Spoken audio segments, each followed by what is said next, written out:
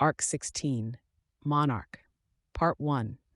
Just because I was miserable wasn't any reason I should inflict that on my followers. A solid 60 or so people were gathered in a loose circle. The roads were impassable, so we'd set up in the middle of an intersection, piling concrete blocks onto one another with a metal rack at the midway point. A hole in the bottom let us feed the fire, and the pots we'd placed inside contained pork shoulders in baths of beer, carrots, onions, and garlic cloves. The smell had drawn people here from across my territory. The temptation offered by the block of beer, soda, and candy that was wrapped in plastic and sitting on a nearby pallet didn't hurt either. Charlotte and the group of older kids I'd assigned to keep people from pestering her were handling the food. Sierra sat on top of the pallet of supplies, making sure that everyone got one beer at a maximum. I'd assigned 2 people to guard her, but it was almost unnecessary. Anyone here was either aware that I would stop them if they tried, or they would have friends to warn them. On another day, I might have made people get back to work. The pork shoulders would take 4 or 5 hours to cook, and I didn't want to give up a whole day of good weather while people hung around, waiting for the moment things were served. I left them be. Coyle knew what we were up to, and he'd shut down Tattletale. Dinah felt out of reach, and my hopes of regaining some connection with my dad had ended less than perfectly. Not badly, but not as well as I'd hoped. Hope wasn't lost on either count, but I felt pretty low. This right here was the one thing that I could feel good about. My people, my territory, doing something to rebuild. Maybe I could have cracked the whip, but I'd rather they were happy. It would do more in the long run, even if it meant less work got done. They'd be dicking around waiting for the food to finish and wouldn't get anything done tonight, after I gave them less restricted access to the beer and wine I'd had Cranston deliver. Probably less in the morning, too, now that I thought about it, which was fine. Coyle had ordered us to expand our territory and deal with threats.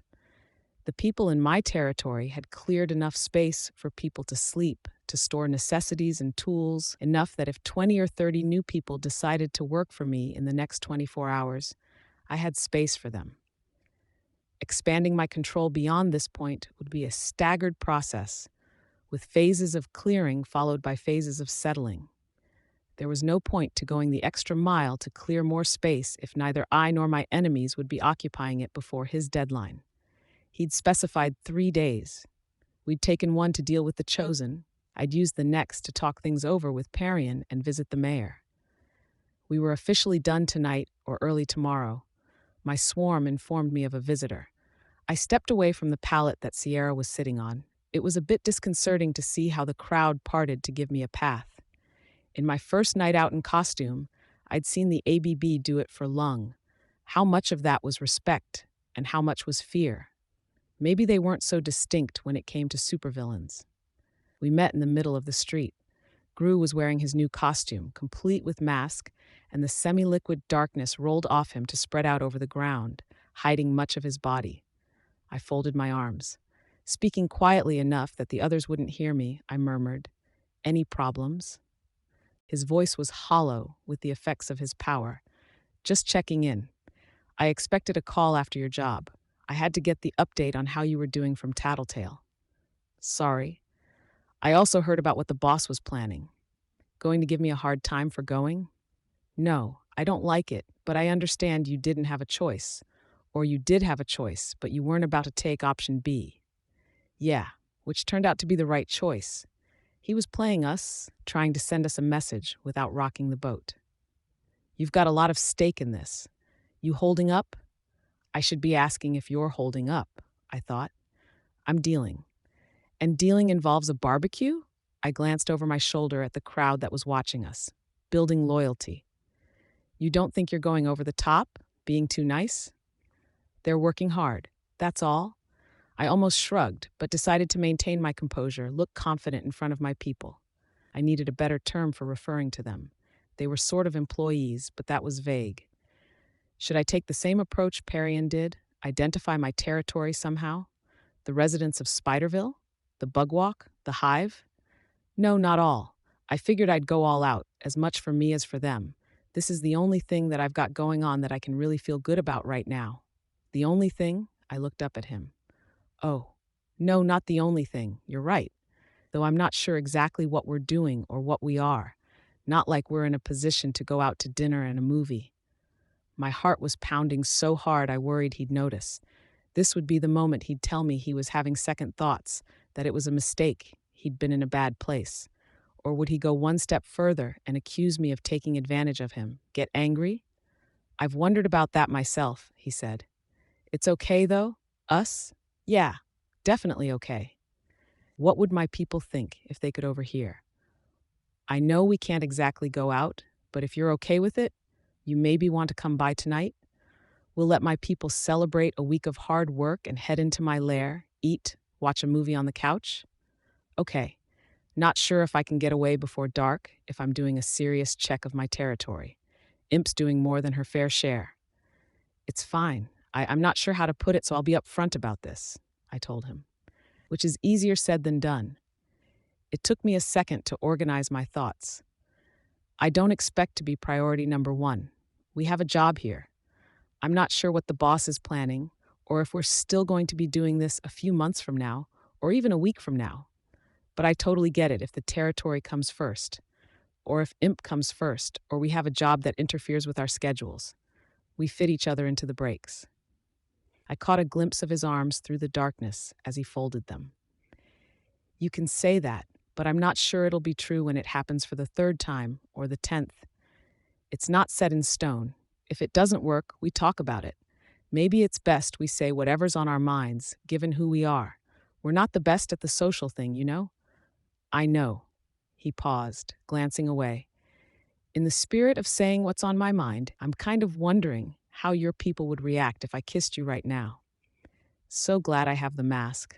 I felt my face heat up in what would have been an embarrassing flush if anyone could see it. I swallowed.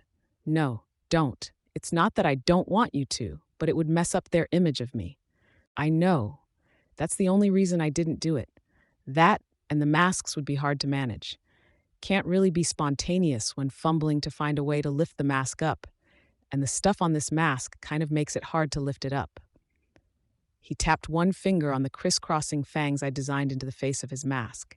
It would make it rigid, hard to remove, without taking the entire thing off. Something to fix for a future version. You want to grab something for lunch?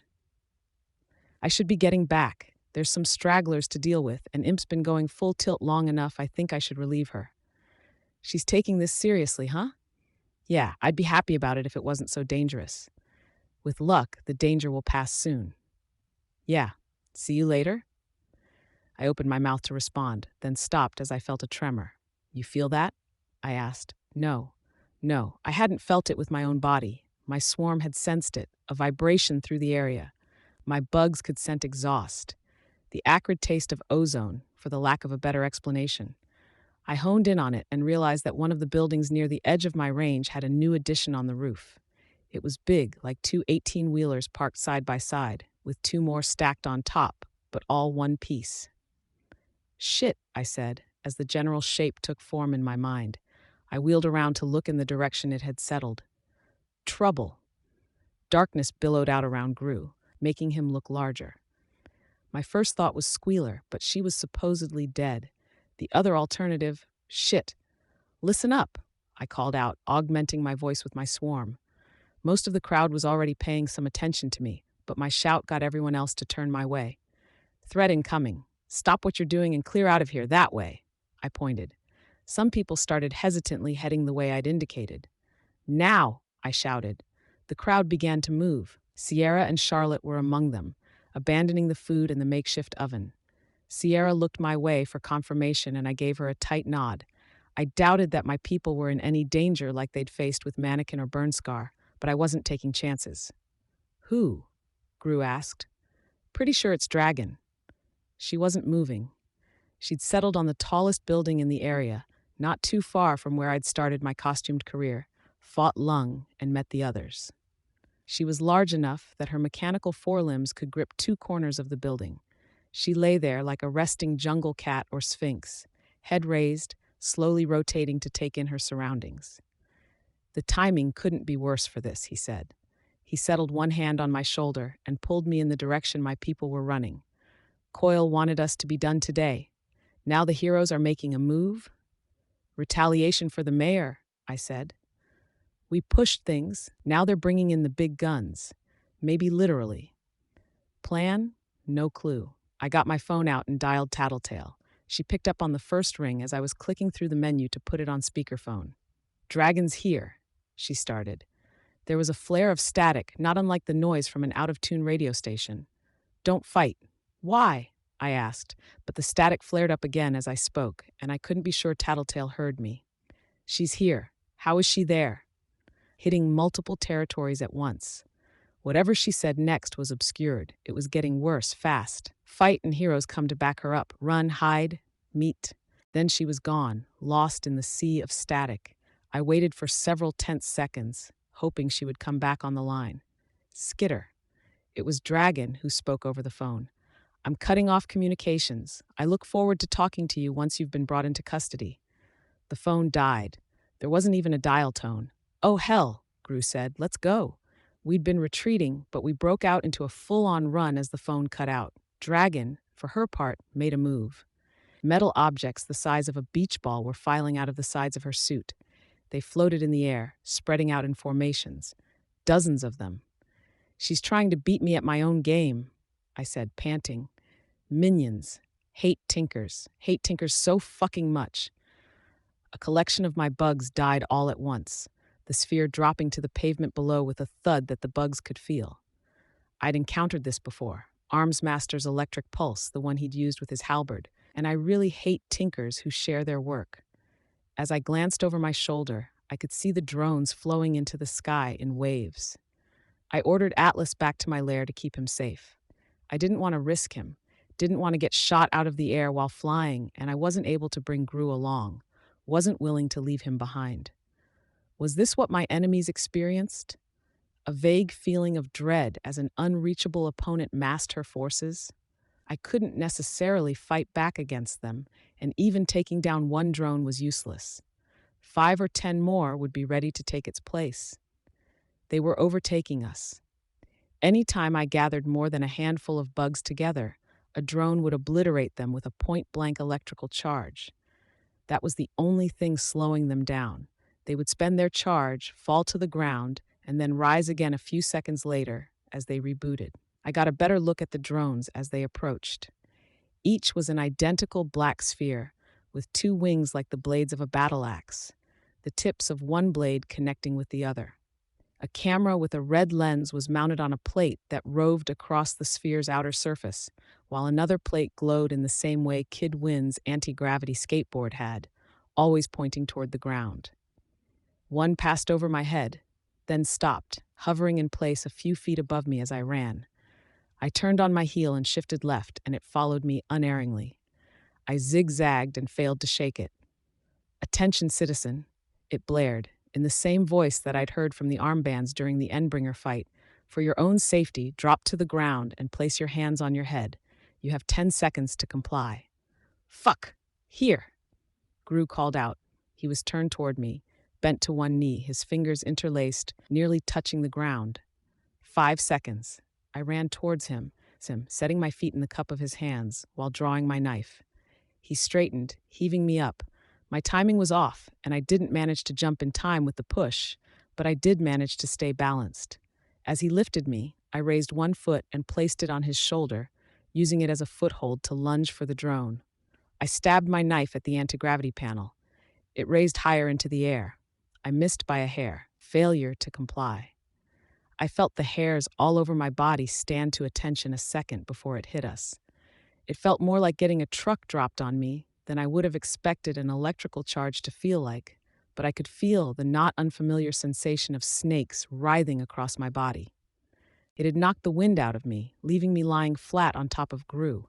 The weight of the drone had followed soon after, no less than 100 pounds landing on top of the 2 of us.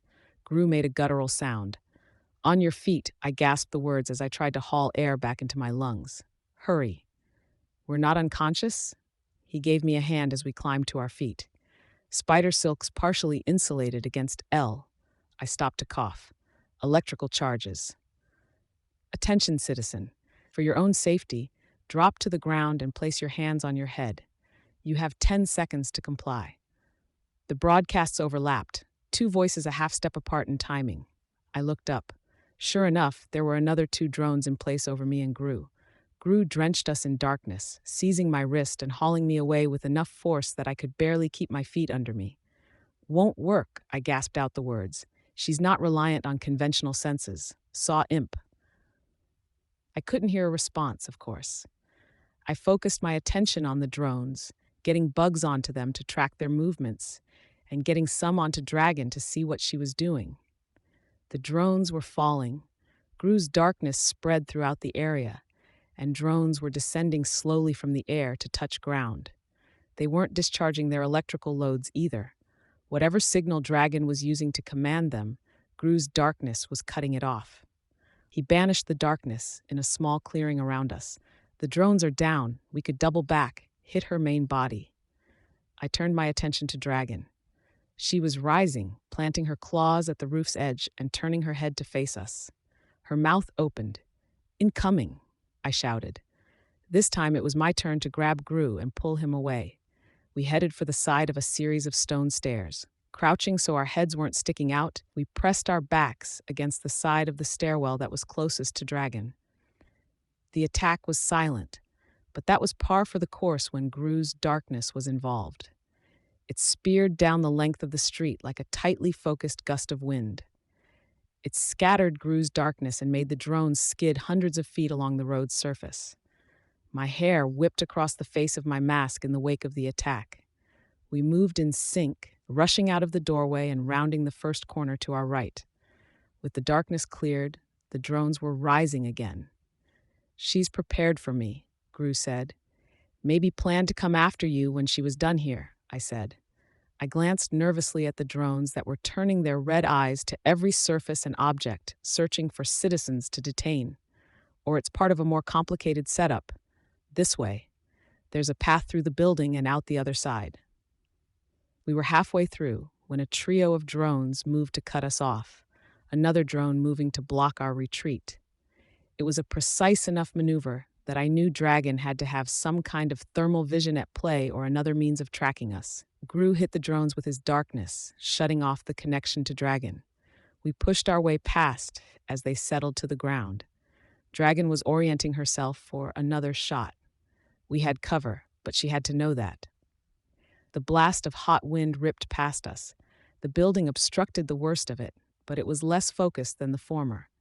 Again, it stripped away much of Gru's darkness. He covered them in a fresh layer, and we continued running. Dragon didn't give chase. Arc 16, Monarch, Part 2.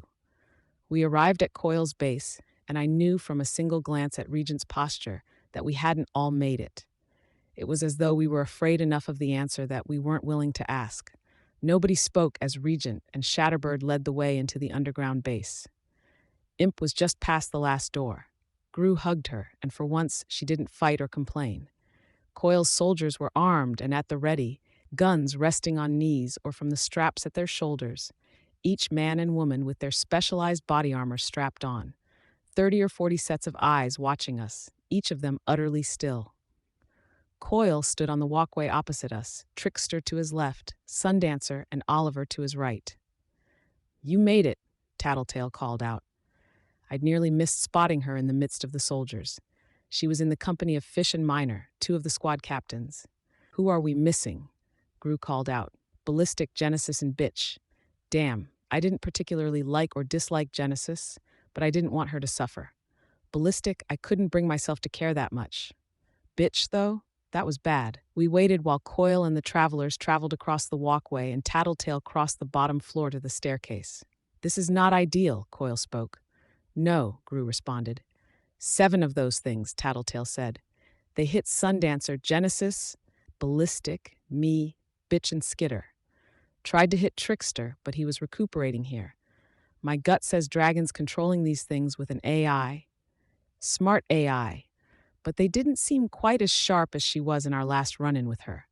Or her attention's divided too many ways. Can't say. Her objective seems to be disrupting our control over the city rather than stopping us outright. I think the pair of us only slipped away because she wasn't expecting me to be there. Gru said. Did she use the drone deployer against you guys? No, Tattletale replied. She was piloting an updated version on the thing she used against Leviathan, spewed containment foam everywhere. My guys hammered it with rocket launchers and bought me time to run. Maybe lost half my squad, depending on how things went. Only Miner and Brooks have returned so far. Came after me with a bloated floating ship, kept drawing force fields around me, Sundancer said. She was hugging her arms to her body. My power couldn't even knock them down. I burned myself an escape route through the ground. Nearly got trapped in the molten sludge. It was stupid. I could have died. Oliver put a hand on her shoulder. 7 different ships, Gru said. This is well-timed enough that I'd suspect a traitor in our midst. Coyle spoke, pausing for a moment while his head turned fractionally to take us all in. But I haven't spoken of my overall plans to anyone, and there is nobody capable of reading minds to figure out my overall strategy, much less in Brockton Bay. Just bad luck and good planning, Tattletale said. Communications are down, no camera feeds, no radio, phones too, no cell or satellite signals are making it out there. So we're going to have to stick together instead of coordinating attacks, Gru responded. Trouble is, Tattletale said, they've already laid out their game plan, and it's a toughie. 7 suits babysitting our territories and keeping us from settling back in. If we pick a fight like Ballistic did, then they deploy the Protectorate, the wards, and probably any unoccupied suits as reinforcements. Nobody had a response to that. Dealing with just the one dragon had been hard enough. Dealing with dragon plus a contingent of heroes would be next to impossible. Can Gru borrow her power? Trickster asked. Gru shook his head, and the darkness around him seemed to expand a fraction. No, don't get much from Tinkers. Then there's Regent, Trickster said. Or, more specifically, Shatterbird. Sure, Regent said. She might have a countermeasure in mind, I said. She knows Shatterbird's here. It could be as simple as the long-ranged wind cannon thing she used to clear away Gru's darkness. She could shoot Shatterbird out of the air the second she shows herself, or any number of things. Try a larger-scale detonation? Trickster asked.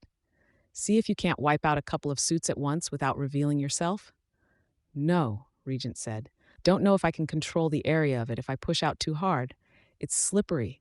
I'm not good at explaining this stuff. I can turn the dial to anywhere from 1 to 10, but for each number you go up, it goes maybe twice as far, maybe 5 times as far. The effect, I don't know. It gets exponentially more powerful as you put more effort in, I suggested. Sure. Don't know what that means, but sure. Coyle cleared his throat. I've invested a great deal of time and money into establishing your 2 groups here in Brockton Bay, and I did it for precisely this sort of scenario. Again, the timing is unfortunate, but I still expect you to address this situation. You'll want to verify whether Bitch, Ballistic, and Genesis are captured or simply pinned down somewhere, rescue them if need be, and dispatch Dragon. There go my plans with Brian. This may be just a smidge above and beyond the call of duty. Bossman, Regent said. You'll have access to all of my resources, Coyle responded. But the previous orders about clearing out and establishing your territories by noon tomorrow stand. Or every set of eyes move to Imp. Beg pardon? Coyle asked. Hey, I'm in this for fun, for fame and money. Getting beat down and arrested isn't any of those things. I see. I thought you would be more professional. Me? Imp shrugged. Hell no. I could feel the tension in the air. There were 50 trained soldiers here, men and women who could shoot and hit their target. If Coyle gave the order, I wasn't sure we'd walk away in one piece. Intentionally or not, Imp was pulling the chair out from under Coyle at a time when he was already vulnerable and unsteady on his feet. Good. Do the rest of you feel this way? The travelers aren't in a position to walk away. You know that, Trickster said, and we have to rescue Genesis and Ballistic if they need it, so no, we're definitely in. Tattletale, Gru and I exchanged glances. Tattletale's eyes lingered on me for a long second. Was it up to me? Honestly, I said. I don't know what call I'd make. This is pretty dangerous, as stuff goes, and we didn't exactly sign up for this. I'd go in just to make sure Bitch comes out of it okay, but doing that and cleaning up this mess in the kind of time frame you're talking about, that's asking a lot. You'll be adequately compensated for the risk you face, Coyle said. I figured as much, but I don't want money. Ah, what do you want, Skitter? You know that already. I've already told you I'll consider your request. I want a promise. He didn't reply. Instead, he stared at me, his mask opaque, no holes for the eyes, nose, or mouth.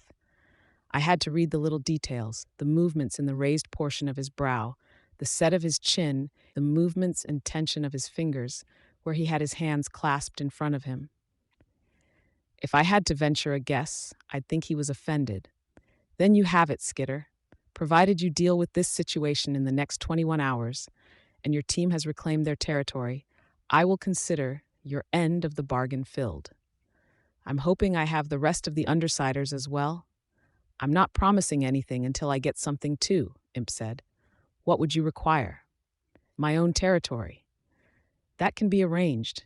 Given how critical this situation is, are you content to discuss the matter after the situation is resolved? Come again? He wants to know if you're okay with deciding what territory you get after the job is done, Gru said. Yeah. Gru, Tattletale Regent? I'm with her, Tattletale jerked a thumb my way. Gru nodded, glancing at Imp. I'm not about to be left out, Regent said, but maybe you could pony up a nice cash bonus? I could hear the slightest of sighs from Coil. That can be arranged. Cool, then that's settled. I've been made aware that Dragon is also making a bid to claim, seize, and lock out digital goods within the city. Victor has agreed to work with my teams and do what he can to minimize the damage. If there's nothing else, there is something, Tattletale said. Do tell.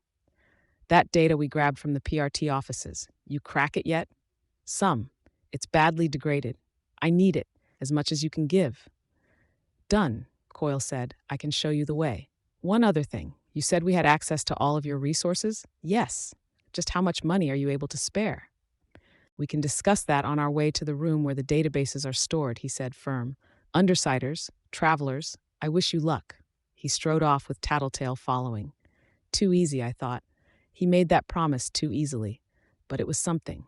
Let's go, I said. Arc 16, Monarch, Part 2. We're not going to be able to take on Dragon without a plan, Gru said. A damn good one. You taking point on this? Trickster asked. He stepped forward to unlock the gate and held it open for us. I knew Gru well enough that I noticed the delay before he responded. I don't have a plan, but I'll take lead if we need it. Was he hesitating? We hadn't really asked a lot of Gru since he'd been taken by the Nine. Lisa had expressed concerns that he might be shaky if we put him under the pressures a leader had to handle. And the others had apparently agreed.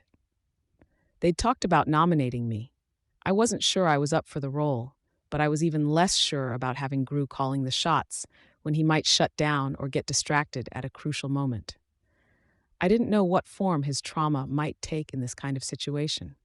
Our side consisted of Trickster and Sundancer from the Travelers, with Regent, Shatterbird, maybe Victor, Gru, Imp, and me. Gru's own self-preservation or his feelings for Imp and me could cause him to play it too safe when we needed to make a decisive strike. Actually, I started to interject, but the words disappeared the second everyone turned my way. Gru's attention, in particular, was making it hard to be confident. I didn't want to hurt him, and trying to figure out how to phrase things without hurting his feelings, raising a sensitive subject and actually saying what I wanted to say. We'd stepped outside. The half-finished building that loomed over the entrance to Coil's underground base sheltered us, allowing intermittent sunlight through where plywood hadn't yet been erected to fill the gaps. Patches of bright and dark. I turned and looked at Gru, trying to read him, to see if there was some clue about what he'd say. Regent spoke up. Spit it out. Actually, what? Can I asked. Can I take point here? When in doubt, keep it simple. You have a plan? Trickster asked. Maybe. No. Plan is the wrong word. Call it a strategy. I was studying our group, assessing the tools we had at our disposal.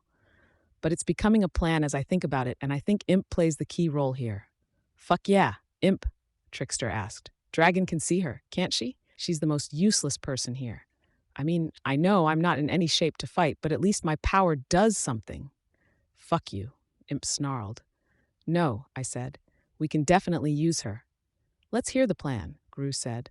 I was relieved that there was no anger or irritation in his voice, nothing to indicate he was upset over my co-opting the leadership role.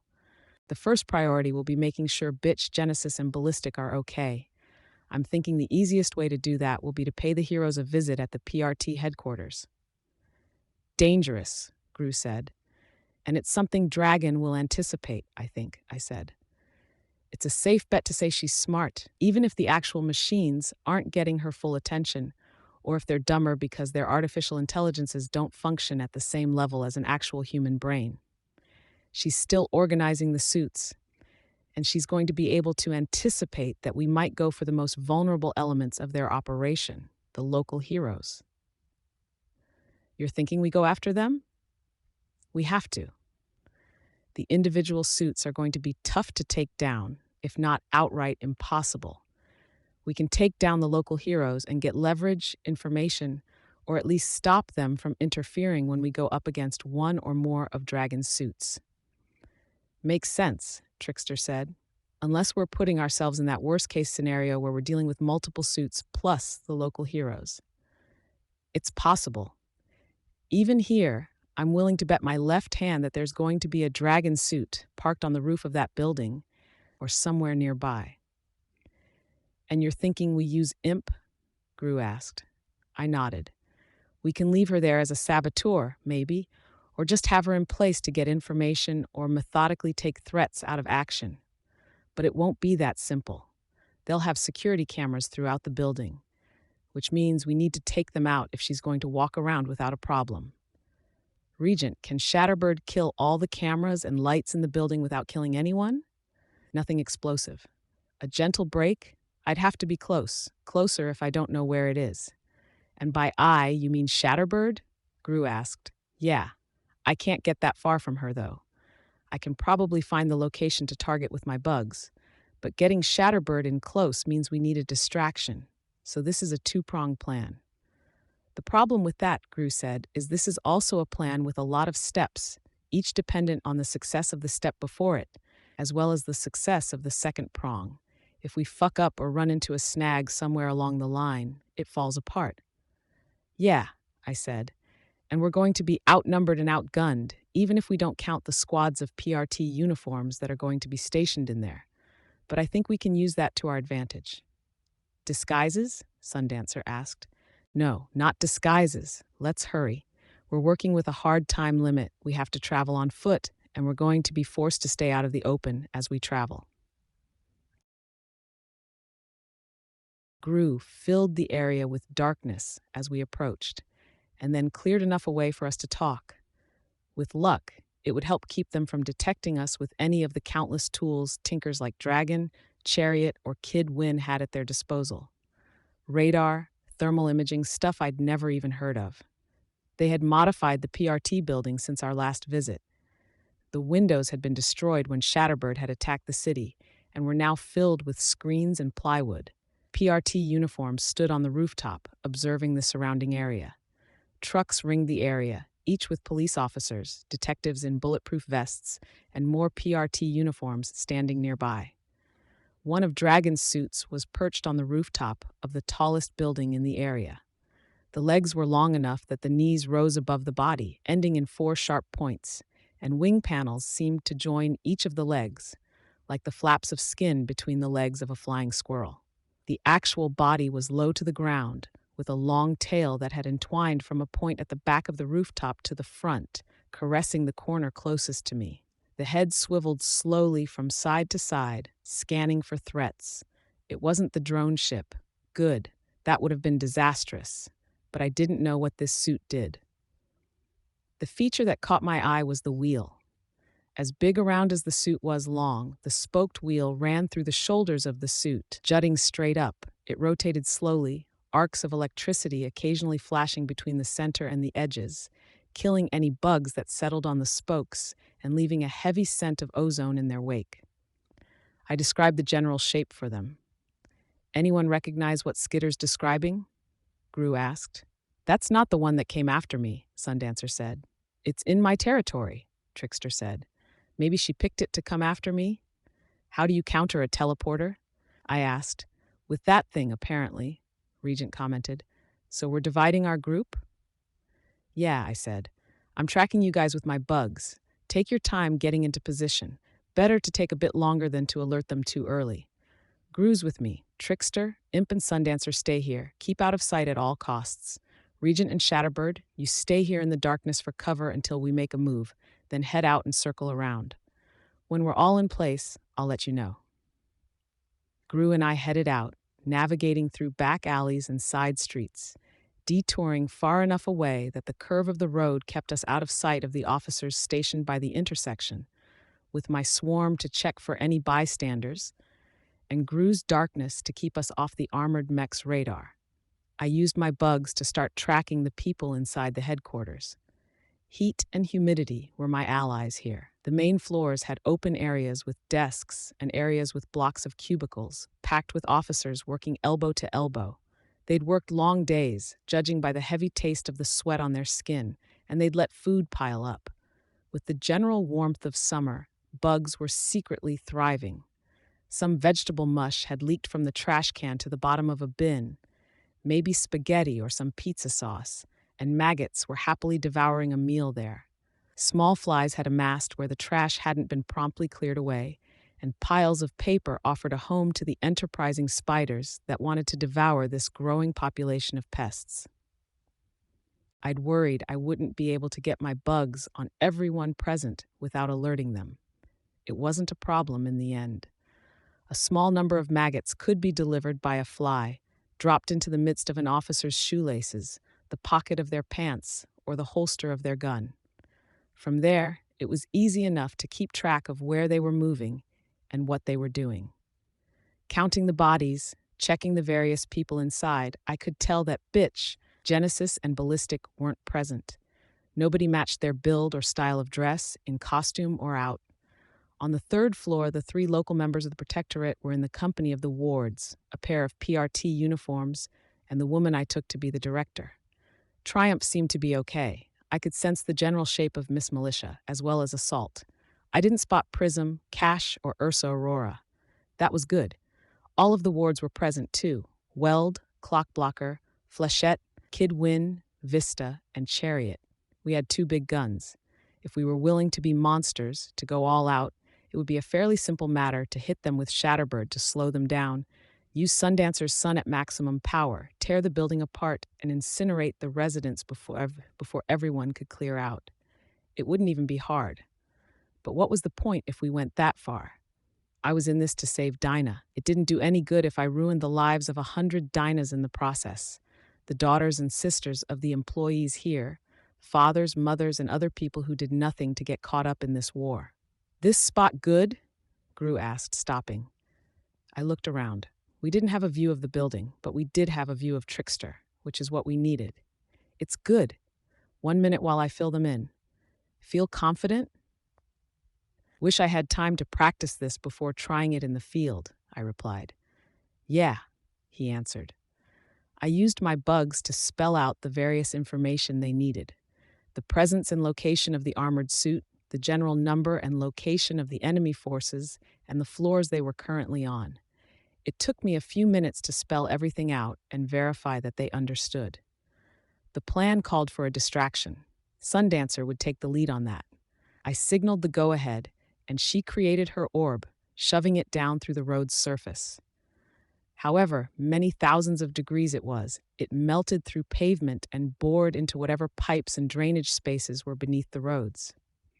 When it rose through an intersection some distance away, it was significantly larger. Sundancer began bringing it steadily towards the headquarters, moving in towards the opposite face of the building that Gru and I were closest to. The Protectorate headed to the windows to see what was happening. I highlighted the window frame with my bugs, clustering them so a general rectangle surrounded the area.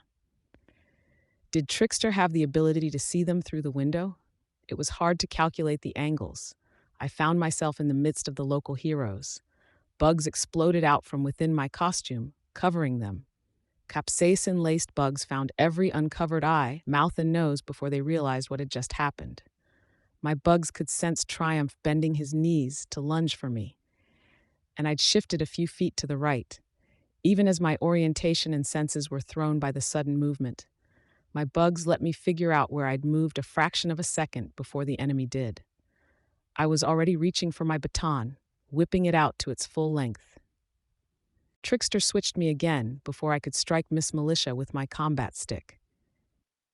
Vista was in front of me, and without really thinking about it, I struck her in the most vulnerable area I could reach, across the bridge of her nose, swatting her in the ear with a stroke in the opposite direction.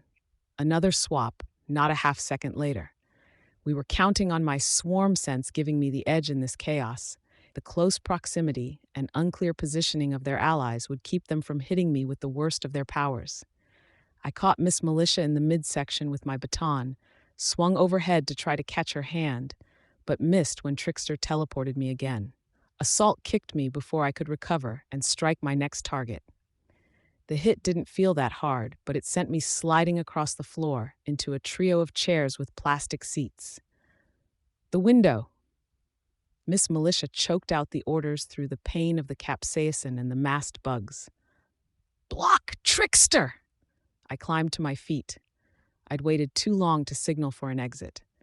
The plan had been to bring Gru in as I wrapped up my initial attack, let him use his darkness to disable, steal whatever power would serve best, and dispatch the enemy. They'd caught on to what we were doing, and they were making their counter move. If Trickster couldn't see me, he couldn't swap me with anyone, meaning I was on my own. My opponents were suffering, though. Clock Blocker was gone, teleported out as I'd teleported in. Miss Militia, Vista, Flechette, Triumph, Chariot, and Kidwin were down, more or less out of commission, with their eyes swollen shut and the bugs crawling into their ears and airways. At Miss Militia's instruction, they had backed up to the window, blocking Trickster's view. Besides bringing Gru in, the plan had been for Trickster to swap the heroes out as he spotted them, using bystanders or any officers in the area. Right this moment, he should have eyes on the uniforms on the roof, could switch their locations with that of the heroes, but he wasn't. Maybe he felt it was more dangerous for me to be up against a cop with a gun or a PRT uniform with containment foam than against heroes we'd already disabled. Or maybe he was fucking me over on purpose. No, it didn't make sense. He had his teammates to rescue. I was still suffering latent paranoia from Coyle's test. Still, the other heroes were more or less incapacitated. That left me to deal with Weld, Assault, the two PRT officers, and the director. She was an obese woman, 250 pounds at a minimum, with an unflattering, old-fashioned haircut that might have looked good on a model with the right clothes to go with it. Neither Weld nor Assault were advancing, choosing to block my access to the exits. The area was some kind of office, filled with desks, chairs, cubicles, and computers, more like an office building than I'd expected from a law enforcement facility. This, the director started, stopping to cough and gag as one of the capsaicin bugs found the inside of her mouth. It had already smeared its payload along the inside of Vista's nostril, so the payload wouldn't be that intense. This was a mistake. If it wasn't a little reckless, Dragon would have probably anticipated it. You've trapped yourself in here. 2 other Dragon models are already on the way. Fuck. Good, I told her. I was pretty sure I managed to hide the fact that I was lying through my teeth. She straightened, pressing one hand to her right eye. Is this Tattletale's plan? Mine. I see, and I didn't hear the rest. Behind my back, Assault moved to kick one of the desks. It went flying into the air in the same instant I threw myself to the ground. I could feel the rush of wind as it passed over me, hurtling into a cubicle. I scrambled for cover. Prescience. Interesting, the director called out as I ducked low and used the cubicles to hide. We assigned you a Thinker 1 classification, but perhaps we fell short. I really don't care.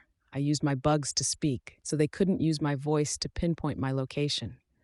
She was trying to distract me so the others could act, or buying the dragon suits time to arrive. I was calling in more bugs to the area and slowly gathering them around myself, now that I didn't need to worry about people spotting them. You can see through their eyes? Hear what they hear? Can you see the suit that was outside? The armored mech was moving, its limbs outstretched to catch the air with the flying squirrel wing flaps. Panels around its body were venting out hot air and giving it lift, and the giant wheel was tilted back at a 45-degree angle. The suit was clearly designed to fly forward, relying on the wing flaps to make intricate and acrobatic twists and turns in the air. Sundancer's miniature sun was blocking the suit's progress, forcing it to make lengthy detours and twist in the air, stalling and dropping several feet before it could catch the air beneath it again. More than once, it lost more ground than it gained while retreating from the burning orb. "Yeah, it's handled," I called out from behind the desk. My swarm felt the director make a hand motion, apparently to signal Weld. As he began advancing towards me, I stayed low and retreated into a cubicle. The director spoke. "More will come. Not just the 7 suits that are currently in Brockton Bay. So long as you hold this city, Dragon will bring in more suits on a weekly basis. Dragon will shore up weaknesses, augment strengths. If you're lucky here, you might win. I'll credit you that, but you won't get 2 or 3 days of rest before you have to fight again. How many times can you abandon your territory before your followers abandon you?" The swarm's buzz helped mask the location of my voice. "How many times can you afford to let the crooks clean up your messes before the public realizes your protectorate is little more than good PR, fancy talk, and wasted tax dollars?" "We're doing more than you think," she responded, "and less than the people need.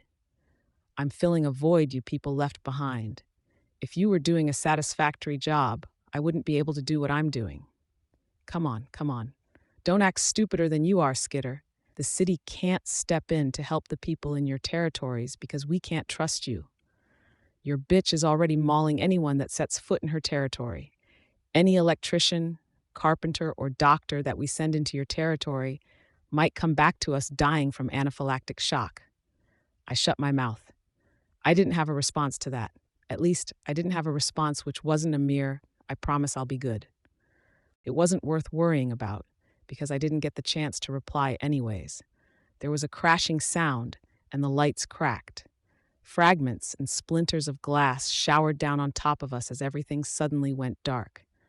To take maximum advantage of this shift in circumstance, I complemented the effect by moving the bugs I'd gathered just outside the windows, blocking the meager light that was filtering through the screens and plunging the entire room into a dimly lit twilight. I drew my knife and bolted. Glass crunched underfoot and caused my feet to slip under me as I ran. Assault charged my way, one arm still covering his mouth. More bugs covered the lenses of his mask, but they slid off him as if he were oiled. His power at work. With the bugs around me, I pulled a quick, crude decoy together, running in one direction as my bugs moved in another, slightly closer to him. In the dim, his mask partially covered, he went after the decoy. When his hand passed through, he reached just a little further to grab a desk and heave it my way. Once again, I only barely managed to dodge by throwing myself to one side. My landing was hard, undignified, and ended with the armor of my mask and shoulder hitting the corner where 2 walls met. "What are you hoping to accomplish?" The director called out. I stood, trying to look as if I was considering my answer. Weld was approaching, and Assault stood ready to attack. Not like he had anything to lose. I was cornered, quite literally. I turned the knife around in my hand so the blade pointed down and slashed to my right, cutting the bug-covered screen with a loose X. Assault lunged for me, crossing half the room with a single leap. He was too late. I let myself fall through the 3rd-story window. The outdoors were startlingly bright after the gloom of the building's interior. I felt my hair whip around me for 1 second, then landed, sprawling in a dim setting. I hadn't fallen the full distance. I was inside again, surrounded by the other heroes. I had only a second before they realized what I'd done. I turned and slashed the screen behind me, throwing myself from the window a second time. Again, Trickster swapped me with one of the heroes. I landed with my feet skidding on the floor beneath me and caught the windowsill for balance. I waved, my signal. "Get away from the window!" Assault bellowed. Then I was teleported yet again. I found myself back in the alleyway I'd been in with Gru. Clockblocker was facing away from me. Gru was gone. A quick check showed he wasn't moving. Gru had caught him off guard, and his initiative had beat out Clockblocker's concern about potentially disabling an ally. Clockblocker was frozen by his own borrowed power.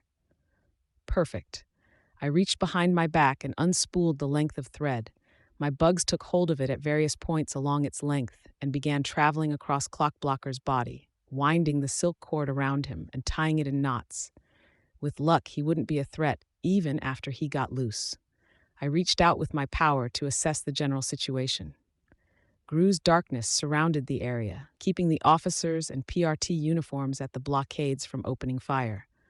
The mechanical suit that had been perched on the rooftop nearby was on the ground now, fighting Sundancer, Shatterbird, and Gru, the latter two of which were out in the open.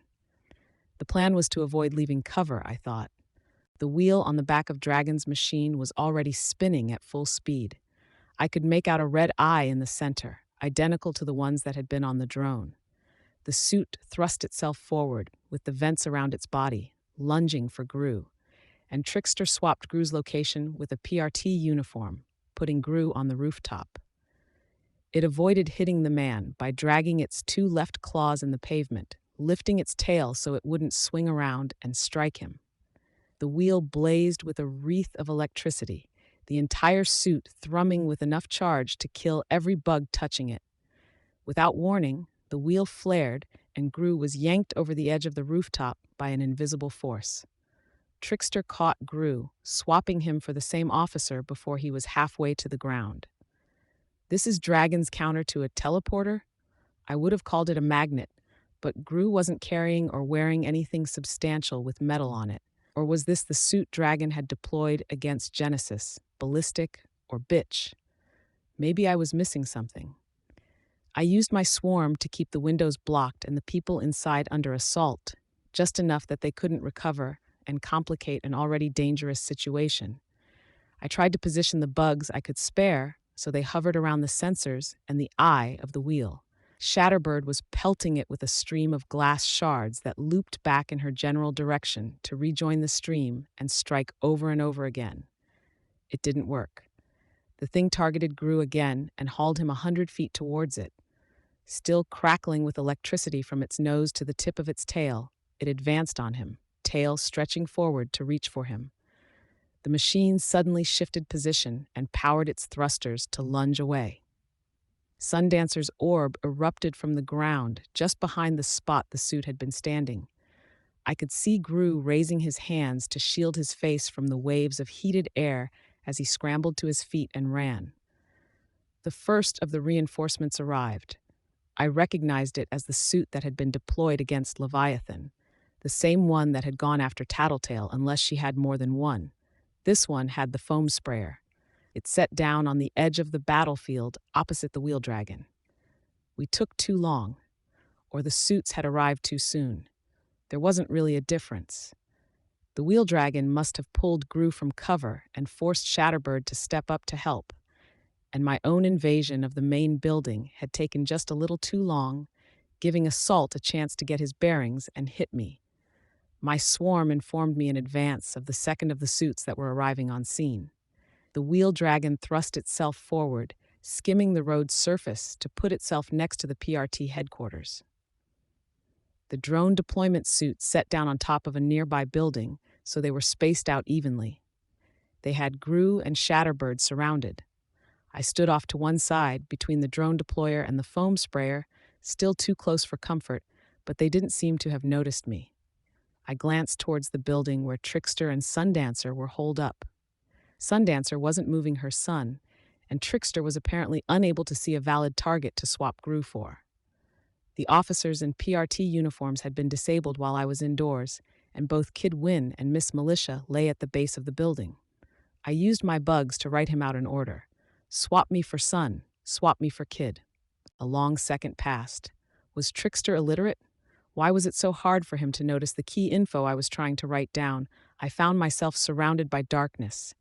Only a slit of light filtered into the room through the plywood. Trickster stood beside me, and the words I'd written out with bugs were on the plywood. He'd swapped me for Sundancer. "You sure?" he asked. He'd gathered what I was hoping to do. "Yeah," I said. I pressed my knife into his hand. He moved me in an instant, putting me at the base of the headquarters, facing a wall. As I turned around, the three suits shifted position to look my way. Trickster stepped out of the building, the tip of my knife pressed to the point where Kidwin's chin joined his neck. We could have used Sundancer's son to threaten the people inside the building and get the suits to back off, but I didn't trust her to be mean enough. I didn't have much respect for Trickster as a human being, but that was an advantage when we needed someone to be more vicious. The suits stood down. I could see the wheels spin to a stop, the drones returning to dock. Right, Dragon wouldn't risk a human life. She'd discarded her suit rather than let an established criminal die. She wouldn't let a young hero die for the sake of getting us into custody. "Let's go," Trickster called. I hurried to cross the area between the three dragon suits, Gru joining me halfway. Trickster backed up with a barely conscious Kidwin in his grip. We'd nearly reached safety when one suit shuddered to life. Trickster spun around, still holding Kidwin, turning his attention to the wheel dragon. The wheel was moving again. No funny business. It wasn't the wheel dragon that attacked. Before I could open my mouth to warn Trickster, the suit with the containment foam sprayed him, swamping him from behind. The weight and force of the spray knocked his knife hand away from Kidwin, and the swelling, gummy mess kept it away. The sprayer proceeded to slowly bury the two of them, trapping hostage and hostage-taker together. "Swap for Miss Militia," Gru shouted, turning around as the drones began deploying once again. The wheel was getting up to speed, crackling with electricity. Can't turn my head to get a look at her." The foam was spraying him from behind. If he turned his head, he'd be blinded, and we weren't in a position to grab her and haul her into Trickster's field of view. It would take too long. Drones were sweeping down onto the street level, moving into position, so they hovered above Gru and I. I waited for the electrical charge to hit. It didn't. The drone tapped my head as it descended. I stepped back and let it descend slowly to the ground. The foam sprayer had stopped. Trickster was buried up to his waist. Kidwin face down in the foam in front of him. The wheel was spinning down for the second time in the span of 20 seconds. Trickster swapped himself for Kidwin, putting himself knee-deep in the foam. He craned his head around and managed to get Miss Militia in his sight, then swapped for her. We ran, following after the others, who'd already left the battlefield. "Why did they stop?" Gru asked. I shook my head. "Tattletale?" I kept waiting for the suits to perk up and give chase, or for further reinforcements to appear. There was no pursuit. 15 minutes passed before we had to stop, settling in an abandoned building to hide and catch our breath. I sorted out my weapons, taking my knife back from Trickster, and sat down to rest. I ran my fingers through my hair to get it in a semblance of order. My fingers snagged on something. For a second, I thought maybe I'd gotten some containment foam in it. No, my hair was tied around a piece of paper. I had to use my bugs to untie it. I recognized the lettering, a series of symbols that all strung together so it was hard to tell where one began and one ended. I'd designed it when I was making up the code to keep my superhero notes private. I'd left myself a message. When? I gave myself a reminder, telling me to take our group to the south end of the main beach, I said. "The fuck?" Regent asked. "I dunno," I said. "But we didn't get the hostage we'd planned on taking, so I think we should go if nobody else has a better idea." It took some time to get there, sticking to back alleys and roads, and it took more time to verify that there were no threats in the area. As confusing as the message was, everything made sense when Imp made her presence known, dropping the veil of her power's effect. Right. I'd had her tie the note into my hair so it wouldn't confuse or distract me while I was in the field, something I'd only notice after the fact. She was practically bouncing with excitement. "Saved your asses," she said. "And she's never going to let us forget," Regent commented. "You got out okay?" Gru asked. I marched the fatty out of the building as soon as I'd made sure the robots weren't going to attack again, grabbed the keys from a cop, and drove off. "No way you can say I'm useless again, Trixie." Trickster looked at her guest. "I won't." Director Pigott, the fat woman, was handcuffed and kneeling beside Imp, head hanging. "Well," I said, "could have gone better, but we got what we needed. You had her order them to shut down, right?" "Yup." "Dragon must have given the director the ability to command the suits. Wouldn't have guessed," Gru said. I nodded in agreement. It's a matter of time before they arrange some workaround. Take away the director's access, or Dragon reprograms the suits. But this is good. We've got some leverage now. The director raised her head to direct a glare at us with swollen, bloodshot eyes. Funny as it was, I couldn't bring myself to feel bad about it. Arc 16, Monarch, Part 3. Well, we'd gone up against Dragon, the wards, and the Protectorate at the same time, and our pains had earned us our hostage. I was worried the next part would be harder. Trickster started fishing through the pockets of the director's suit jacket. Looking for this? Imp held up the director's phone. Yeah, Trickster replied. He took the phone. There's a chance it's not scrambled. Bad idea, I said. I stopped when Gru reached over and blanketed the director's head in darkness. Don't need her listening in if we're talking strategy, Gru explained. Go on. If Dragon's listening in on the call, and it sounded like she was, we might accidentally divulge some crucial info.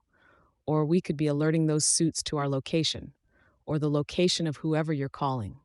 I finished. Might be, Trickster replied. But it's handy to be able to contact others, and that might be worth the chance that we'd have to run again. Maybe, Trickster went on. We could call Tattletale right now, hop in the truck Imp brought and have her meet us somewhere secluded, or we could split up with one or more people going ahead to pass word on to her, then wait for her to meet us, wasting a hell of a lot of time in the process. Keep in mind the suits are still disabled. There's still the Protectorate and the wards, Gru said. The only ones capable of moving that fast are Assault and maybe Chariot, I said.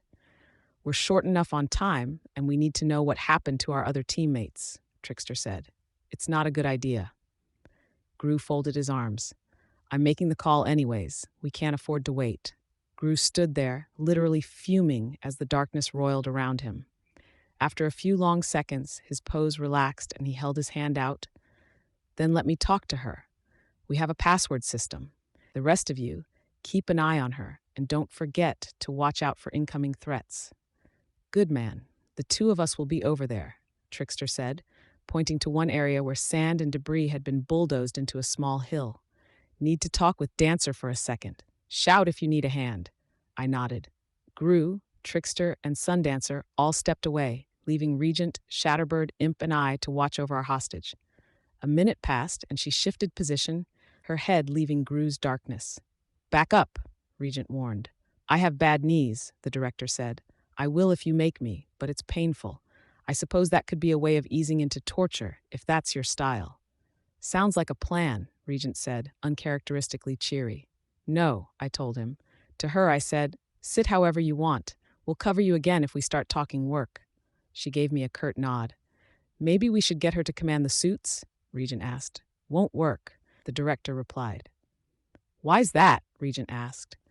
I can send them in, I can tell them where to go or when to stand by, but they do what they're programmed to, and they're programmed to avoid attacking civilians and local heroes. That didn't stop the foam spraying, Regent started.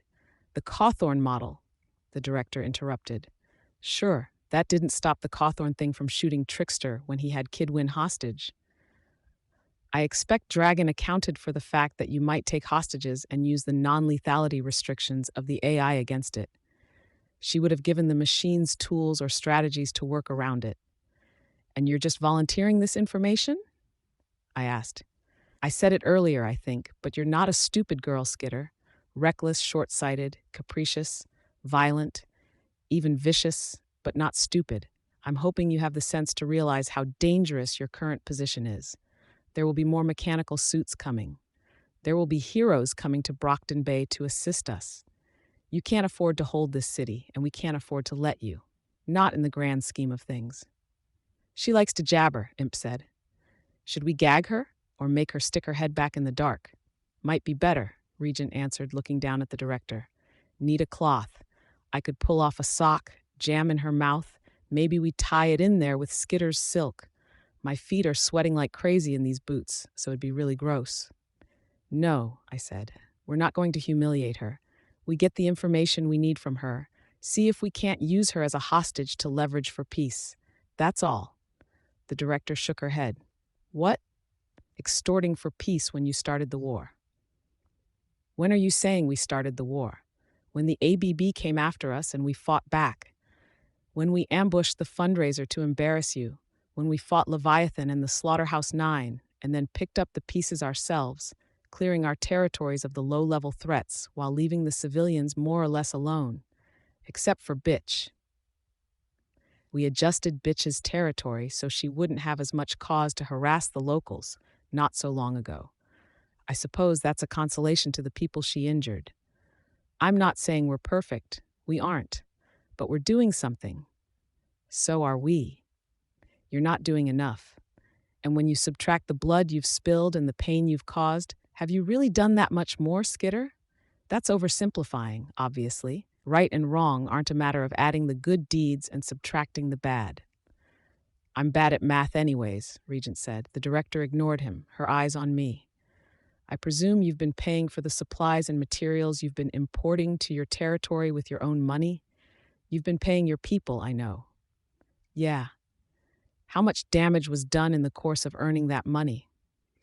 I see the repercussions you don't. Things pass my desk. Hospital bills, property damage, psychiatrist notes. People lose their jobs, lose precious belongings. Parents are woken in the middle of the night because their children are seriously injured. I see the details from detectives in narcotics who track the drug trade. She interrupted me before I could protest. I know you don't sell drugs, Skitter, but you're interacting with people who do. If you buy a favor from someone who does, the merchants, Coil, the Chosen, then you're indirectly supporting that trade. Just like you're supporting any number of evils every time you help a fellow villain. I've talked to homicide detectives who have dealt with the bodies in the wake of your shenanigans. We don't kill. People die when you start feuds. Bakuda was injured by you in one altercation, and she attacked the city over the course of several days. Do you know how many people were harmed then? Because you set her off? I could show you photos. People with flesh melted off, frozen, burned, turned to glass. When I don't see these things in person, I see them on my desk in high-definition, glossy photos. I could arrange for you to see the photos if you don't believe me, or if you want to see the damage you've done for yourself. No, I don't need to see them. She looked up at me, one eye half closed, both eyes bloodshot. Why is that, Skitter? Are you afraid facing that reality would shatter this nice little delusion you're living under? I'm not to blame for whatever crimes Bakuda committed. You played a role. Anything she did is on her head, just like anything the Nine did is on them. Where do you draw the line? When do you start taking responsibility? Or will you explain away every evil you've done and count only the actions you want? I could have protested, argued that I did take the blame for some things. I did blame myself for Dinah, for not seeing the bigger picture, for acting when I'd known Coil needed a distraction for something bigger. Hey, Regent said. I turned to face him. This is going nowhere. Let's wait until Tattletale can talk to her. Right, I said. Not only had it been going nowhere, but she'd had the upper hand, so to speak. Not necessarily in the strength or validity of her arguments, but in the psychological and emotional sense. I'd failed to budge her, and she'd provoked a response from me. The director didn't open her mouth again, apparently satisfied. Gru returned with Trickster and Sundancer following behind him. Imp, where's the truck you used to get here? You passed it as you came here. We'll have to be careful, Gru said. Anything from the Protectorate, her included, may be bugged. No talking about anything sensitive on our way back, and we'll ditch it ASAP. We nodded. I had only the one good arm, my other shoulder still tender, so I walked around to the director's left side to grab her under the shoulder and help haul her to her feet. I was surprised that she cooperated. If she'd delayed us by forcing us to carry her, she might have bought time for reinforcements to arrive. If we'd forced the issue with violence, it would have reinforced her argument. In her shoes, I might have done it, just to apply that stress to my enemy. It said something that she didn't. I just wasn't sure what. We emerged from the truck at the rear of a liquor store. Tattletale stood in the open doorway of the loading area with Brooks and Miner beside her. We hauled the director out of the back of the truck. Gru had covered her in darkness to keep her unawares, and she looked more than a little disoriented. Her hair was in disarray and she couldn't fix it with the cuffs on, and the effects of the capsaicin hadn't entirely worn off. Her eyes were puffy, her face red. But when she looked at Tattletale, the smallest smile touched her lips. "What's this, Pigott?" Tattletale asked, hopping down from the ledge to the parking lot. "Looking forward to a duel of wits?" Director Pigott shook her head, still smiling. "Staying mum? Lips sealed so you can't betray vital information?" "I trust you'll get it anyways," the director replied. "First things first," Gru said. "Are we bugged?" "The truck is, but we'll have my guy drive it a ways and then leave it somewhere." Tattletale jerked a thumb towards Miner, and he marched over to the truck, catching the keys as Gru tossed them. "They'll know the truck stopped here," the director said. "I know. We're going to go for a walk," Tattletale said. "Up for that? I don't think I have a choice, do I?" "Nope." We headed down a back alley. I saw the director struggling to keep her feet under her pump sloshing in shallow water. She stumbled once, and I put a hand out to steady her.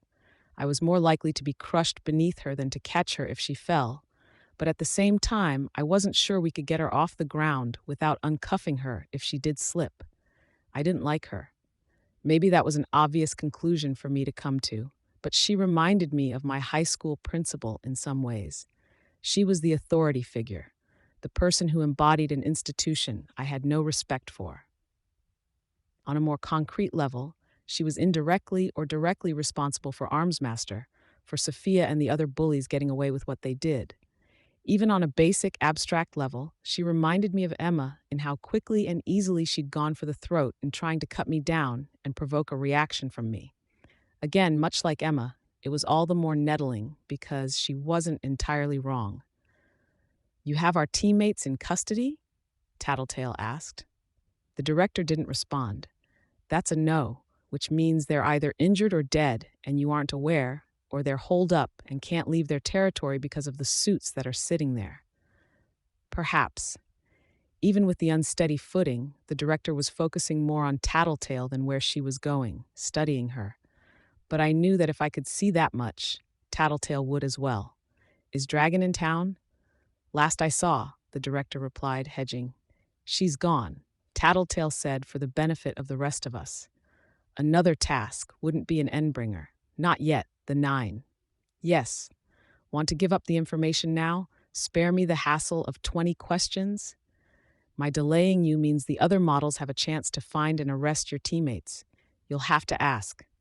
We have other tools at our disposal." Tattletale glanced at Regent.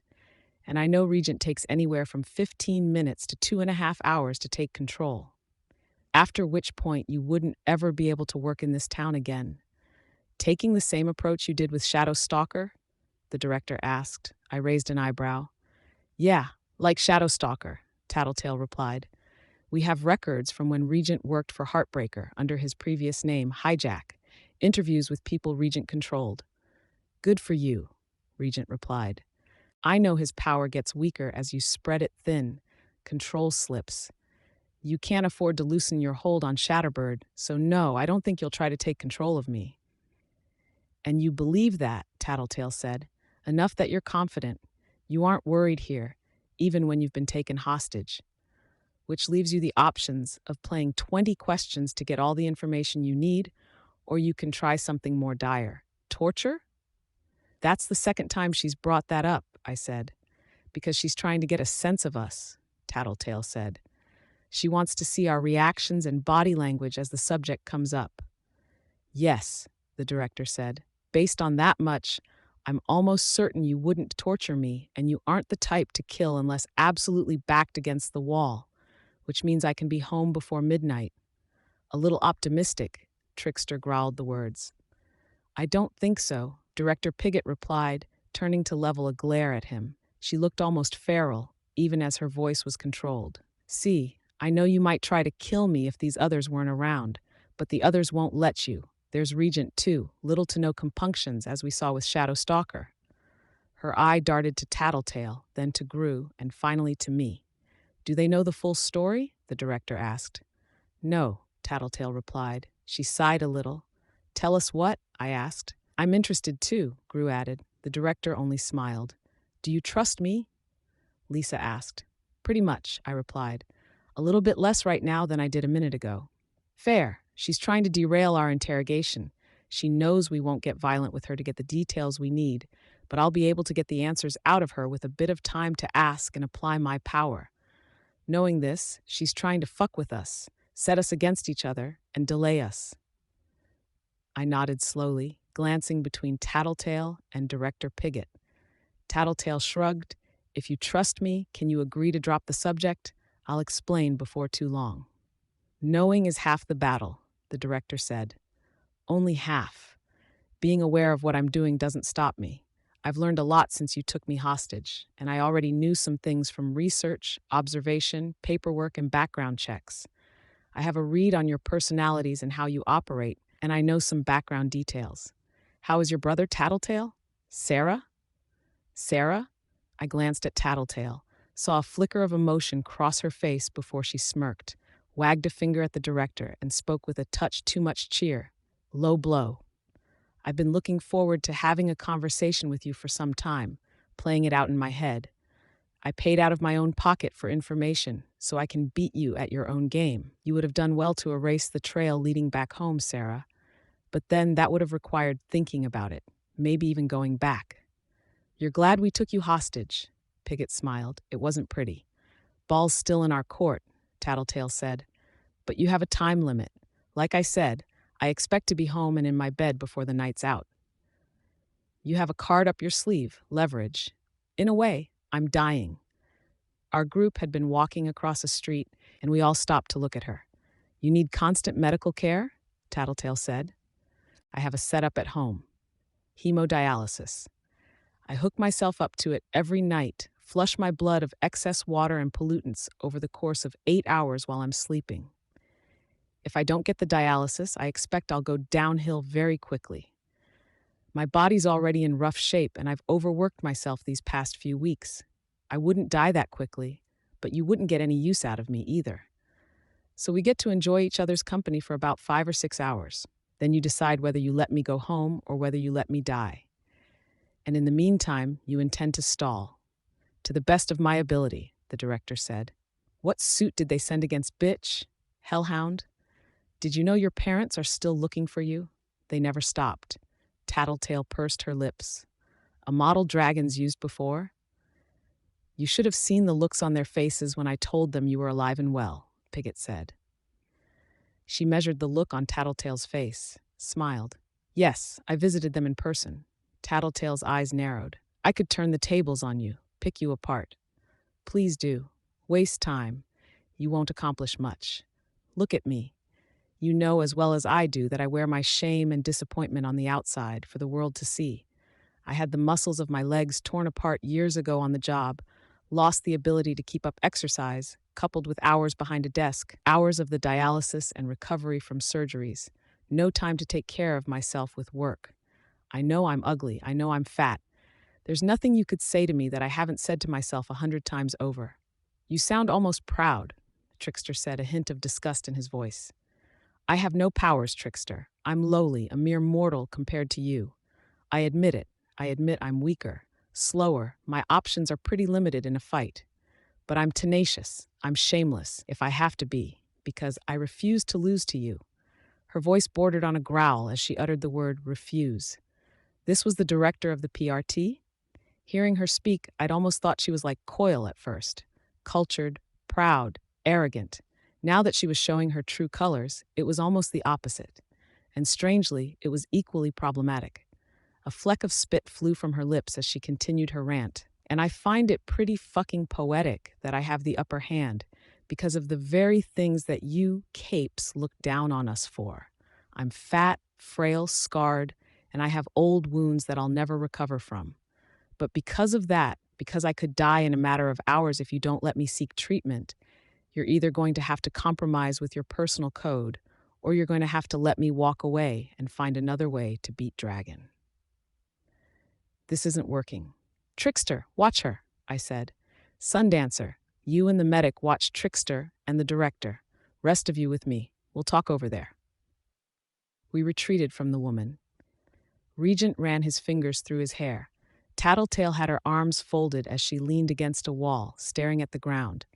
She wasn't smiling, and she wasn't venturing to comment. "What are you thinking?" I asked. "This isn't working, obviously." "We could take her to her house, give her the treatment she needs," Gru said. "That's what she wants. There's a trap there. Either she's got some measures in place at home, guns hidden where she can get at them, or some kind of safe room, or the PRT is already there, waiting to ambush us." "I could control her," Regent said. "Send Shatterbird back, lock her up, get control." "Which would take time again," Tattletale said. "The benefits would be negligible, and it would take longer than you think because she's trained in resisting mental and emotional attacks." "I wouldn't have thought," I commented. Tattletale shook her head. "Let's figure it's half an hour for Shatterbird to get snug in her cage, 2 or 3 hours to get control of her. And for what? They have an idea we captured her. If they haven't revoked her access and powers by now, they will have by the time Regent's finished with her. So how do we use her?" "We're running out of time," Gru said. "It's maybe 2 or 3 in the afternoon. That gives us maybe 20 hours to get this done by Coil's schedule." Brainstorm. More ideas come on. "We could abandon the job, say fuck you to Coil, let his grand plan fall apart," Regent said. "Get bitch and leave town." "I don't like that," Gru said. "On a lot of levels." Sure, but it's the most obvious choice." "Not an option as far as I'm concerned," I replied. "I won't blame you guys if you want to do that, but I gotta do this. Finish the job or fail trying." "Okay, I sort of expected you to say that. Hear me out on this before jumping down my throat. But why don't we torture her? She's been begging for it, practically." I stared at him. "Torture doesn't work," Gru said. "Without getting into too much detail, I'd say it does. Sometimes," Regent replied. "Not with someone like her," Tattletale said, sighing. "Even if she didn't have a background in that sort of thing, her personality, if anything, I think she'd be glad we did it. Not while we were doing it, but it'd validate her view of the world." "Which is?" Gru asked. "That we're monsters. In her eyes, our trigger events highlight a moment at the worst point of our lives, and our powers make it so we can never put that behind us. Good guy or bad, she sees us as walking personifications of whatever issues drove us to get our powers in the first place, inflicting some shadow or abstract representation of those traumas on others with our powers." "How can someone educated and professional like her think that way?" Gru asked. "For one thing, she's not all that wrong," Tattletale replied, shrugging. We are. But even people without powers are walking issues. That's no big surprise. Having powers just makes it all more noticeable. Pigot's suffering from some tunnel vision is all. Happens with any bigot. Anyways, my point was, if we torture her, we're only reinforcing her worldview. It would almost negate any psychological stress we put her under. No, torture is out for a few reasons." "What if we give her treatment?" I asked. "Not at her house. Off-site. We'd be showing our hand, maybe cluing her in to our connection with Coil, and it would still take time we don't have," Gru answered. "Nothing saying we'd get enough in the way of answers to be worth the time spent." "I don't see what was wrong with my suggestion," Imp said. "Which was?" Imp pulled off her boot and then peeled off a knee-high sock, wiggled her toes before jamming her bare foot back in the boot. She stretched out the sock, gagged the fatty. "I need her to answer if I'm going to get the detail we need in any reasonable length of time," Tattletale said. "She's not answering anyways, right? Get what you need from her body language." Tattletale frowned. "Yeah, you're right, but it's going to take time. And we're operating in the dark until then," Gru said. "We did okay with the last fight," Imp said. "Barely," I cut in at the same moment Gru said. "We didn't." "We walked away," Imp clarified. "Where are you on the other thing? What you were talking to Coil about?" I asked Tattletale. "Trying to get info. It's hard with the way communications are down. We sent some soldiers out in trucks, each going down a different major road in the hopes of getting far enough away to get cell service. Then they got to get back here to bring me what they got." "Time's our most valuable resource here," Gru said. I spoke up. "I don't think we can afford to wait until we hear from your soldiers or the director." "Heading out?" I nodded, pointing towards the others. We rejoined Trickster, Sundancer, and Brooks. Imp shoved her sock in the director's mouth and took the silk cord I offered, tying it in place. "Careful," I said. Trouble with this sort of gag is that if she pukes, she could choke on her own vomit. How do you know these things? Regent asked. I'll be careful, Tattletale assured me. Let's plan then. Tattletale, any idea if the other suits would be active yet? The ones we had Pigott shut down? Not yet, but soon. Then I'm thinking we should split up into 2 teams, I said. Strike while the other 3 suits are shut down and waiting for Dragon's attention. If we can rescue our teammates, we'll be half again as strong. We don't have the firepower to fight those things, Trickster said. We have lots of firepower, I replied. Problem is they have a lot more. So pick your fights, strike at the right time and hit hard. Play dirty, don't give them a chance if you can help it. Gru, you should go with Sundancer and Trickster, so we've got even numbers on both sides. You sure? Your power works well with Sundancer, keeps the enemy unaware until she can get that miniature sun close, and you can keep them off the machine's radar, thermals or whatever. Hopefully. And you? My bugs will give us early warning if a suit's nearby, and they might alert me if there's radar or anything subsonic. If Regent and Imp come with me, we'll have some firepower from Shatterbird. Okay. My team will go see if we can find Bitch, rescue her from whatever they sent after her. You guys do what you can to rescue Ballistic, then hunker down. If you succeed, stay put, wait for us. If we don't arrive before dark, assume we lost, mount a rescue. If you aren't there, we'll assume the same. Sounds good, Gru said. Either way, we'll figure out where we're going from there. The director raised her head, staring up at the sky. You have something you want to say? Tattletale asked. The director shrugged. Tattletale removed the gag. What? I'm looking forward to this. Which part? Tattletale asked. The interrogation? The rescue mission? The fight. 7 suits in this city right now. The Melusine 6, Cawthorn MK3, the Glaurung 0, the Ladon 2, the Astaroth Nidhugg, the Pythios 2. That's 6 ships right there that Dragon explained were old models. Previous versions of her suits that were cannibalized for parts, abandoned after taking severe damage and recently repaired, or simply outdated. And the 7th? The Azazel. Note that there's no version number. It's a fresh design crafted to go up against the 9 and put up a serious fight. The first truly original suit she's made in 4 years. And I assure you that Dragon has advanced her skills in that time frame. If that isn't enough of a pedigree, the Azazel was created by Dragon working in tandem with her new partner, a fellow tinker. Armsmaster. She saw the reaction from us, smiled a little. Yes, a new partner. It was his suggestion that we park the suits here when they aren't needed. And even though I know he's a new cape, nobody you'd know, certainly nobody who'd have a grudge, she smirked a little. I think it's a safe bet to say he had you in mind when he was building it. Tattletale jammed the sock into Pigott's mouth and turned to us.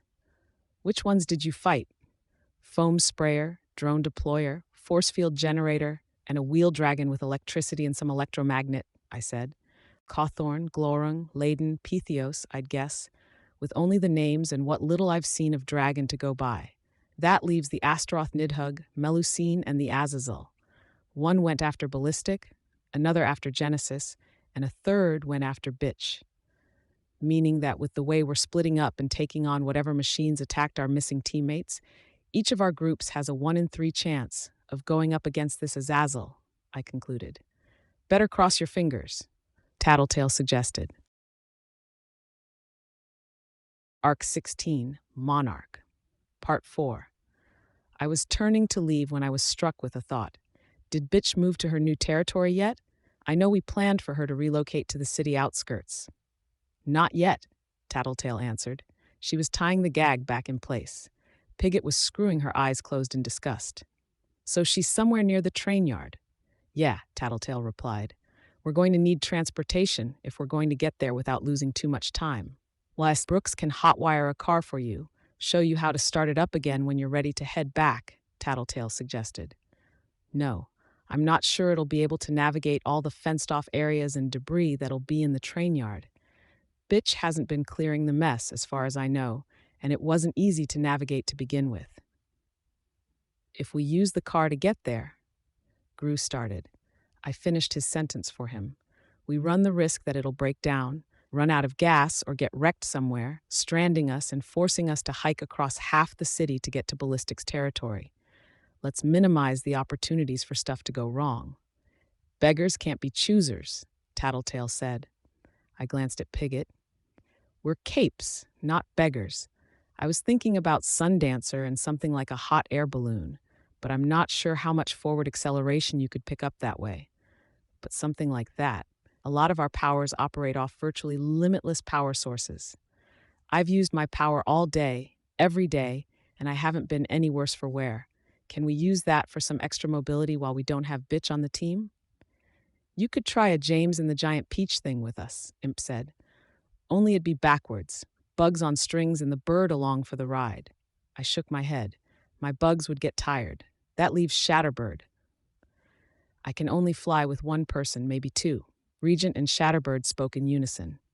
What if you aren't flying? I asked. Maybe not my best idea in retrospect. We were putting our lives in Shatterbird's hands, or in Regent's hands, depending on how I interpreted it. Which wasn't to say we weren't getting where we needed to be in record time. Shatterbird had pressed an embedded glass into the wood of a door we'd taken off the hinges. And Regent, Imp, and I were standing on the surface while Shatterbird flew above us, using her power to pull on the glass. With our weight resting more towards the back than the front, the door was angled upward, skimming on the surface of the road or through the shallow water of streets that were still flooded. We had to be pushing 40 or 50 miles an hour, and any time we were forced to make a turn, we inevitably went wide, sometimes bouncing off of a wall. That was without getting into the cars and debris that still covered the roads, or our total lack of solid handholds, seats, seatbelts, or brakes. I'd parceled out silk cord to grip, but they also served to emphasize how momentum swung us out to one side or another when we turned. It was easy to underestimate how fast even a lower cruising speed was when safe inside the interior of a vehicle, removed from the road by 2 to 4 feet of solid material. Either way, we headed into the thick of the docks. Our makeshift vehicle sped towards a chain-link fence. Regent, fence, I warned, leaning forward to speak into his ear and make sure he could hear me. We continued forward without slowing. Half a block away, 70 feet away. Fence, I raised my voice. 30 feet away. Shatterbird hit the fence with a wave of glass, knocking it down to a 45-degree angle. Our makeshift craft lifted up fractionally, and we hit the makeshift ramp, remaining airborne for only a second or two before hitting the ground and continuing forward. You dick, I swore. Regent and Imp laughed and cackled. What had I been thinking? Inflicting this pair on myself? We made our way into the train yard, and the ride became much bumpier as we navigated areas with overgrown grass, train tracks, and piles of trash. A crash and howl informed us of our destination before my bugs did. I signaled Regent when we were close enough so he could bring the craft to a stop. Bitch and the dogs were fighting, and there were signs the fighting had been going on for a while. There were 6 dogs in the area, including Bastard, Bentley, and Sirius. But only Bastard and Bentley were still fighting. Bitch, Barker, and Biter had stepped up to fight as well, with Bitch's civilian henchpersons were hiding nearby. The vet girl was taking care of a smaller dog. Looking at the situation, I couldn't figure out why they'd be having trouble with their opponent. Dragon's suit wasn't that large, didn't seem to have that much in the way of weapons or gear. She stood maybe 8 feet tall, 8 feet wide, with each arm forming roughly a third of its mass, ending in disproportionately large, squat claws. Barker screamed, then slammed his teeth together with a clack my bugs could hear. His power turned the noise into a concussive force, erupting around the armored suit. The suit reeled, staggering back from where it stood on top of a derelict train, nearly falling. One of the dogs charged and tackled it, tearing into it with claws and teeth. The suit hauled the dog off it, climbing to its feet in an instant. It leaped forward to close the distance to its human opponents, and Biter stepped forward to meet it, his fists swelling to 5 times the normal size, along with the spikes and blades he'd worked into the fabric of his glove. The suit went flying, gathering itself into a rough ball shape as it careened backwards into the side of a train. Had we stepped in just as the fight was wrapping up? The suit stood. That didn't surprise me. It brought its claws to either side and clawed at the side of the train, crumpling metal in its massive claws. My bugs gave me a sense of what was going on as the suit drew the metal into itself with crushing mechanisms and gears. Its torso expanded slightly as it made room for the new material.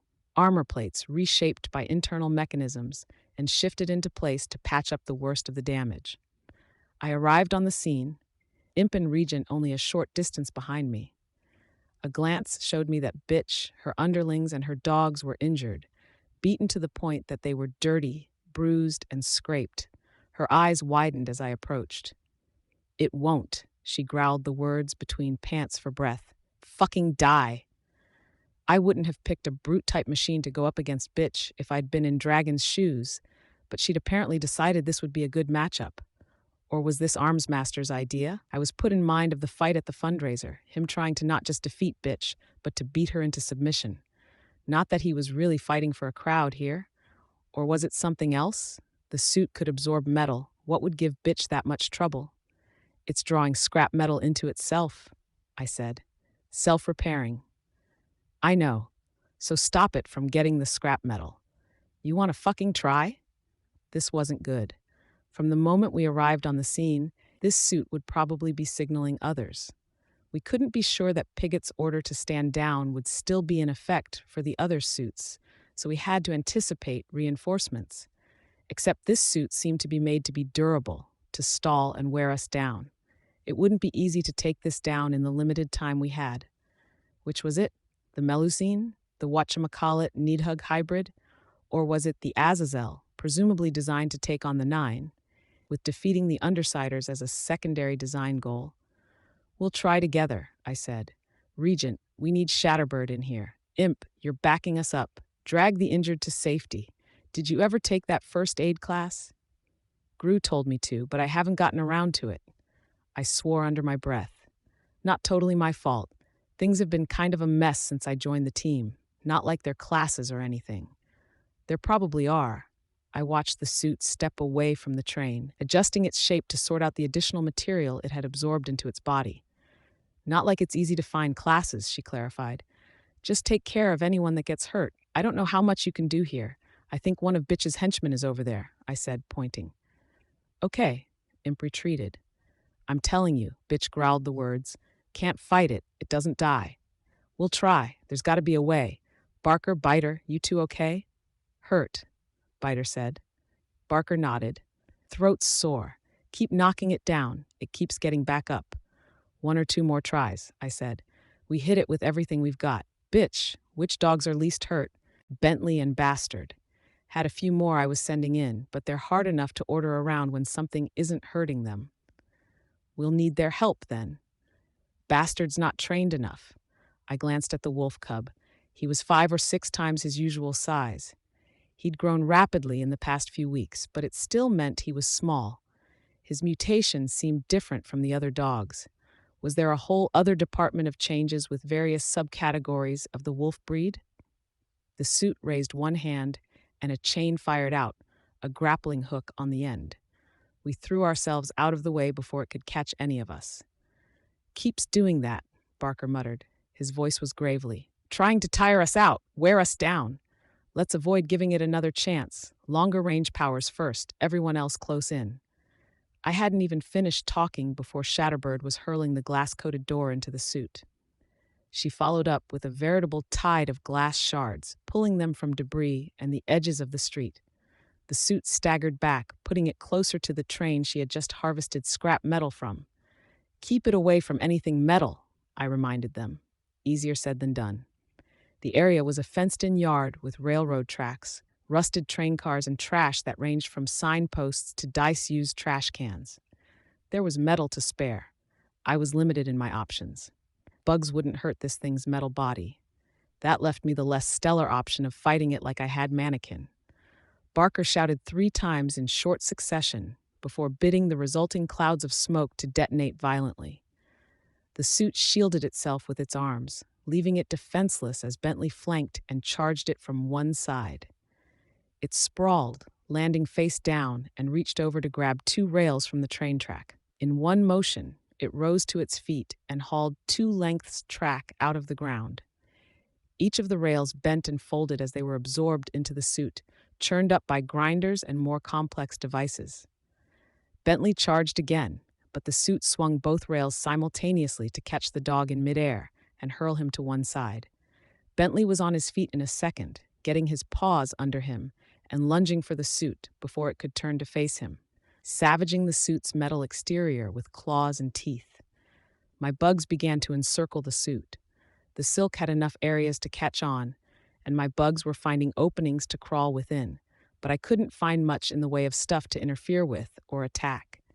The suit's interior was hot, more so as my bugs drew closer to the very center, to the point that my bugs died if they got too far inside. Everything was solidly made. Wires had chain mesh protecting the insulation, pistons and valves were sealed and reinforced, with more delicate technology presumably contained within cases and covers. There was nothing for my bugs to get into. Using silk to bind the main body wouldn't do anything. Spider silk had strength on par with steel, but this was an armored suit capable of tearing railroad tracks from the ground and crushing them in one hand. A material as strong as steel wouldn't accomplish anything against a machine that could rend metal. I'd have to play this smarter. I used cords of silk to seal valves shut or bind them in an open position where I could, and focused the rest of my efforts on more strategic deployments, forming cords as big around as my arm. The suit's arms and legs would be free to move, but my goal was more along the lines of restricting its movements. Biter used the metal bear trap jaw guard in combination with his ability to distort parts of his body to large sizes, clamping down on the suit's hand. He had to hurl himself back and out of the way to avoid the suit's retaliatory attack. As he climbed to his feet, he spat out 2 fingers and a section of the suit's hand. I hurried to send my swarm after the discarded parts, using silk and the cumulative strength of the swarm to haul the bits away. Biter hit the suit twice with enlarged hands and then backed off as Bentley hurled himself into the fray, catching hold of the suit's other arm and hauling on it with all the strength afforded by his muscular forelimbs, neck, jaw, and shoulders. He struggled, strained to tear the arm from its housing. The suit fought to keep its feet beneath it, leaning hard to one side to compensate for the 2-ton bulldog's weight hanging off its arm. It used its free, damaged hand to grab the dog by the scruff of the neck and flung it hard to one side. Shatterbird hurled a wave of glass-encrusted debris at the suit. Not 1 second after the suit was bludgeoned by the trash cans, wooden planks, and pallets, a second wave caught it from behind, striking its legs out from beneath it. Lying on its back, it reached for us and fired another grappling hook. With the speed it was moving, it looked like it could have caved in someone's ribs, but we each managed to get out of the way. Some of the people in Bitch's group were moving slower, their reflexes and mobility suffering due to their fatigue. Okay, this wasn't easy, but it didn't seem as impossibly hard a fight as some of the other suits, either. It was just a question of keeping up the onslaught, keeping the suit from gathering too much metal for self-repair, and hoping that the suit didn't get any reinforcements. With luck, the other suits would be either on standby due to Pigot's orders, or they would be occupied with Trickster, Sundancer, and Gru. Not that it would be a good thing if they were fighting, but it would at least mean we got out of here okay. The suit struggled to its feet, using its arms to shield itself from 2 more shouts from Barker and a barrage from Shatterbird, then stopped short as the cord of silk I'd bound around its neck pulled taut. The other end was wound around one of the coupling rods that stretched between the wheels of one rusted train. I'd worried the coupling rod would come loose, but the elasticity of the silk combined with the durability and sheer thickness of it meant it didn't snap. The suit was pulled off balance, giving Biter and Bentley a chance to close in, hammer it into the ground, and thrash it. I glanced at Bitch, saw her mouth set in a grim line. The suit fought its way free, and Bitch whistled for Bentley to back up.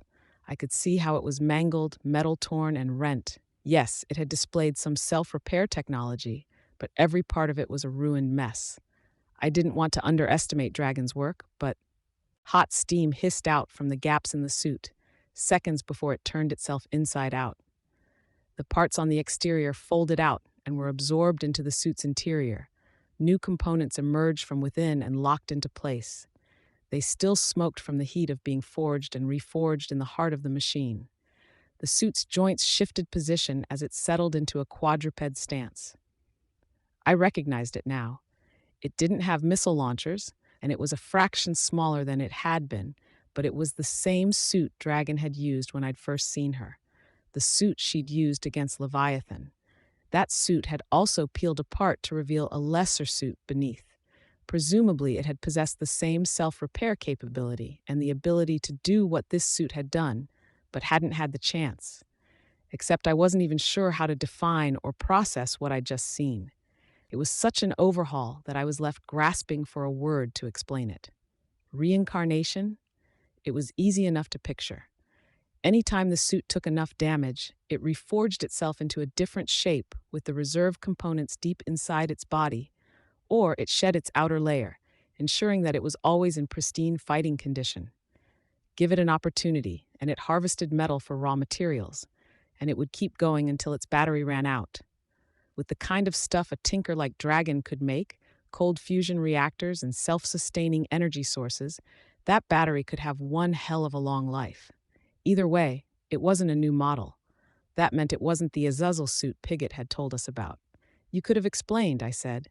I did, Bitch answered, glowering at the smoking suit. I said it won't fucking go down.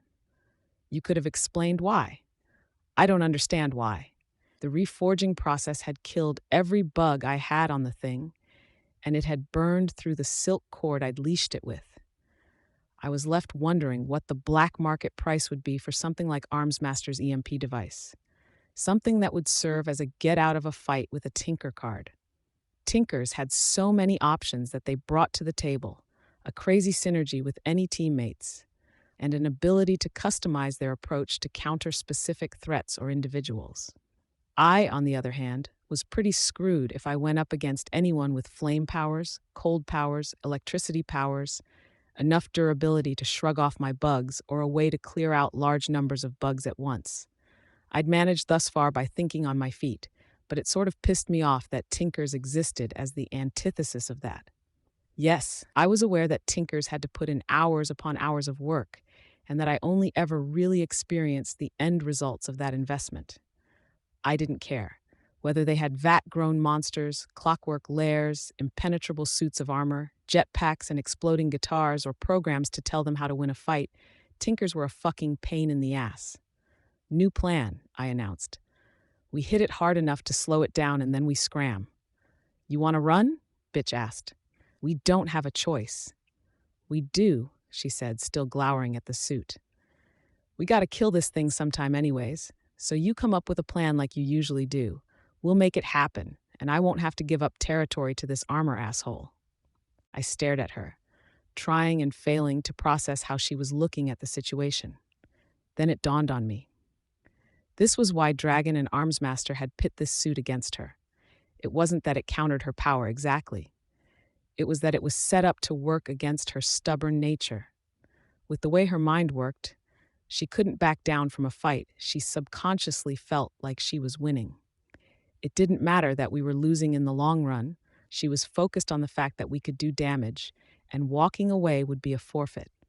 Barker was screaming a long series of invectives at the suit, detonating them.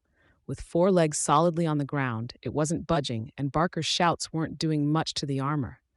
Look at it this way, I said, trying to stay calm. We just defeated it.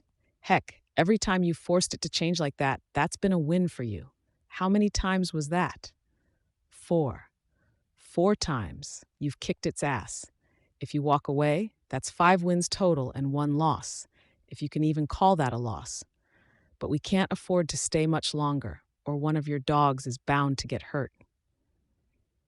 As if to give evidence to my statement, Bentley howled as he grappled with the suit, trying to tear into its neck while the suit attempted to wrestle him down to the ground. Biter leaped onto the machine's back. His hands with the spiked knuckles worked into the gloves, growing larger so he could tear the armor plates away. Bentley joined in, setting his teeth at the lower part of the armored suit's spine, for lack of a better word. Her eyes narrowed. We run? We have to stop it from following first. One more time, guys. Regent, stand ready. We need as much glass as you can spare. The suit turned our way. 3 masters, standing in the back lines while we sent our bugs, dogs, and lunatic supervillain Thrall into the fray. It began to glow, steaming, and Biter virtually yelped as he threw himself off of its back. Bentley was slower to react, but he fell back, shaking his head violently as flesh sizzled around his muzzle. We backed up a few paces as it advanced one step. It whipped its head up until it almost pointed to the sky, then opened its mouth. Blue flames streamed over our heads to pool behind us, cutting off our retreat. We had to scramble for cover before any droplets or sparks landed on us. I wasn't sure if it was flame at a temperature I wasn't used to seeing, if it was a liquid accelerant that just happened to be on fire, or if it was plasma. But I didn't want to touch it and find out the particulars. All of us, dogs, Barker and Biter included, headed inside a building to seek further cover. The structure rumbled as the suit climbed the side and settled on the roof. The AIs liked high places, it seemed. "Need to hit it hard," I said, my voice pitched low so the suit wouldn't overhear. "One good hit." "We don't have one good hitter," Imp said. I turned my head to see her crouching by the vet and one wounded dog. "Maybe Shatterbird, but everyone else is about a lot of littler hits." "We need one good hit from someone who isn't Shatterbird," I clarified. "Can't," Biter said. "Limit to how big I can grow myself before I do permanent damage." Define permanent damage. Stretch marks, scarring, permanent aches and pains. I have some in my midsection all day, every day. It hurts. "Okay," I said. "Barker? I can't hurt the fucker." Like, you screamed something like 3 times, then detonated that smoke you make whenever you make noise. Can you do it more? More shouts, louder? At my limit. Probably not. "Bentley's hurt," I said. "What about Bastard? He'll probably listen to me, but he might attack anyone else. He's too dangerous when big. And that suit's dangerous too. In case you haven't noticed, it's either trying to beat us to a pulp so it can drag us into custody or it's going to burn us alive. We have to use one of your dogs, and Bastard's in the best shape. We have to use him." Bitch frowned. "How?" I told her. "You've taught him to fetch?" She nodded. "Fetch something big then," I said. "Wait until my signal. Hit him as hard as you can. Everyone else, let's run for it." I could see Bitch tense. Her henchwoman, the vet, stood and nervously circled around the edge of the room to join us, giving Bitch a bit of space. "You're leaving me behind." "We're counting on you," I said. "Wait for my signal, then come with Bastard. More damage you can do, the better." All together, we bolted, Bentley following immediately behind us. I could feel the dragon suit reorienting to face us, felt it angle its head before it spewed another stream of liquid fire. In a residential area? This wasn't an occupied area, but, well, the suit might know that. It might be another reason it was deployed here. "Hard right," I shouted. We turned to head for a nearby alleyway before the liquid fire even touched ground. The suit leaped, and I grabbed Imp's wrist, hauling her out of the way. It landed a short distance from us, then barreled through our group, sending Biter, Barker, and the vet in training sprawling. Controlled movements. Everything it's doing, it's all calculated. Even the more dangerous attacks were geared to hold back just enough to hurt, not to kill. Even the hurt was fairly minimal. If Biter had still been on the suit's back when it turned red hot, I was willing to bet it would have shaken him off to avoid giving him terminal burns. There had to be something about that I could use. Trouble was, I wasn't sure when or where the suits drew the line. I couldn't trust that they'd follow the rules enough that I could offer my own life in the bargain, much less anyone else's.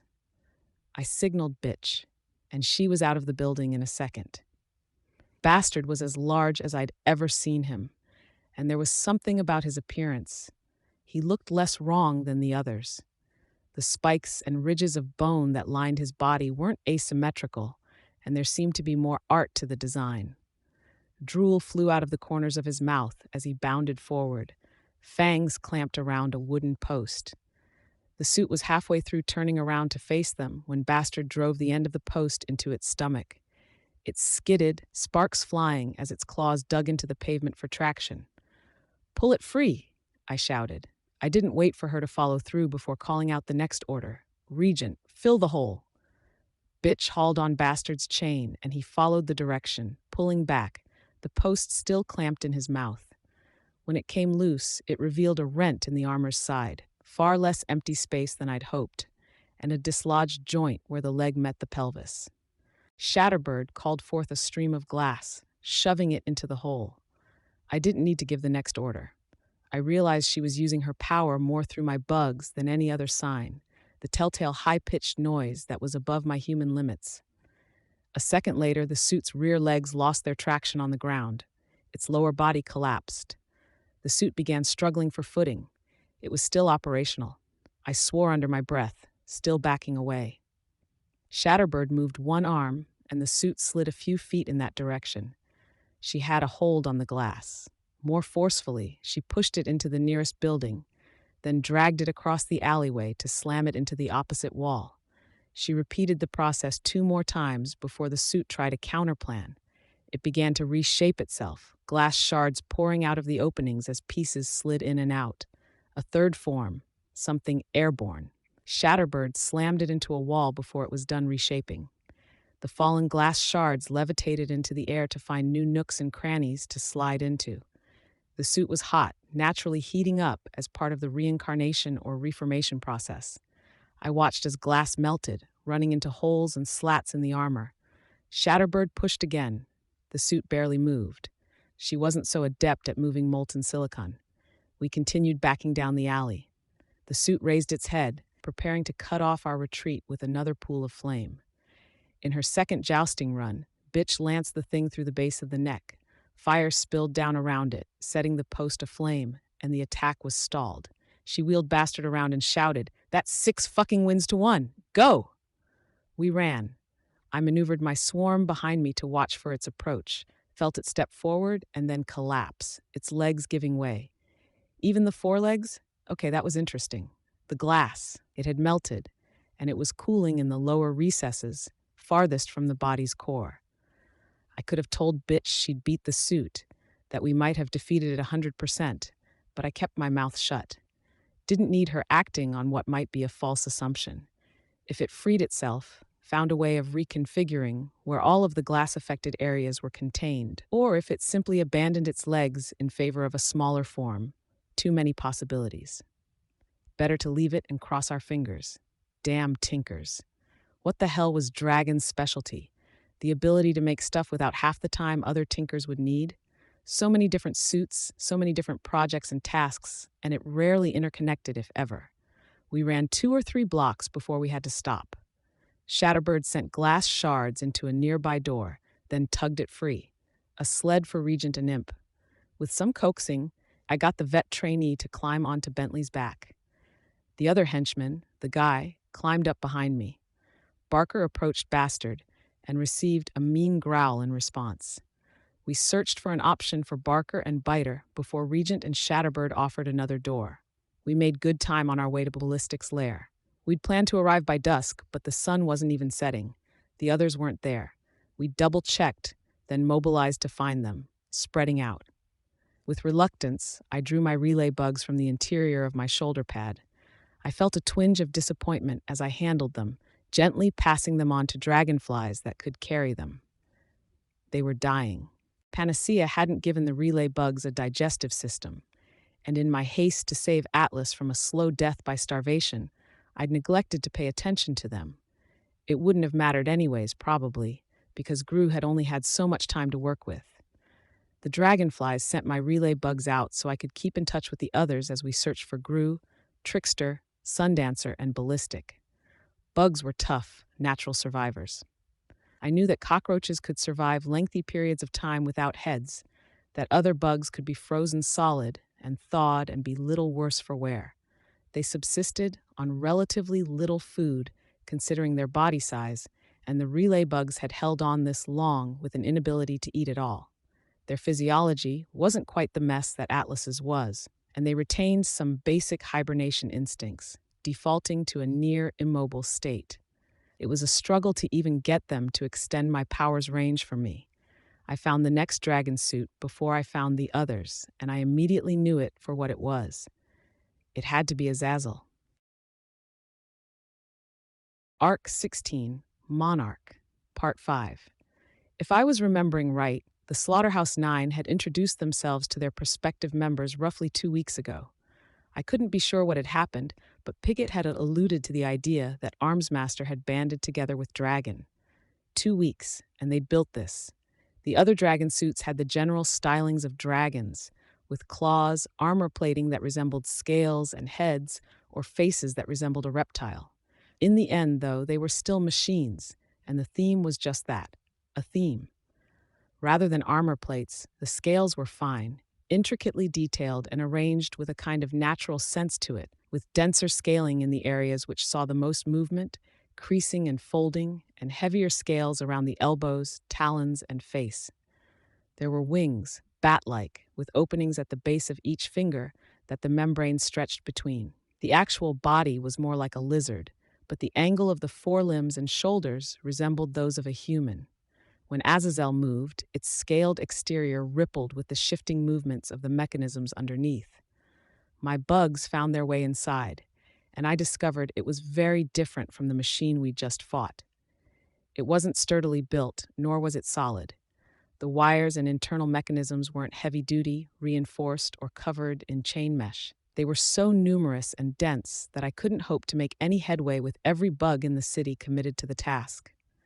It was, just going by what I could tell from my swarm sense, a machine as intricate and multi-layered as a living, organic being. But how? It didn't make sense in terms of the time frame. It would have taken time to make each individual, unique part with their condensed and intricate design, but he'd only had 2 weeks. A thought dawned on me. It was a half-formed thought, up until the moment I devoted some attention to it. Then it clicked.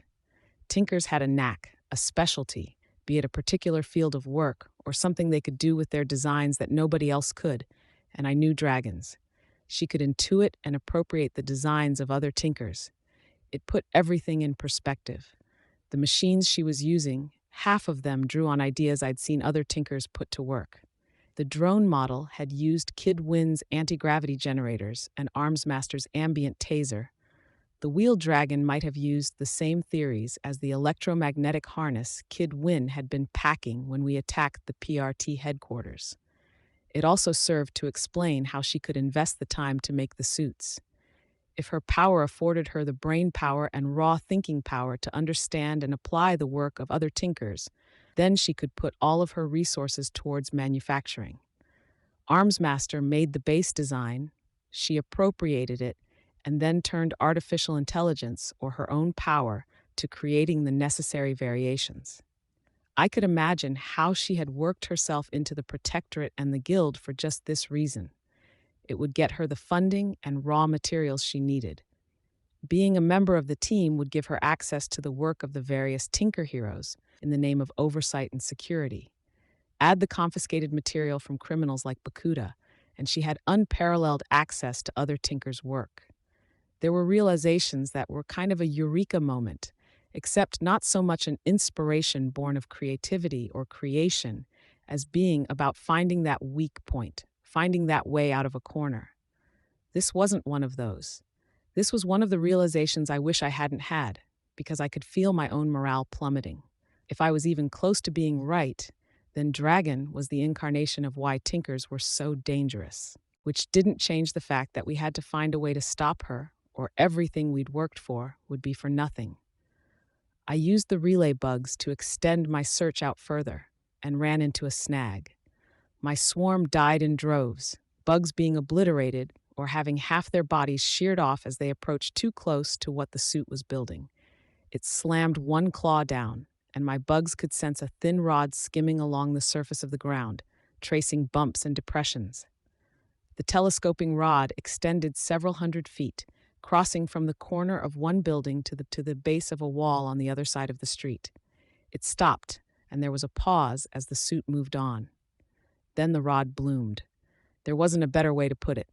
It expanded, unfolded, the rod of metal peeling open like a stick of bamboo, leaves and shoots unfolding over milliseconds. The final stage, what I might call the flowering, was familiar enough. If I could see it, I'd describe it as a vague blur. Armsmaster had used the effect for the weapon he'd used to hack away at Leviathan, and Mannequin had been in possession of a knife with the same effect. Except these blurs were 5 or 6 feet around. I watched as the suit scanned the area, its head sweeping right to left to survey the area before it planted two more.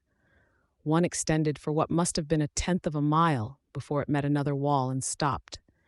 Since I'd been watching, 4 streets had been rendered impassable. What did the Undersiders and the Slaughterhouse Nine have in common? Besides our general intimidating natures and disturbing powers, we were both elusive, favoring hit-and-run tactics with a degree of shock and awe to keep our enemies off balance. Dragon and Armsmaster had decided on this as their means of attack. They would seal off our movements by erecting barriers that were the high-tech equivalent of barbed wire. Barbed wire that would turn steel into vapor. That wouldn't stop Siberian, though. What technologies had I seen that they might use against her? Or was it a technology I hadn't seen before? There were some ugly possibilities there. Something long-range that could take him out before he could get to cover. A microscopic form of attack that could fill the air and debilitate him if he wasn't in an airtight container? What's wrong? Bitch asked. Found it? Trying to find the others, but I'm running into a bit of a snag. The suit's setting up barriers. The force field thing they sent against Sundancer? Regent asked. I shook my head. I think it's the Azazel suit the director mentioned. It's using that blurry stuff that cuts through anything. I told you about it. I don't remember that, Imp said. Just don't touch it, I told her. Not even in a joking way. You're likely to lose your finger or your hand before you realize something's wrong. Uh-huh. I thought these things were supposed to be packing non-lethal hardware, Regent said. Blue fire and now this? I don't know, I said. The director said these suits were supposed to go up against the Nine. You want to be as lethal as you can get. I'm pretty sure they're holding back, though. They could have hit us a few times and didn't. We might be able to use that, but that's testing our luck. What? You're thinking about a kamikaze attack? Regent asked. Probably not. We don't know everything that suit could be packing in terms of devices or hardware, especially with Armsmaster helping out. It's definitely going to have something they think can counteract Siberian, so let's rule out a brute force attack. The hedge maze it's building would hold off Hookwolf or Bonesaw's creations, and the sturdiness of the design would protect it against Jack. In terms of other tactics the Slaughterhouse Nine might use, hostages. I'd bet it's packing containment foam. So what do? It's still a machine, a well-made machine, but it's a machine. We can break it given an opportunity. But our number one goal is going to be keeping it from catching us out of position and walling us in. We could move up to the rooftops, Regent said. I have a bit of a policy against doing that, I replied. It leaves you with a shortage of escape routes. Doesn't sound like we'll have many anyways. No, but we'll worry about that when it comes up. Worst case scenario, we climb for the rooftops when it happens. The dogs are mobile, and I assume Shatterbird can lift 1 or 2 people at a time? I asked. Regent nodded confirmation. I continued. For now, we'll take the long way, keep our distance from it, see if we can't find the others. I looked around, saw some nods. I glanced at Bitch. Would she see it as cowardly? Okay, Bitch said. Good. Let's leave your people behind? No use bringing them into a fight. She nodded. I looked over my shoulder at the vet trainee and the guy, and they took that as their cue to climb down. The remainder of us rode. Me on Bentley, Bitch on the wolf cub's back, Barker and Biter riding in tandem on one door just behind Regent and Imp on the other. The machine was gradually taking over an area near ballistics territory with the disintegration hedges. Going counterclockwise around Azazel would have meant running face first into the crater Leviathan had made. Traveling the edge threatened to put us dangerously close to the suit, and with the water on one side, we'd have denied ourselves one of the cardinal directions as far as escape routes went. That meant we were left with only one viable route to travel if we wanted to head further into the downtown areas. Turning left and giving the suit as wide a berth as possible. I kept one metaphorical eye on the suit as we traveled, while sweeping out with my swarm to scan for the others. Azazel was laying down more of the hedges, not connecting them but placing one and then winging past intersections and streets to place another 2 or 3 blocks away. I couldn't be sure what the point was. Our teammates were nowhere nearby, as far as I could tell, and the openings were wide enough that the barriers wouldn't really hamper us, even if we were running straight through the area.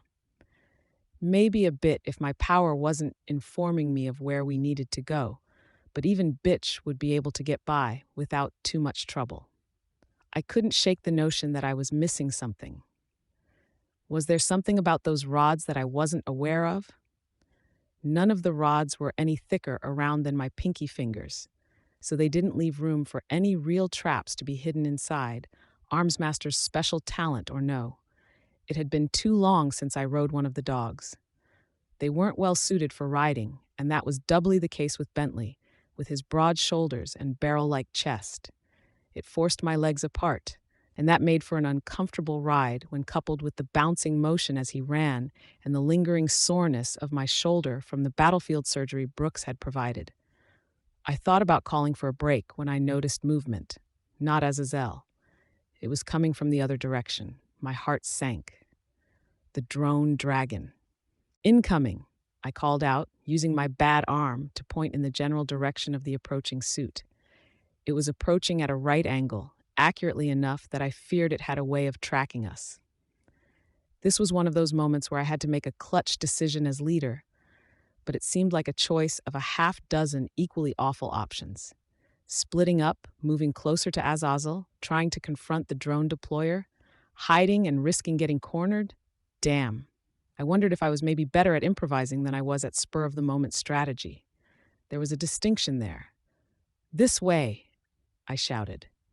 Running straight down the road left us dangerously exposed. I led the group down a diagonal route, zigzagging between alleyways and the main streets, away from the drone deployer and slightly towards Azazel. When Azazel shifted positions and took flight, heading straight for us, I was left to wonder if that had been their plan all along. "We're being herded," I called out. "Reverse directions."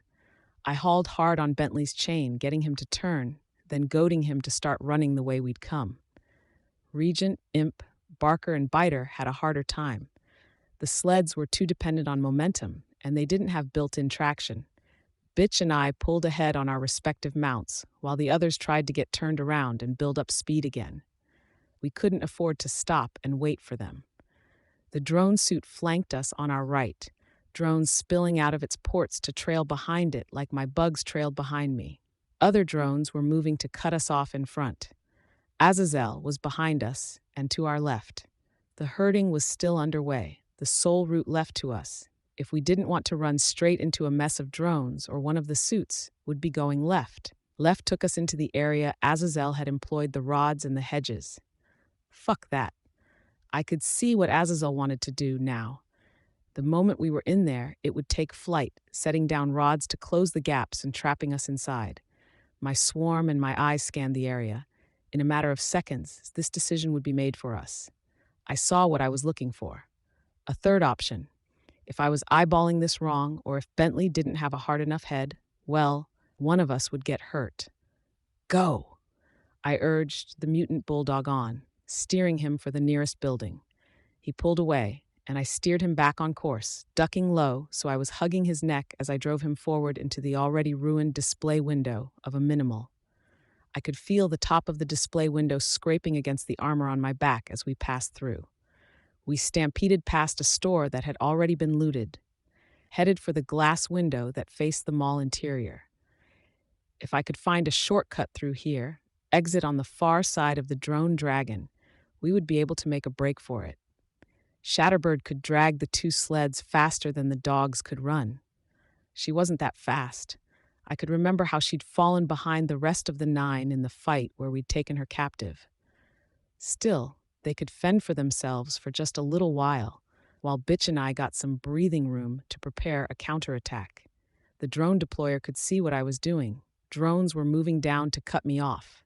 Cut us off, as Bitch had followed. Bentley and I crashed through the store entryway and into the mall proper.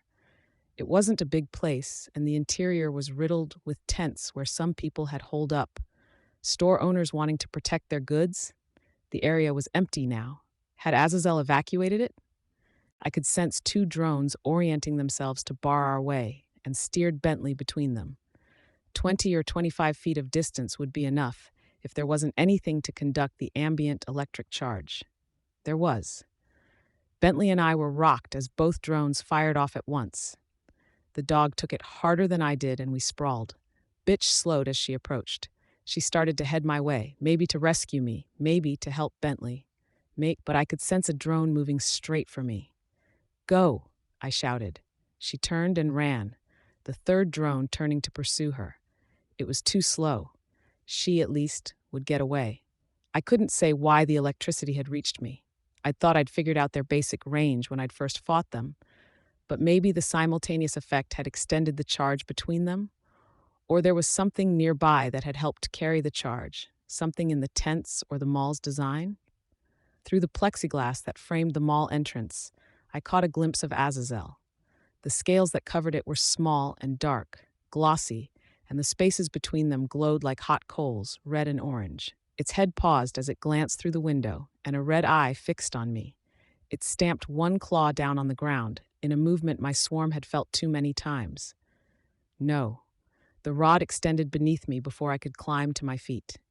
In 1 second, smaller branches had extended under, over, and around me. One more second passed, and they bloomed into the blurry effect. Bright red, orange, and purple, as if to signify the danger it posed in the most basic, primal sense, like the yellow of hornets or the bright red of poisonous berries. I froze, afraid to even breathe. I was still in one piece. Tentatively, I commanded some of the bugs out from beneath my costume. The insulation had protected some. Luck and sheer durability had saved a scant few others. They died the second they moved more than an inch away from my body. Vaporized. My heart was pounding from the recent exertion, adrenaline still flowing through my veins. As I realized the situation I was in, my body was shifting into fight or flight mode. But humans weren't engineered to go into the same deer-in-the-headlights state like conventional prey animals. And that was what I needed to do. I needed to freeze, not to fight, struggle, or run. My lungs screamed for oxygen, and I let out a small breath. It came out as a half whimper. I watched as one lock of hair shifted from where it was draped over my shoulder pad, slipped down to touch the blurry growth that surrounded me. It turned to dust, and I held my breath yet again, afraid I'd inhale the vaporized hair and cough. Azazel was taking the long way around the building, heading into the same storefront I'd ridden Bentley through. It wasn't huge, but it was big, and its progress was agonizingly slow. I'd been on my hands and knees for 10 seconds, maybe 20, but already my body was feeling the strain, screaming at me to change position. A crease on the inside of one of my knee pads was digging against the bone of my kneecap. The branches that extended around me might hold me, but they might not either, and there was nobody even close by. If this was the movies, it would have been an opportune time for Tattletale to make her move, but we'd already been that fortunate once, with Imp forcing Piglet to order a standby. I couldn't hope for a second lucky save. Azazel was moving through the store now. It was a minute away, as it carefully planted its feet to avoid crushing store merchandise. I wanted to scream at it to move faster, that I was afraid my hand would lose traction on the dusty tile and slip into the disintegration effect. I could lose a limb like that, or belly flop onto the blur beneath me, bisecting myself. Why hadn't it cut me when it grew? Because whatever guided the growth kept it from tearing up the surrounding material. It was why the halberd and dagger hadn't been destroyed by the growth of the disintegration cloud around them, why the growing hedges of the stuff hadn't cut out sections of building. I wasn't in immediate danger, besides the obvious, so I decided to try something. "I'm going to fall," I screamed. I could sense Azazel lunging forward, crushing a store display as it hurried to the opening, its mouth opening. It directed a blast of superheated air at the ground, so it cut through the lowest portion of the disintegration hedge, clearing the area beneath and around me. I winced at the heat of it, but took it for what it was. "You may lie down, but do not try to move from your current location, Skitter," the machine spoke. It was the same voice as the armbands and drones, but deeper.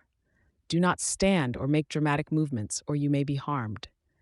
The message delivered, Azazel began spraying Bentley down with containment foam. I checked with my remaining bugs. A bubble with a 4-foot radius had been cleared around me, but the larger branches still existed and a rough dome loomed over me. The area where the hot air had been vented in made for an area I might have been able to fit an arm or leg through if I felt brave, but I wouldn't be able to crawl through, not with the branches being where they were.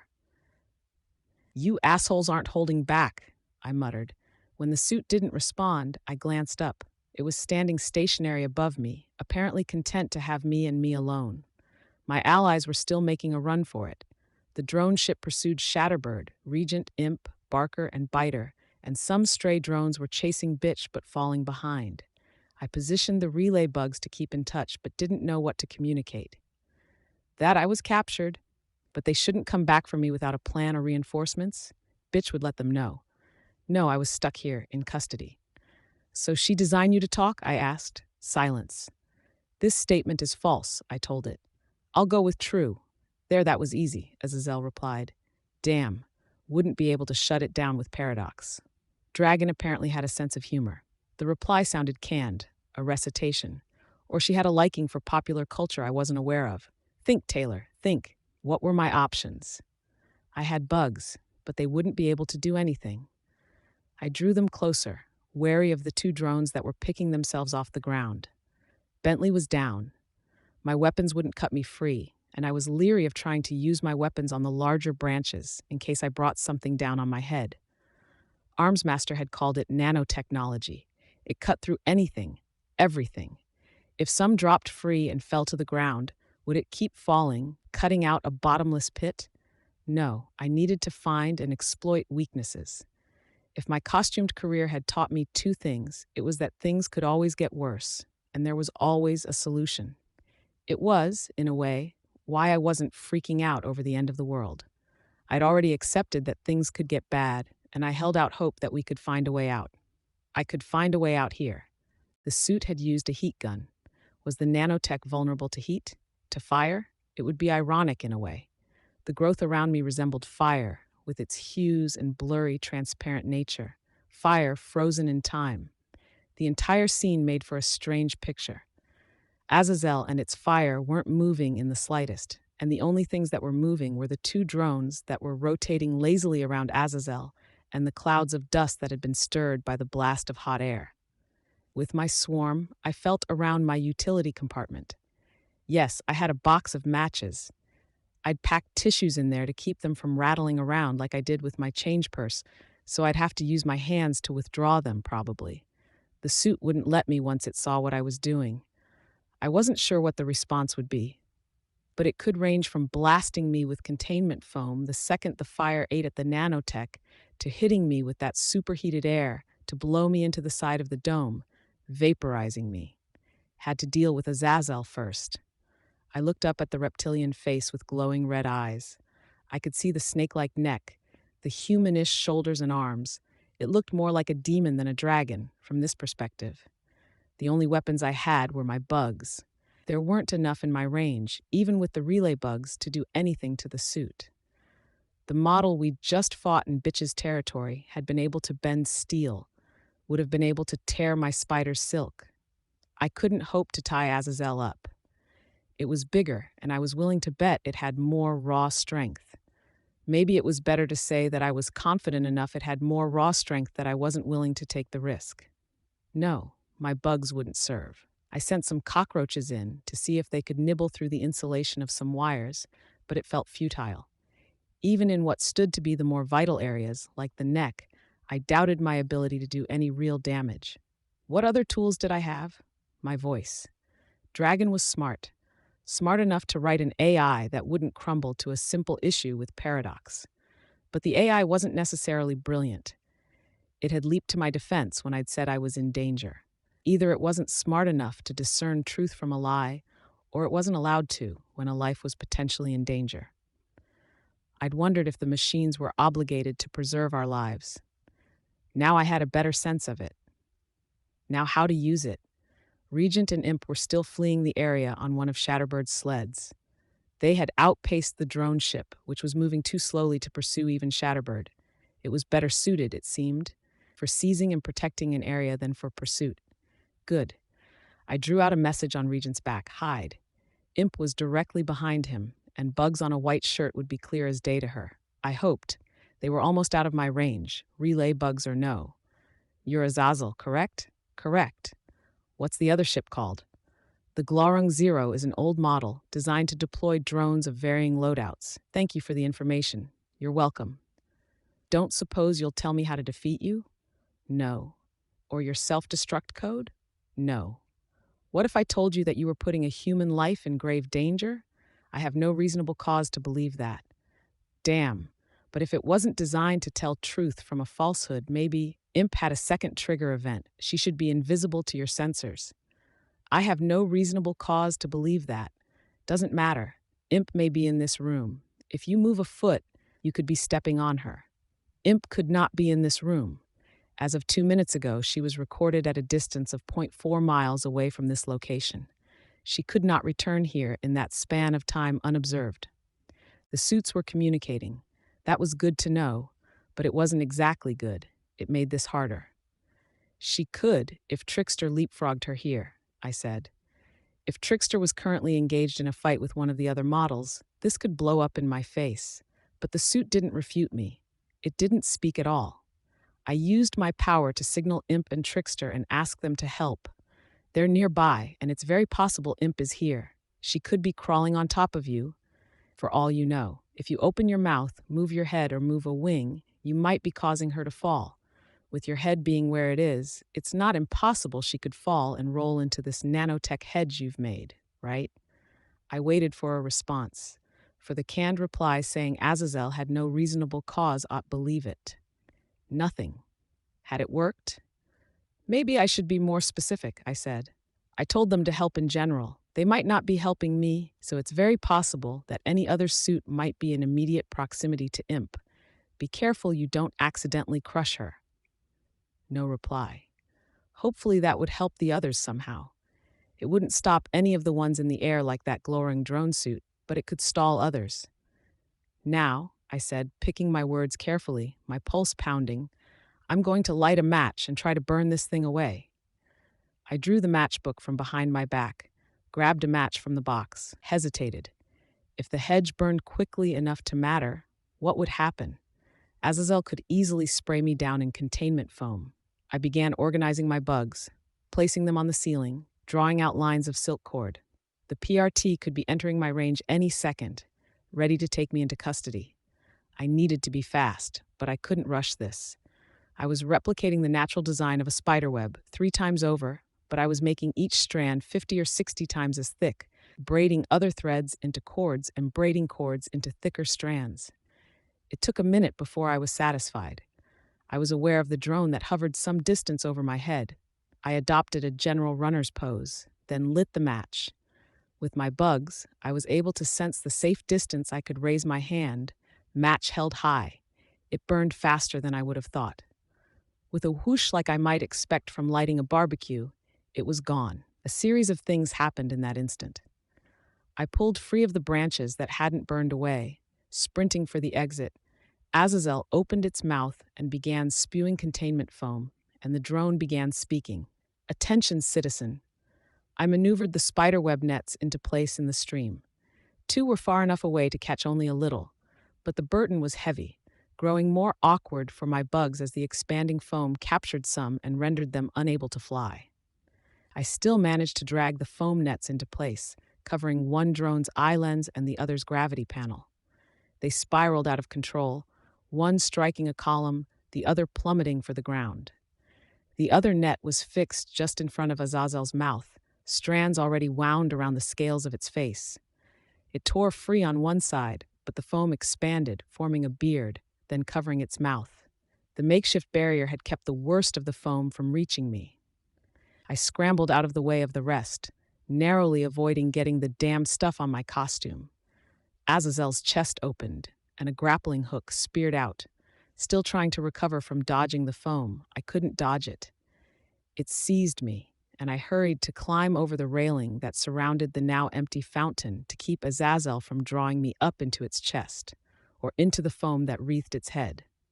I climbed under the railing to see if I could wind it up any further, then jerked to a stop. The hook was frozen in midair, still clutching the armor at my chest and shoulder. Right? So this was how they'd planned to counteract Siberian. I couldn't free myself, and I couldn't fight back, so I waited. Armsmaster had said this technology drained his batteries, but Azazel could have a major power source in its chest. It took only a minute before the hook went limp. I managed to pry myself free. Other than opening its mouth to spray the foam and turning its head, Azazel hadn't budged from its position. With my swarm, I signaled Regent and Imp, "Good job, come back fast." Without Bentley, I couldn't cover enough ground. Couldn't run. I found a hiding spot by the mall entrance instead. From the spot, I used my swarm to covertly keep an eye on Azazel, praying that whatever Dragon was doing was consuming her attention. Praying that she wasn't about to override the simple head game I'd pulled on her hyper-advanced mecha suit. A very satisfying crunching noise rang through the minimal. I stood there watching in approval with my arms folded as Gru, Sundancer, Ballistic, and Genesis approached. I'd signaled Trickster to tell him to stay back. No use giving the suit away to rationalize its way out of my lie. "Is that the Azazel?" Gru asked. "Yeah," I replied. "It's not moving." Because I told it that it might crush Imp if it did. "Ah," Gru answered. He didn't ask for clarification. "How'd it go?" Regent asked. Azazel had started venting the mist to clear away the containment foam, freeing its head and front claws where it had been covered in its own foam. But I'd already formed a mesh of spiderwebs to keep it from opening fire with any of its weapons. The mist had also exposed enough of Bentley for us to save him. Working together, we'd already cut the real Bentley free of the desiccated flesh of his larger self that contained him. The bulldog and bastard were happily sitting between Bitch and I. Shatterbird was hammering at Azazel, smashing it repeatedly with a massive wrecking ball of condensed glass.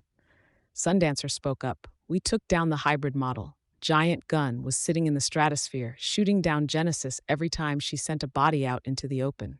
"Our group took down 2, Bitch said. "Where are the others? Shouldn't more reinforcements be arriving?" Gru asked. I shrugged. "If they come, I'll know, and we can react. We've gotten this far." A minute passed, punctuated by the thud of the glass sphere against Azazel's outer body.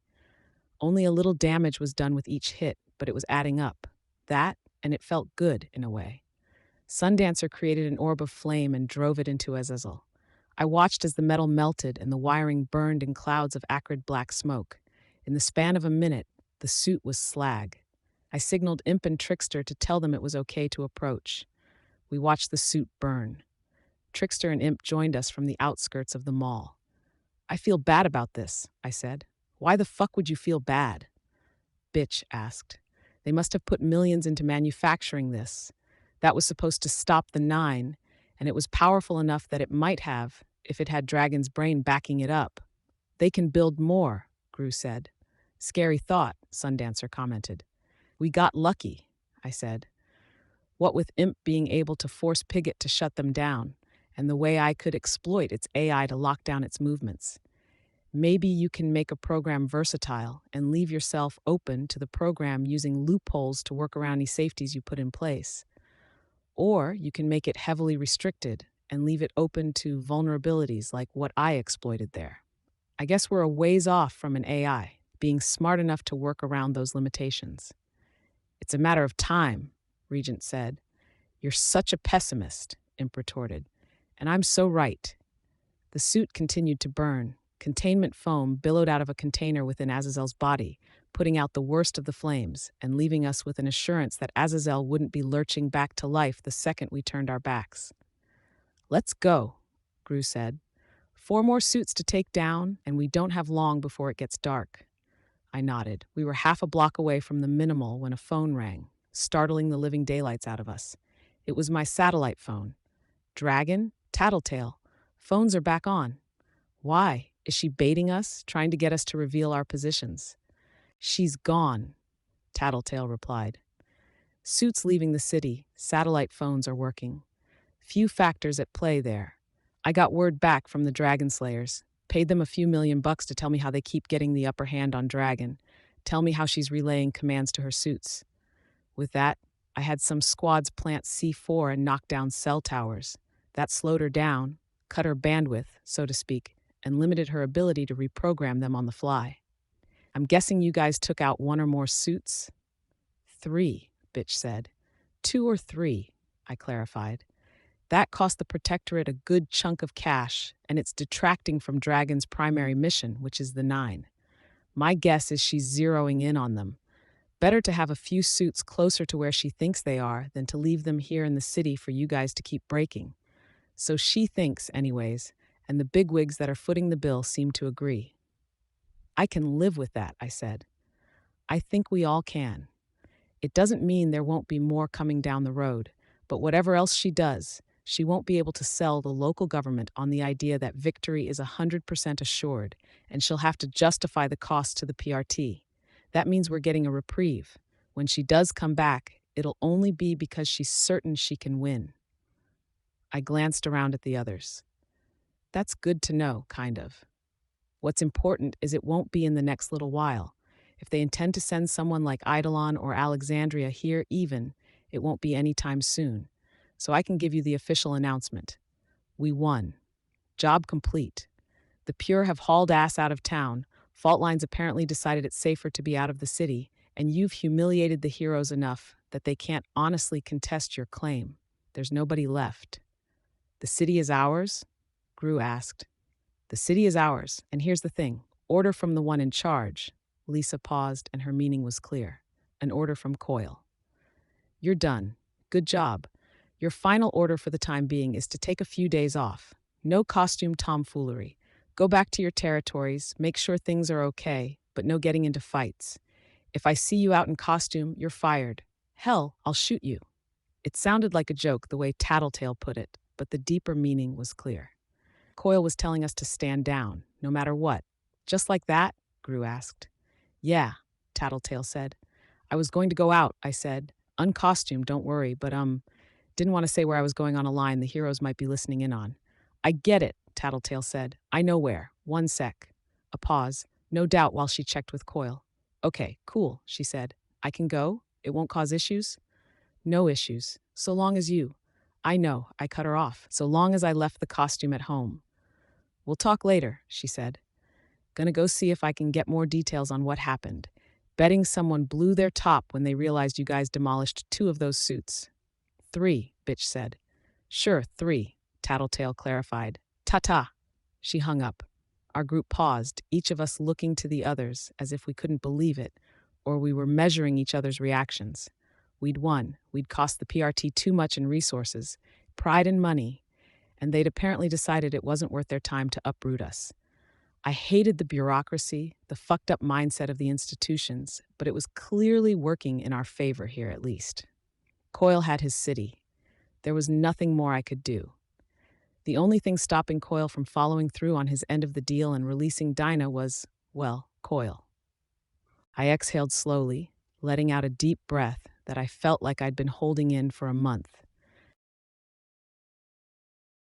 Arc 16, Monarch, Part 6. We should throw a party, Imp said. Celebrate, rub it in a little. Rub it in? Gru asked. Yeah, party in the streets, maybe some fireworks. Show the heroes that we know we won and we're doing fine. There were a few chuckles from the others. Regent and the travelers, primarily. In what way is that even close to being a sensible idea? Gru asked. I didn't say it was sensible, but it's fun, and that's why we got into this, right? No, it isn't. It was maybe a side bonus when I joined the group, if anything.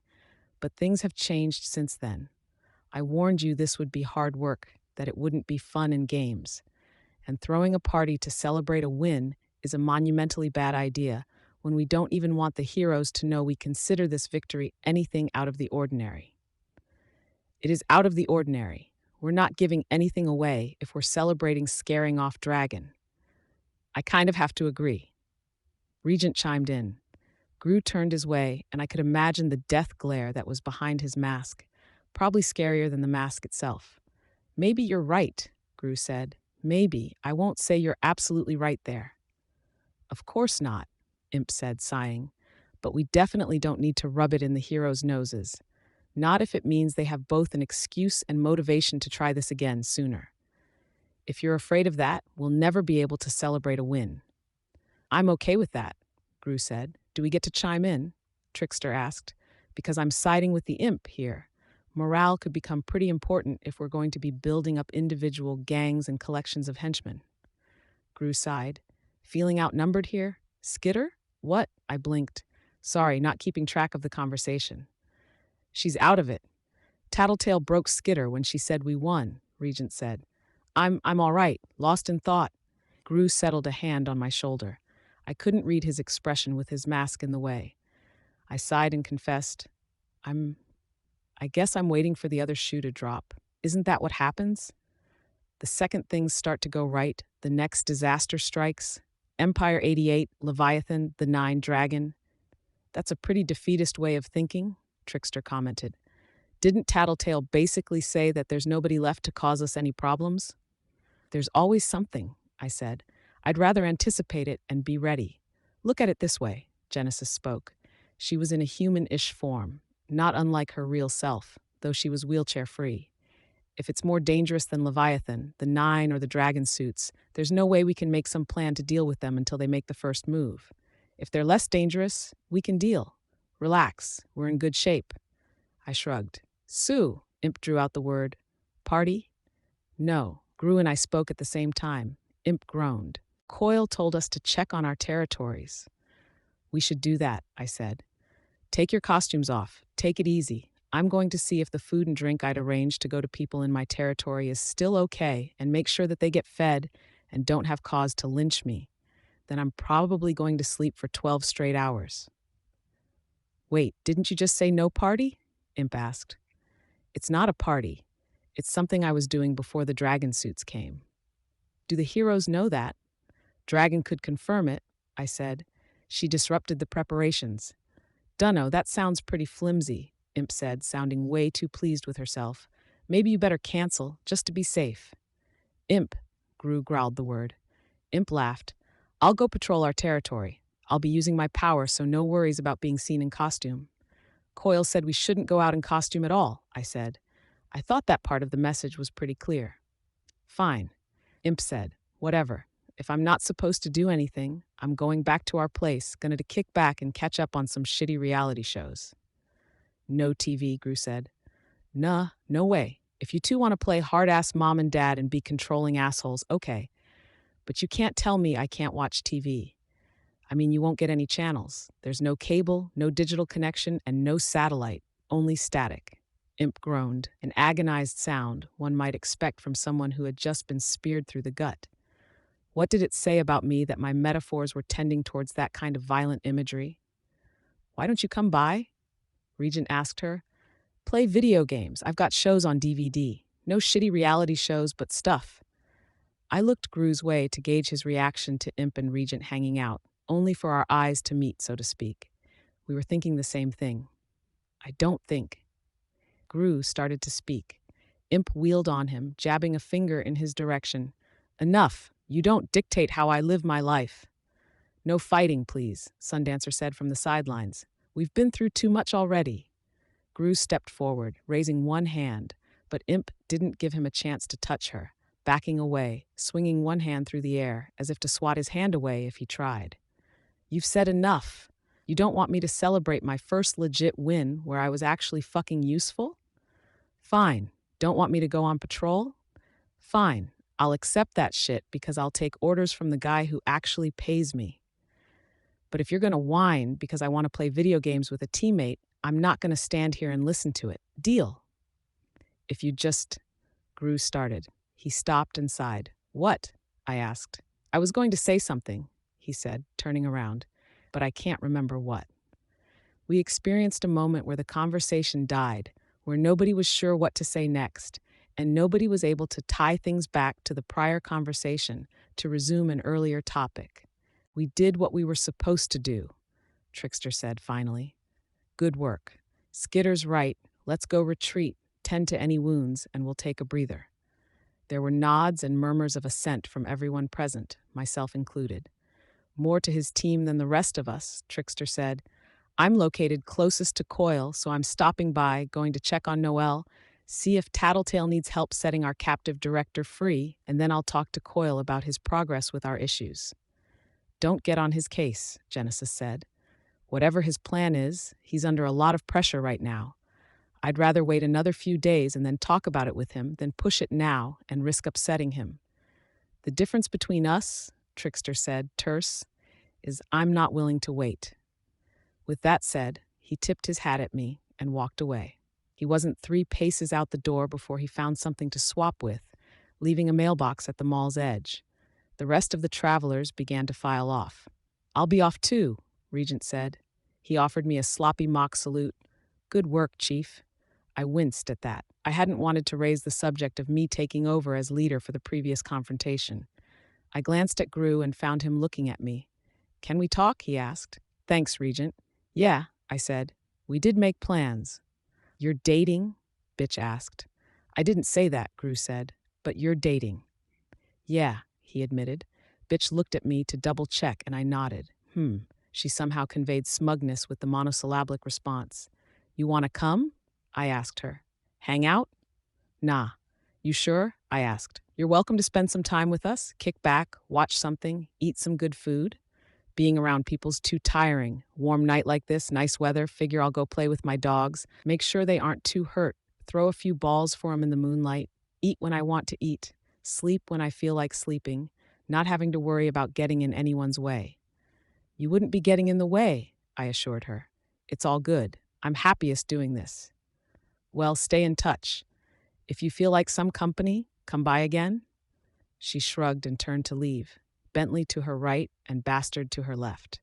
With every step Bentley was taking, he was getting larger. When she was nearly out of sight, Bentley was big enough for her to climb on top of, leaving Gru and me standing in the mall. "I'd almost think you didn't want to spend time alone with me," he commented. He was looking at me. I felt scrutinized, like every movement and every part of me was suddenly under the spotlight, anything I did potentially being read as meaning something. "No," I said, very carefully. "Not exactly. I just didn't want to hurt him by taking away his role on the team, and I knew it would come up."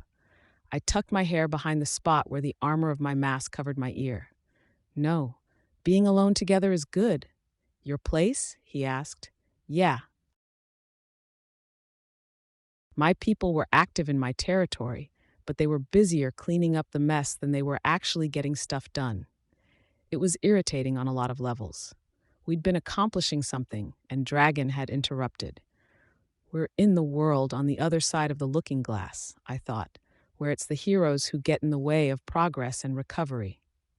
I could understand why Dragon did it.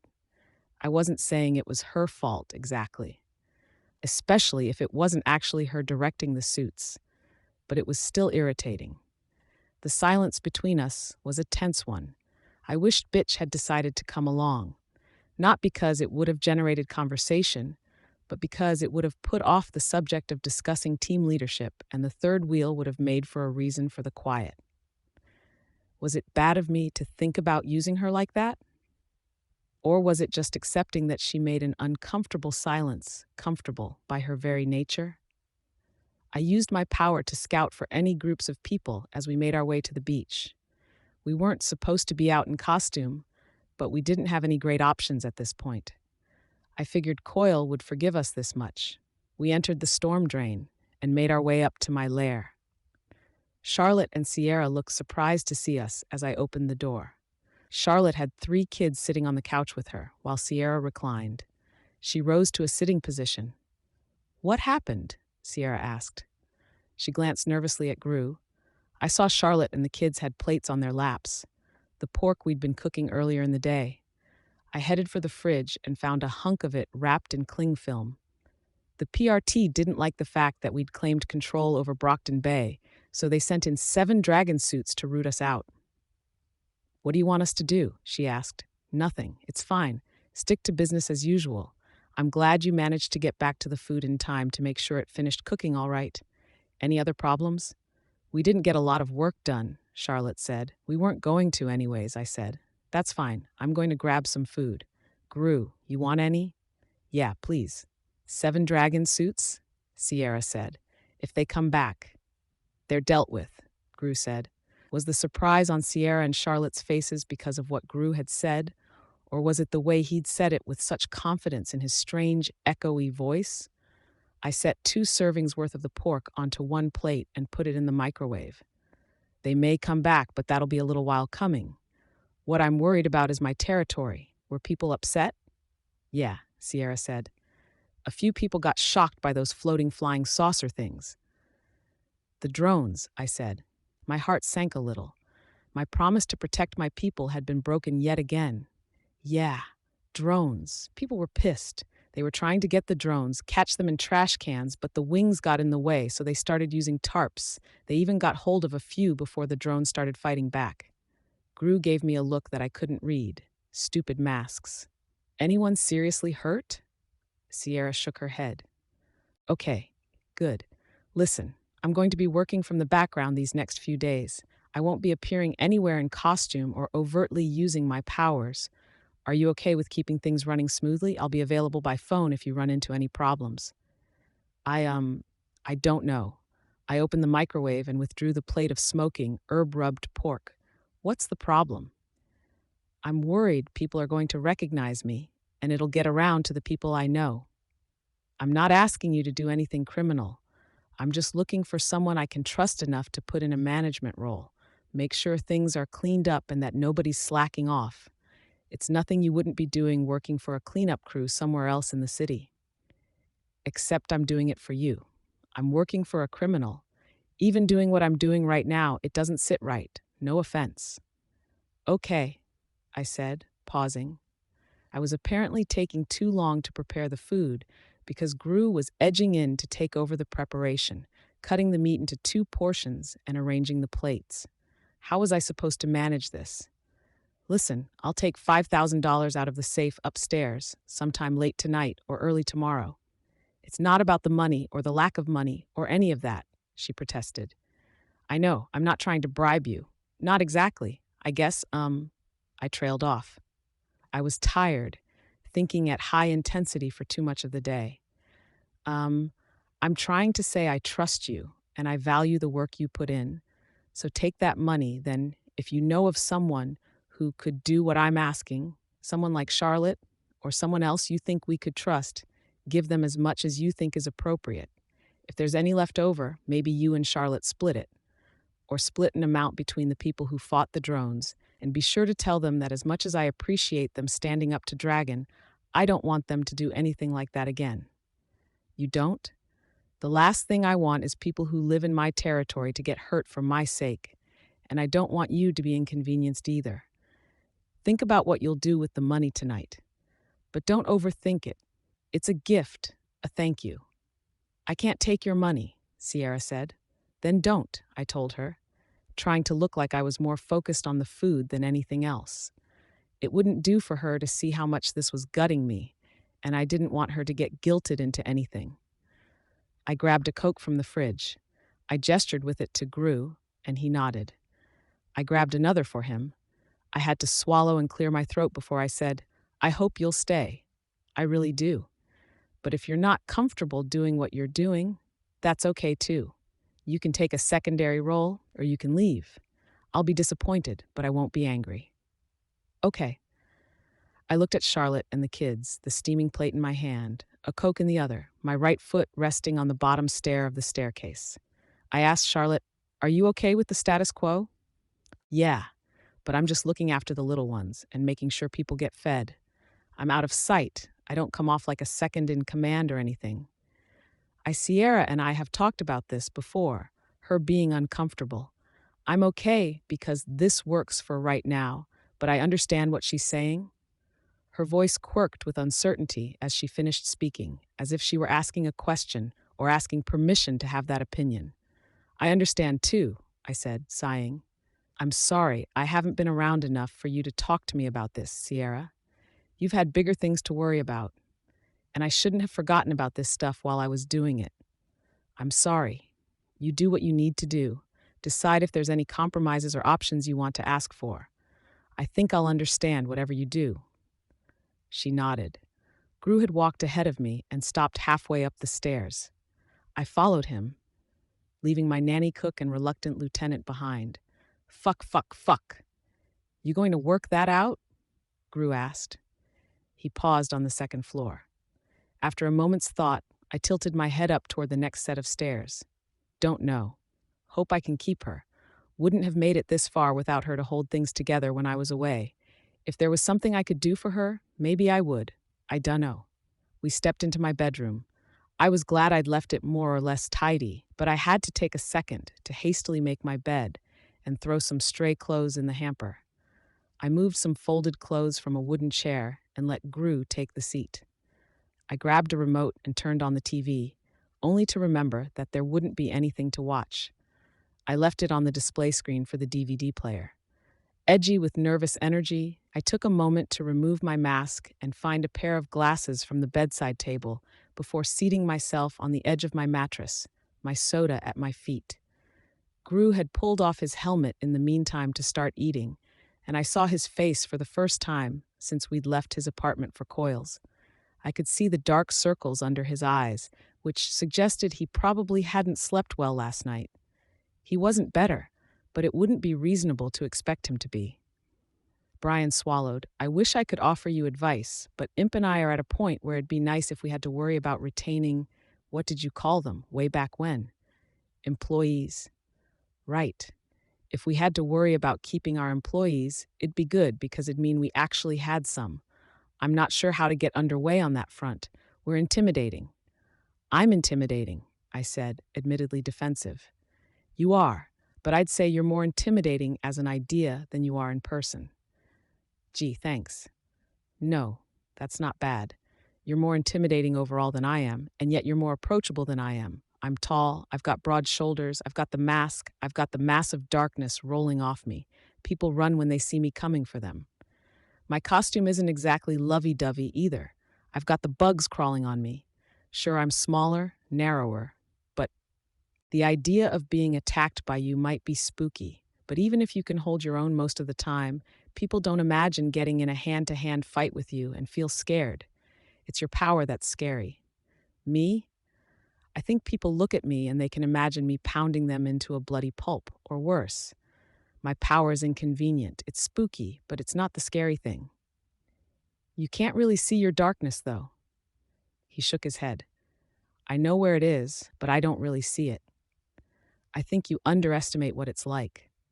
Maybe, but my point is that people are more likely to run than stick around and talk when I'm approaching. You can take your bugs off the table, make it clear they aren't a threat, and people feel less threatened. They're willing to hear you out. Maybe, but if that's the case, don't give them a chance to run. What? Pop out from around a corner, scare the living daylights out of them, desperate, then offer them a job? Sure, why the hell not? Or have Imp break into apartments and leave a card. I don't think that would send the right message. It's vaguely threatening. You're vaguely threatening. If your prospective hires can't deal with that much, then they probably won't handle the job all that well either. If you can't find anyone, then maybe I send some of my people your way to help get you started. Or you could shell out for some decent mercenaries. Maybe. There's options. Don't stress about it. Whatever else happens, we have a few days before we decide on the next leg of our plan. Let's relax. Movie? Sure. I stood from my bed and began going through the box of DVDs that Coyle had supplied with the TV. Most were still in the tight plastic wrap that they'd been bought in. I looked through, then handed some to Brian before turning back to the bag to keep browsing. What the hell were we supposed to watch? I didn't want anything that would ruin Brian's mood or remind him what had happened, so horror was probably out. I was sick of the high-intensity stuff, but I couldn't stand romance or bad comedies. Going back to the earlier topic, Brian said, the subject of leadership being in charge. I winced. You took over today? Are you wanting that to be a permanent thing? I turned around. No, not permanent, just until. I stopped short. How to put it? Until? When I was getting really obsessive about what I was doing, when I was losing sleep and making mistakes, I deferred control. To Trickster, Brian said. I could see a shadow pass over his expression. Yeah, and that's a bad example because it didn't work. It's just that we both know you're not getting enough rest, so maybe I can pick up the slack in the meantime. Brian sighed. He didn't look any happier. I don't want to make you unhappy, I said. I'm not wanting to oust you or co-opt your role permanently or completely. You were the leader, even if we didn't really establish an official title over it. But we can divide the duties for the time being. Tattletale handles the information angle of things. I maybe keep Bitch reined in and handle the spur of the moment calls while you handle Regent and Imp and all the rest. Which is less than it sounds like, especially when you and Tattletale contribute on the rest in little ways. No, I started, then I sighed. Maybe, yeah. I don't want to come off as manipulative or anything. Like I said, I don't want you to be unhappy, but at the same time, I do want the whole team to get by in the meantime. You don't sound manipulative, he said. His fork hit the plate with a clatter. Jesus, this sucks. I know you're right. I know this is for the good of the team, and if I could just get over this shit. It's not that easy. Don't do yourself a disservice and expect too much. My whole life, I've been bigger than my peers. I've been stronger than most. Spent my time around pretty powerful guys. Boxers, martial artists, other criminals. I didn't have many friends, but they were the people who were around me, and they were the types to go after you if you show any weakness. You get shot, nobody's going to call you a wimp. I don't see why it's different if the damage is mental or emotional instead of physical. I know, but you're not getting it. I was the type to go after someone if they showed a vulnerability. Wasn't until I'd had my powers about a year. Aisha tells me I was being an asshole, just like one of her stepdads used to be. So I tried to be better, but I always wanted to protect her. Always wanted to help others. Teach you and Alec to fight, better. Step up and take charge when a situation demanded it. Sometimes when a situation didn't. Yeah. So it isn't just about me trying to adjust. Christ, it's me having my world turned upside down. It's others protecting me. Others helping me, others covering me in a fight, others taking charge. Aisha's the one fixing things for me. And you, me, this thing with Coil. Don't think I'm so obsessed with what's going on with me that I don't see it. It's like a burden's fallen from your shoulders. You've got concerns, but you're more relaxed. You've got hope that you didn't have 12 hours ago, and it's dramatic enough that your posture's changing. Even since we left the mall, it's like you're slowly convincing yourself that this is over. Coil's going to follow through. We'll move on to taking care of our territories, and everything works out in the end. I folded my arms. I don't think that. Like I said, I'm waiting for the other shoe to drop. You say that, you tell yourself that, but I don't know that you're feeling it. I'm worried you're setting yourself up for a massive disappointment and that you'll be affected enough that you won't be able to deal when it happens. But I'm mostly worried that all that will happen and I won't be in a position to help because I'm distracted by my own shit. You don't have to take up all the slack. We have other teammates. Lisa isn't exactly a heavy hitter, and let's not fool ourselves into believing that Alec, Rachel, or Isha are going to offer any meaningful emotional support. We'll manage, I said. We've managed this far. More or less. Problem is, managing is fine, up until we don't manage, if that makes any sense. Then it's over. I sighed. How did Genesis put it? There's no use in getting worked up over it if we can't plan around it or do anything to change it. So we'll each do our own imperfect jobs of taking care of each other and taking care of ourselves, and be as ready as we can for whatever comes up. He sighed. We're not perfect. We're flawed people. And as much as I want to help you in every way I can, I know I can't. I'm not good at this. I don't know how to act or what to say. But I like you. I care about you. I'm going to do my best, even if I know it's not good enough, and I won't expect any more of you. He nodded, but he looked glum. No hard feelings. He shook his head. He didn't look happy. I won't be leader forever. I don't know, he said. Might be better that you keep the job, even if I do bounce back eventually. Except I don't want the job. That might be why you should take it. I don't know. Can we drop the subject? Sorry. It's okay. Just heavy topics with lots of ramifications, and it's hard to shake the negative thoughts. I'd rather talk along the lines of what you said before about taking care of each other.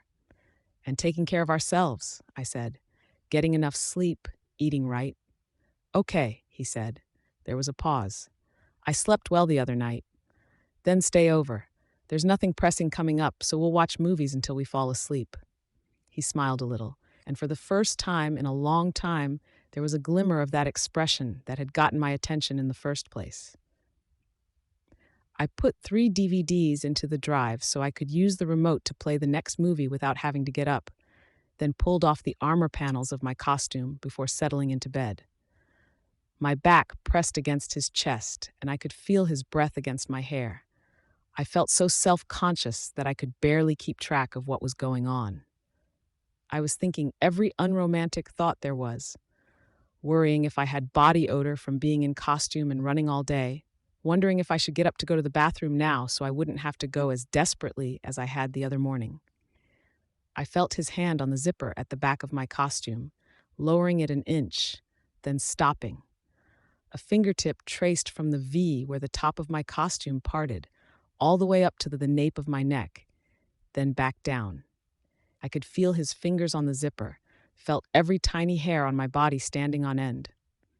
A million thoughts raced through my head at once. All put together, they amounted to a mumbled, There was no response from behind me. I could hear him breathing. I could feel the warmth of his breath, the slow rise and fall of his chest against my back. He was waiting for me to make my decision, and the thing that loomed largest in my mind was the sensation of his fingers on the tiny tag of the zipper. Strong, insistent, there. Any confidence I'd picked up in the past weeks or months fled. I felt as vulnerable as I had in early April, brought to tears in front of my worst enemies. Except this wasn't wholly negative, not entirely.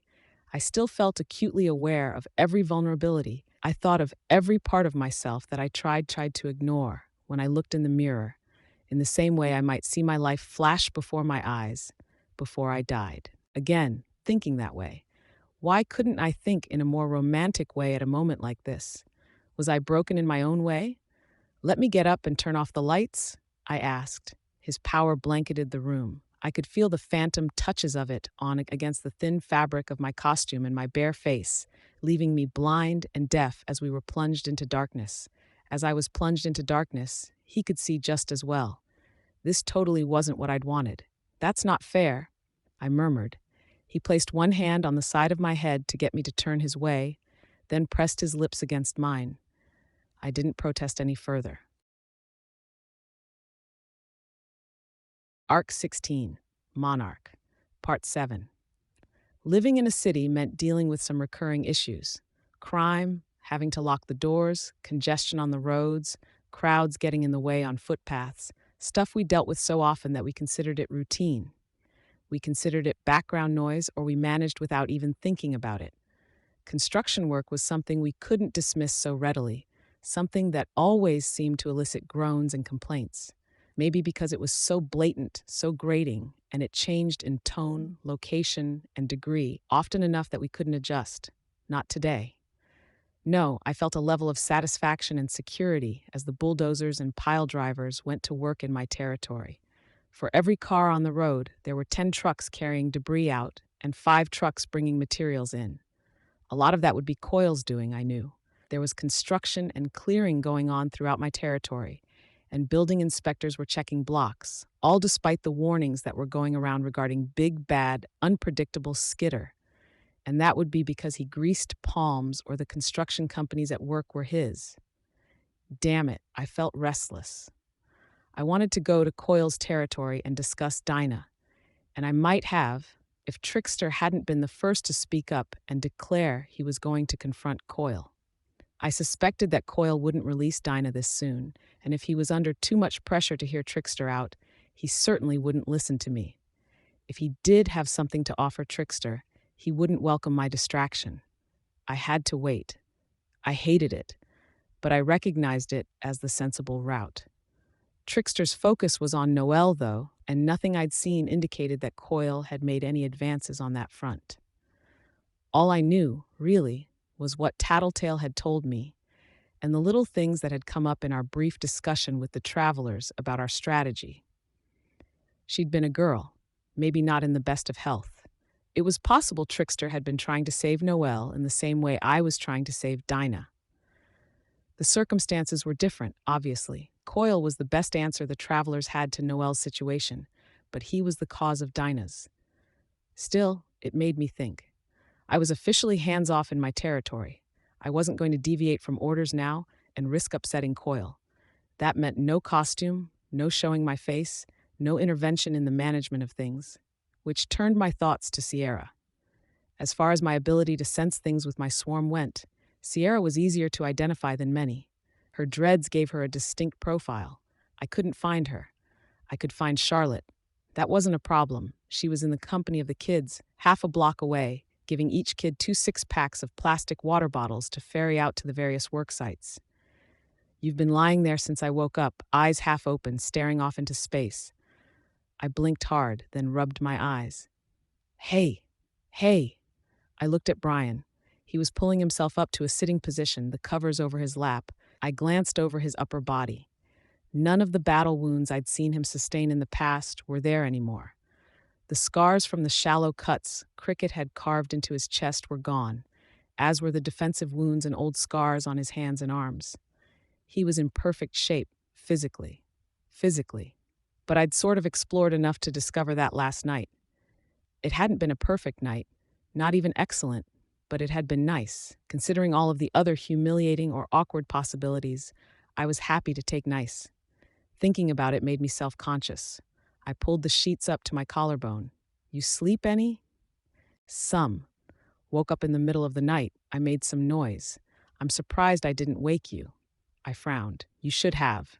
He shook his head. You were exhausted. Once I saw you there, it helped me to realize where I was, dismiss them for the dreams they were. Took me a bit to relax, but it wasn't bad. Being here. Hated that he was struggling like that, and I couldn't help fix it. Do you need to talk to someone? A psychiatrist? I could see him flinch at that, his entire upper body stiffening in some kind of knee-jerk resistance. I waited, not pushing. He sighed, and I watched that battle readiness slowly seep from him, the tension leaving him. Up to a point.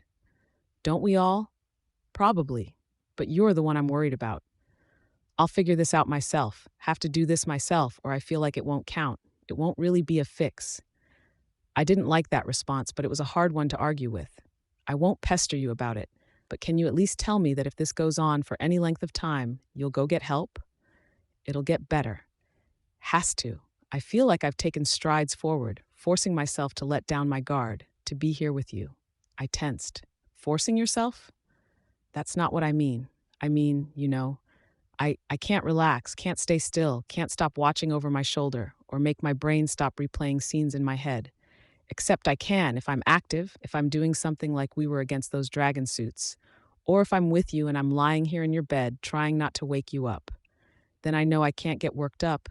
It gives me these boundaries I can force myself to work inside. My eyebrows drew together in concern. It sounds like it's causing you more stress in the long run. No, he said. He reached out and used both of his hands to seize mine. He squeezed. Come on. No, is that really what you want to talk about right now?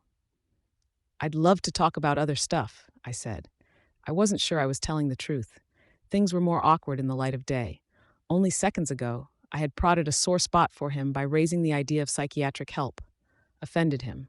If I didn't clear my head and get centered, I wasn't sure I trusted my ability to avoid another misstep. But I made plans with my dad. I paused, closing my eyes. 9:28. I figure I need to shower and get dressed, which might take an hour, eat, do a quick walk around my territory in civilian clothes, then head over. I want to spend time with you, but after the intensity of the past little while, taking things slow this morning feels like a nice idea. How do you know the time? Bugs on clock hands, I said, pointing toward my bathroom. Ah, you want company? My eyes widened a little. In the bathroom? He grinned. For breakfast. And the walk around if you want. I could learn stuff. We're liable to lose track of time if we share a shower. Yeah, I said. Please, we'll have breakfast, walk. I climbed out of bed, tugging one of the sheets free of the bed so I had something to wrap around myself as I made my way to the bathroom. With my bugs, I could sense Brian getting out of bed shortly after I'd abandoned the sheet, climbed into the shower, and pulled the makeshift shower curtain into position. He made his way downstairs and began putting breakfast together. He set 2 plates down and then said something to the empty room.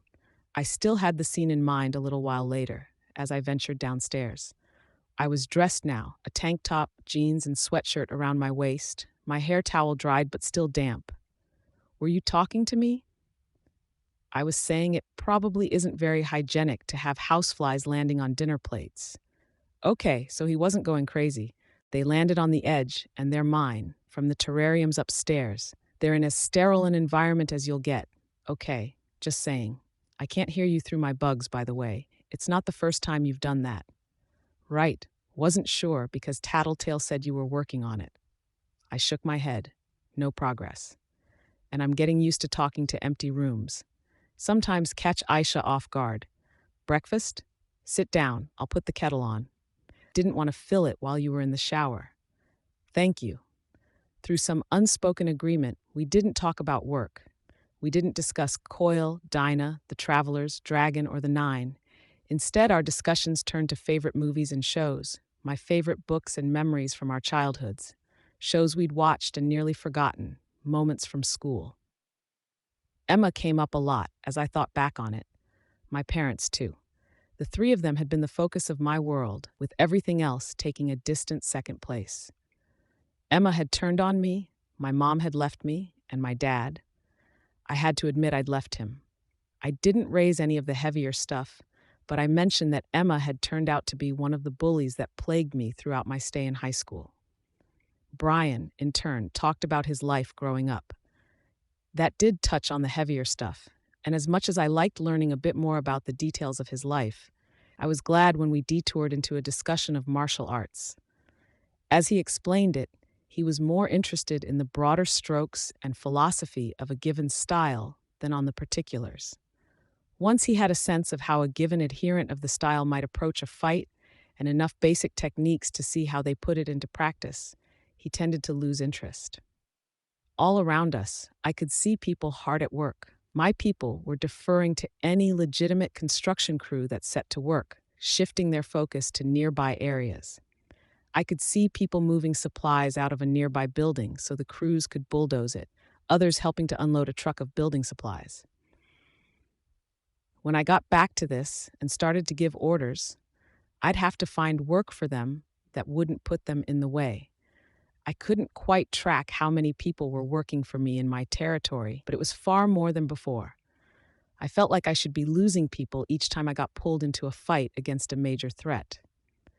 I had when Mannequin and Burnscar had attacked, but I'd walked away from the first Mannequin fight with something of a following, and I'd expected to see my people leaving in droves after Dragon made her move. Except it wasn't happening, and I wasn't entirely sure why. Our walk took us on a circuit, with us turning back to my lair, and I left to go back to my dad's, while Brian headed back to my place to use the shower. I felt weird about that. Parting ways so casually after spending the night together. Oddly enough, I felt weird about letting him in my lair while I wasn't there. He'd be passing through my room, seeing my stuff. I knew it was paradoxical to be bashful, covering myself with a sheet and feeling guarded about my privacy, all things considered, but that didn't change the fact that I felt that way. I wouldn't refuse to let him use my bathroom because of it. But yeah, in a way, we'd sort of done everything backward. We'd started with the long-running partnership, with the family, if I wanted to think about managing the others in that sense. In the course of that, we'd been through hell and back, we'd backed each other up, helped each other, all hurdles one might face in a marriage. Then there were the more recent cases of actually talking about the relationship happening. There was last night, then the more casual date, and getting to know each other better this morning. If it wasn't 100% backwards, it was at least pretty jumbled up. Or maybe I was looking at it in an immature way, expecting some simplistic, formulaic, storybook notion of how a relationship was supposed to proceed. I made my way to my dad's, thinking about 1,000 things at once, not wanting to think about anything in particular. There were cars parked out front. There was a strange car in the garage with the door open, 2 others in the driveway, my dad's at the end. With a few stray houseflies, I casually noted a dozen people inside the house. My dad was there too. I immediately thought of Coil. Had he divined what I had planned today? Planned some counterattack? I'd foregone my costume so I wouldn't feel compelled to use it in a pinch, and I'd removed my knife holster from the costume and had it clipped to the back of my waistband so it was in the midst of the folds, blanketed by various wasps and spiders. The setup might have been awkward for anyone else, but spending the past few weeks and months while using my bugs to help guide my hand left me fairly confident that I could slip my hand through the folds and draw it at a moment's notice if I had to. Then a man opened the door. I let myself relax. "No shit," he said. "Taylor?" "Hi, Kurt." I greeted my dad's coworker and longtime friend. "Been a long time. Barely recognize you, kid." I shrugged. "How are you doing?" He cracked a wide grin. "Working, getting by. Better than we were doing. Now you coming inside, or are you going to stand in the driveway for the next 5 minutes?" I followed him into the house. My dad was in the living room, surrounded by familiar faces, people I'd seen around when I'd gone to his workplace or when they'd dropped by the house. I could only put a name to the people who my dad called friends: Kurt's wife Lacey, and Alexander. Even Lacey was burlier than my dad, with a build like Rachel's, muscle added on to that. The other three were familiar, but I didn't know them well. My dad and myself accepted. Every person in the house had spent their lives doing manual labor. Just looking at him, he looked like the odd one out in every way, in clothes and body type and demeanor, but he was relaxed in a way I hadn't seen in years, surrounded by friends with a beer in hand. My dad saw me, mouthed the word sorry. Kurt saw it. "Don't blame your old man. Alexander brought a truckload of beer in from out of town. We got to drinking. We thought we'd include Danny, drag him along, invited ourselves. Didn't know he had plans." "It's fine," I said. "Nobody that could be a threat, none of Coyle's people." I let myself relax. What had I been thinking? That he'd strong-arm my dad? "Heya, Taylor," Lacey said. "Haven't seen you since the funeral." Nearly 2 years after the fact, it still hit me like a punch in the gut. "Hell, Lacey," Kurt said. "Give the girl a second to get used to having people in her house before you drop that on her."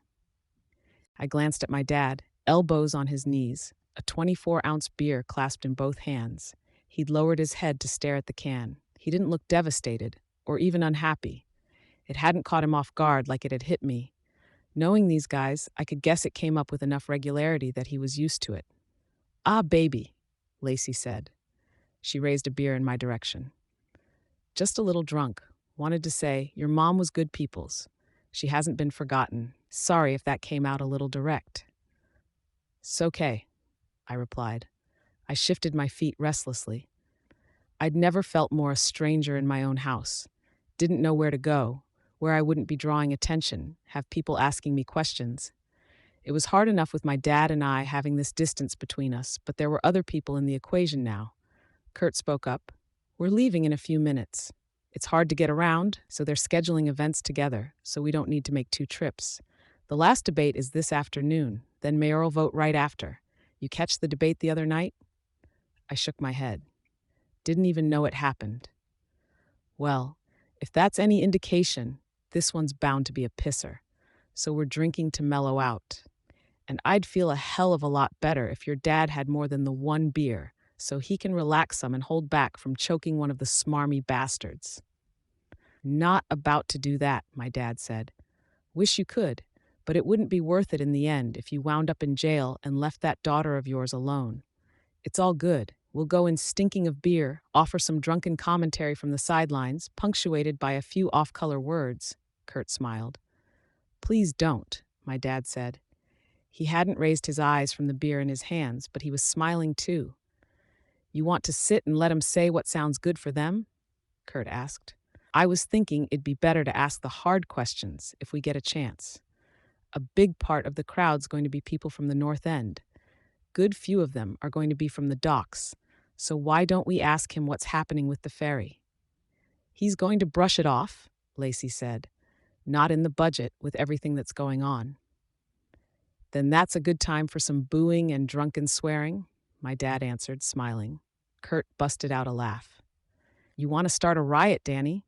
"No, but might sway the undecideds to see just how unimpressed we are with the man." "Everyone's unimpressed with Mayor Christner," Alexander spoke up. He was a younger guy, heavily tattooed, with thick eyebrows that gave him a perpetual glower. Every time I saw him, he had his hair cut in a wild style. Today he had the left one-third of his head shaved, showing off a fresh tattoo of an old-school pinup girl in a bikini with her elbow appearing to rest on his ear.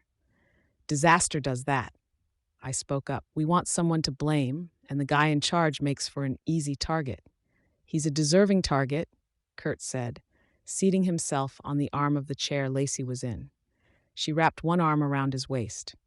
He went on, there was this thing in Washington, talking about whether they should throw walls up around the edge of the city, blockade the streets and shut off services, get everyone out of here. He said no, right? He said no, asshole. Probably earns more money this way. Take a few million for restoring and helping the city. Help himself to a percentage. That surprised me. You're not happy the city was saved from being condemned? Did you want to be kicked out of the city, to leave your home? It'd suck, but the way they were talking about it in the paper, there's a big fund that's set aside for covering the damages those Endbringer motherfuckers cause. Idea was that they dip into those funds, give everyone that they ousted a bit to cover the cost of their homes. There's no way that's doable, I said. What about everyone who left when they were told to evacuate? Don't know, Kurt said. I'm just saying what the papers did. I felt an ugly feeling in my gut. And they'd give us what the houses used to be worth? They'd give us what the houses might be worth now, he said. So not much. It's more than they'll be worth a few years down the line, after the rot sets in and any mold problems get worse. Getting expensive to get supplies into the city, which means it'll be costly to fix things up and renovate. Not necessarily worth it. I saw construction crews at work.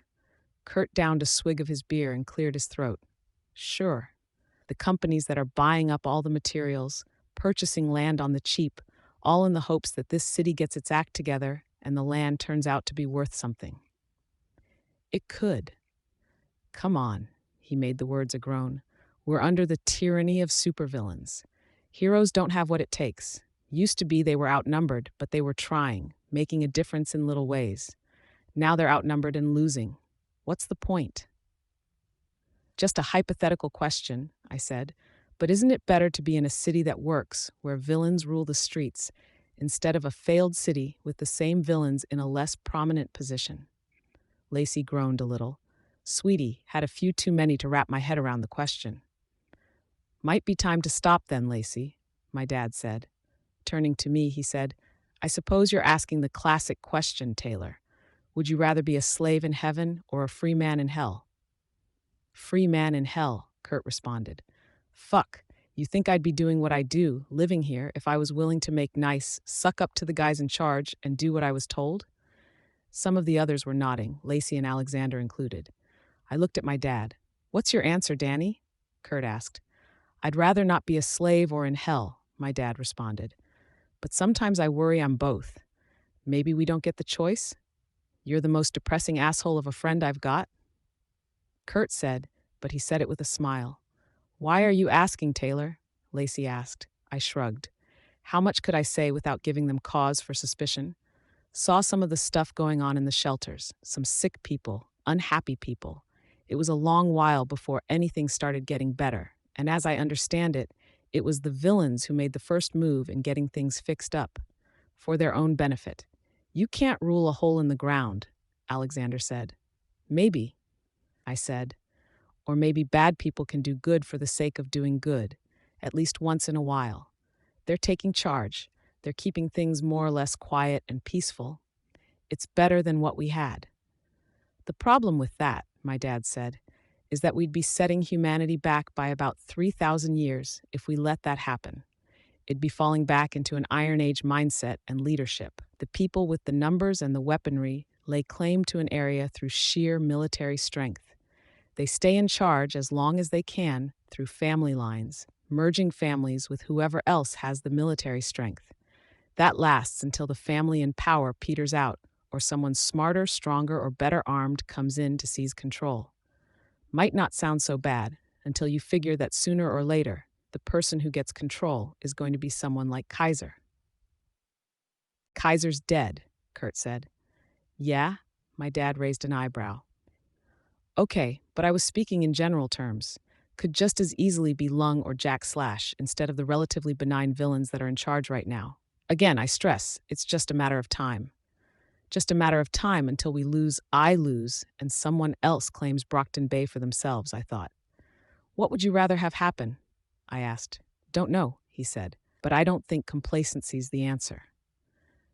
Last debate, Kurt said. People kept bringing up the capes. Moderator kept shutting them down, telling them that they were supposed to be talking economy and education. Today, we'll hear some talk on the crooks running the city, hear what the candidates have to say on the subject. We should go soon, Lacey said, if we want to get a seat instead of standing around at the sides. My dad looked up at me. Can I get you any food, Taylor? I promised you something. I'm all right. Had a late breakfast? Maybe when we get back? I'd offer you a drink, Kurt said, chuckling, but that'd be against the law. How old are you anyways? 15, I said. 16. I turned to look at my dad. It's the 19th, he said. Your birthday was a week ago. Oh, I'd been a little distracted at the time. A week ago, that would have been around the time we were wrapping up our confrontation with the Slaughterhouse Nine. Lovely. That's the saddest goddamn thing I ever heard, Kurt said, getting off the chair's armrest and helping Lacey to her feet. Girl missing her birthday like that? I'm guessing you don't have your license then, huh?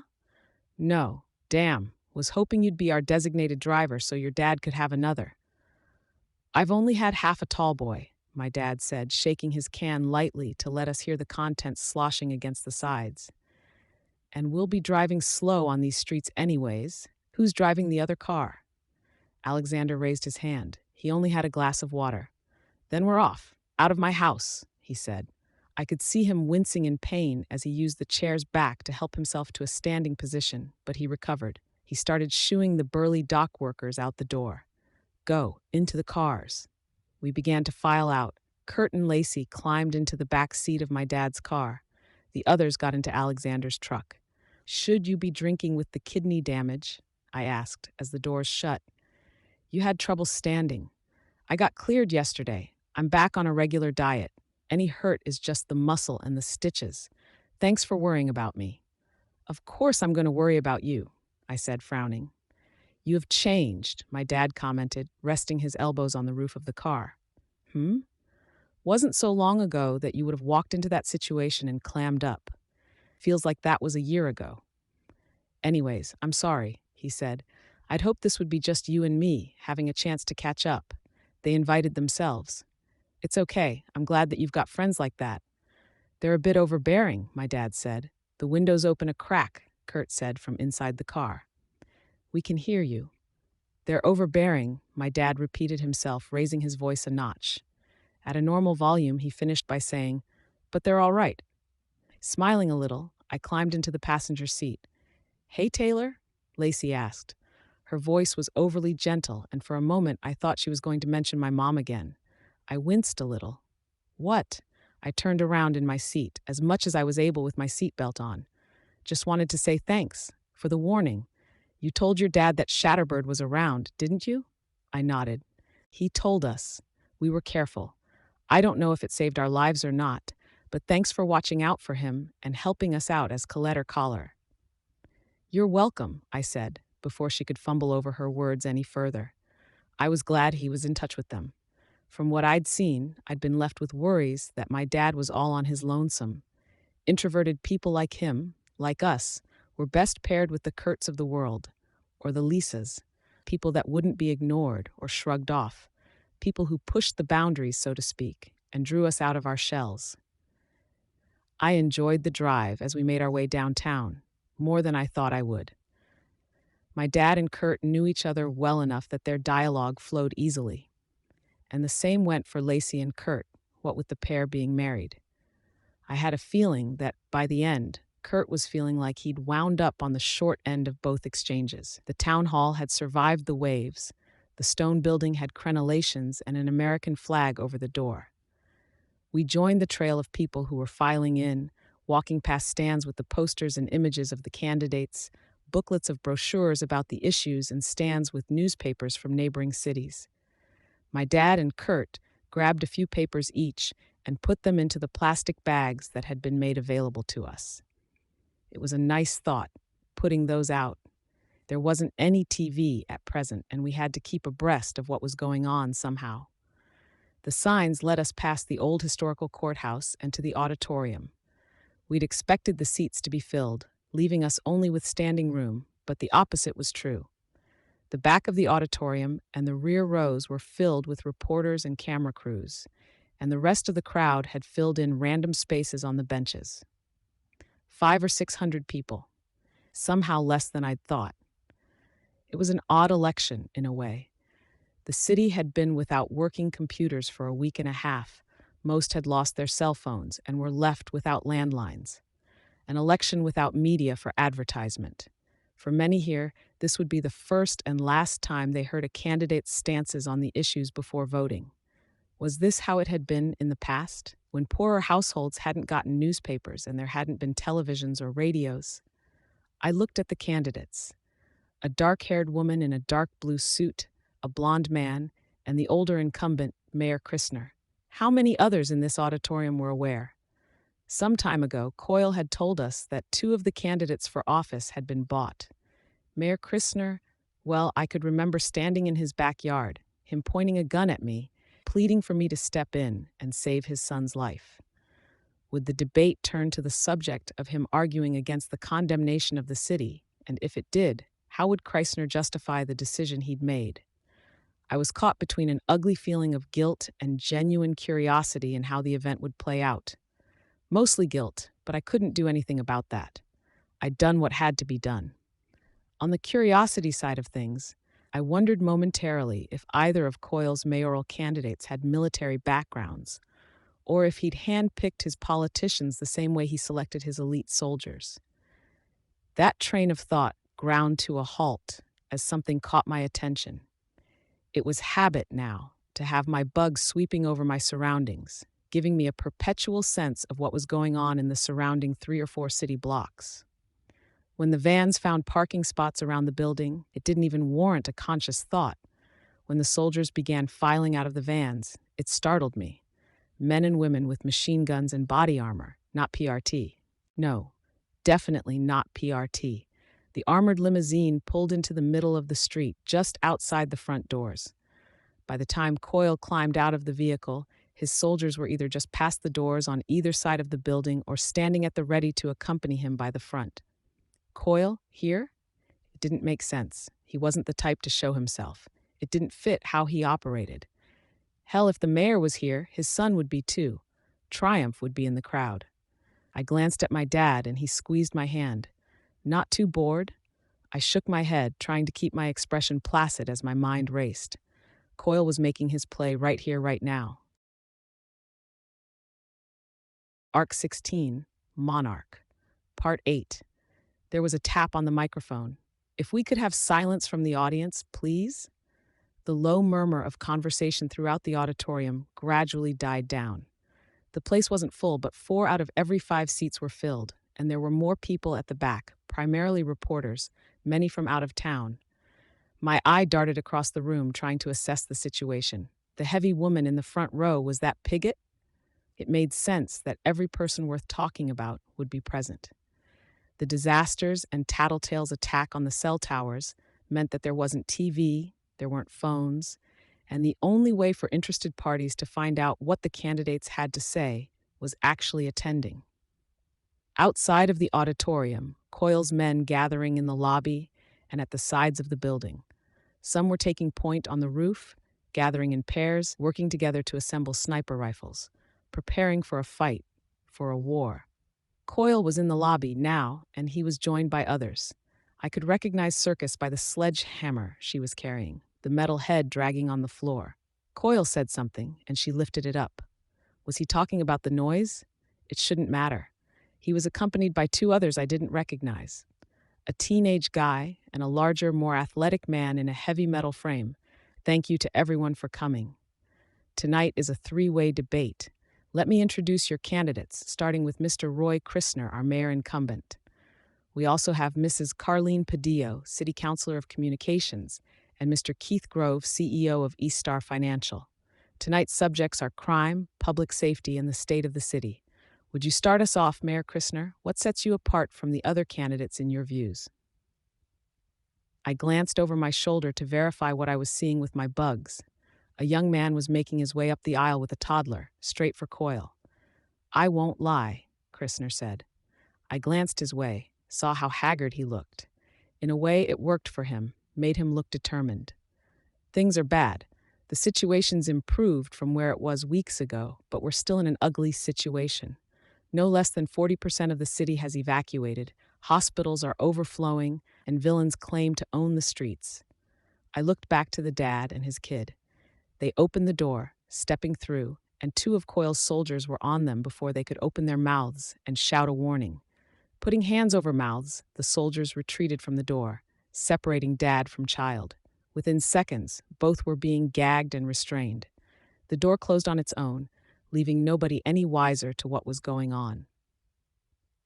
Involved with the defense every step along the way. I've discussed the subject with Legend, with Dragon, and with Chief Director Costa Brown of the PRT. Daily, I've been talking with and working with Director Piggott to see what actions need to be taken to see this city restored to what it once was. That's setting the bar pretty damn low, Grove said, gripping the sides of his podium. No interruptions, please, the moderator spoke. Christner waved her off. You concede the remainder of your turn, Mayor? Let's hear what Grove has to say. Very well, Mr. Grove, 2 minutes to speak. He wants to restore the city to what it was. I think he's wanting us to forget that half of our city was a cesspool before the Endbringer came. Many of you in the audience live in the North End. You know how bad it was. Or maybe the mayor is referring to the city's heyday, when the docks were bustling with activity and the entire city could hear the ships coming in and out of the ports. If he's trying to convince you we'll return to that time, he's telling you an outright falsehood. The Lord's Port, known to many as the ship graveyard, would cost the city $23 million just to clear away the damaged ships and dispose of them. That's not getting into the cost of actually refurbishing the area and updating it to modern standards, or the fact that anyone approaching within 1.5 miles of the area is subjected to uncontrollable suicidal despair. I visited. I know. I sent a message to Coyle, drawing words with my bugs. I'm here. Stop. He broke up the words with a casual wave of his hands, scattering the bugs, almost dismissive. Of course he wouldn't stop now. He'd made little secret about how important his plans were to him, and to stop now, at a moment this important? The mayor wants to take us back to where we were? That's not good enough. I'm proposing that we make this an opportunity. The slate, in many ways, has been wiped clean. Let's start over again. There's national and international funding that's been put in place to help recover from Endbringer attacks and events of gross parahuman involvement. My budget, which is detailed in handouts that will be provided in the lobby, details how we'll use our tax dollars and that recovery funding to rejuvenate the city. The ferry, which has become a local in-joke, will be started up once more. Low-cost, high-yield housing plans for the North End, demolition and reconstruction on a large scale for downtown and other damaged areas, and marketing to the rest of the United States to promote and sell Brockton Bay as a symbol of perseverance and human spirit, drawing in new residents and tourism. Councillor Padillo, the moderator, spoke. Any response? Keith Grove is not addressing the question. He paints a pretty picture, but he doesn't mention the presence of the local supervillains or the pressures they put on us. I fidgeted. Could I attack? Should I attack? If I left now, maybe stepped into the side hallway, I could maybe avoid the soldiers, get to a vantage point where I could mount a counterattack against Coyle. Except I didn't know what he was planning, and my dad was here. I could take my dad, but then I risked having to explain what was happening, and it would mean leaving Kurt, Alexander, and Lacey behind. It meant leaving all these other civilians behind. It wasn't practical to bring anyone else along, but I couldn't bring myself to run from my dad here. I couldn't say why, how, or any of that, but I felt as though leaving my dad behind here would mean I could never come back, that it would break our relationship, whether it was me getting outed as a supervillain, a break in whatever tenuous bond of trust we had, or because one of us would die. I tended to be more rational than emotional. If I was being totally honest with myself, though, my rationalizations were pretty heavily influenced by my feelings. I could come up with a rational justification for pretty much any course of action. It had led me this far, which wasn't necessarily a good thing. Counselor Padillo was still talking, even as my mind raced. Points to a mismanagement of resources. The mayor would like us to believe that he was involved in genuine efforts to save this city. I can't believe he would want to be associated with the PRT's operations as of late. Loss after loss on the part of our heroes. The losses aren't the fault of the heroes. It's even understandable, given the sheer power wielded by the likes of the Endbringer, of the Slaughterhouse Nine, and the various other threats within the city. Coyle was moving now, his people getting in rank and file around him, his pet parahumans standing by. I had to make my call. Stand up to him and jeopardize everything I'd been working towards? Here now, with Coyle drawing on his power, with 3 parahumans and no less than 20 elite soldiers who I knew were entirely capable of hitting what they were aiming at, backing him up. Even if I stayed hidden in the crowd, I couldn't say for sure that he wouldn't spot me or my dad and order one of his people to move. The alternative was that I could do as I'd been ordered, avoiding any costumed activity. Trust Coyle and his power to handle the situation. I hated him, on a level, but I knew he was smart. And I knew he knew I was here. I'd asked Lisa, and she'd asked him if it was okay. He had to have a plan for dealing with me if I took any action. Open fighting in the streets. No, the blame lies with the PRT and the mayor's administration, which he admits was heavily involved in the decisions made. Highly questionable decisions, holding back when they could have intervened, forcing confrontations when our heroes were gravely outmatched. I saw Pigott shifting uncomfortably in her seat at that. Had this been arranged? A staged scene? Coyle started striding for the closed double doors that led to the back of the auditorium, flanked by Circus and the other parahuman, rank after rank of his soldiers following. I gripped my dad's hand, held it tight, and stayed where I was. The doors banged open. Coyle, Circus, and Uber was with him in a heavy metal suit. Leet stood off to one side, holding what looked like a ray gun. People screamed, and it set off a chain reaction of responses throughout the auditorium. People started running for the other exits, only to have their paths barred as more soldiers emerged. My dad and I stayed in our seats, and I crouched low in front of my seat, pulling my dad down so he would be under cover. "What the hell?" the mayor growled into his microphone. "Coyle?" "Mr. Mayor," Coyle spoke. "This is insanity," Grove spoke. "Genius sometimes looks that way to those who don't see the whole picture." Coyle had advanced far enough down the aisle that I could see him clearly. He turned to take in the crowd, and for one heart-stopping moment, I thought he'd stop when his eyes fell on me. His head kept moving, and he walked further down the aisle, closer to the stage. Grove said, "The local heroes are occupied. Fires started at select locations, areas where the damage won't be immediate, but where they cannot be allowed to spread. One such fire is at your headquarters. My apologies. I wanted to target high-priority areas. The other fires will occupy the members of the Undersiders and Travelers and slow them down as they recover from the loss of their individual headquarters." I tensed at that. How much of it was a bluff? "You bastard," the mayor growled. "First my niece, now this?" Niece? Of course. I'd heard Dinah was niece to one of the mayoral candidates. I hadn't realized she was the niece to the mayor. "She's safe and sound," Coyle said, "as are any people here without a title. If you're the mayor or a candidate for mayor, if you call yourself chief of police, lieutenant, director, or major, I'm afraid I can't promise your safety." "What are you going to do?" "Let me demonstrate." "Circus?" Circus was walking through the assembled crowd as though she were on solid ground, but each footstep was onto the back of one of the auditorium seats. She extended her arms out to either side, fingers splayed, then closed her hands into fists. Knives stuck out from the spaces between each finger.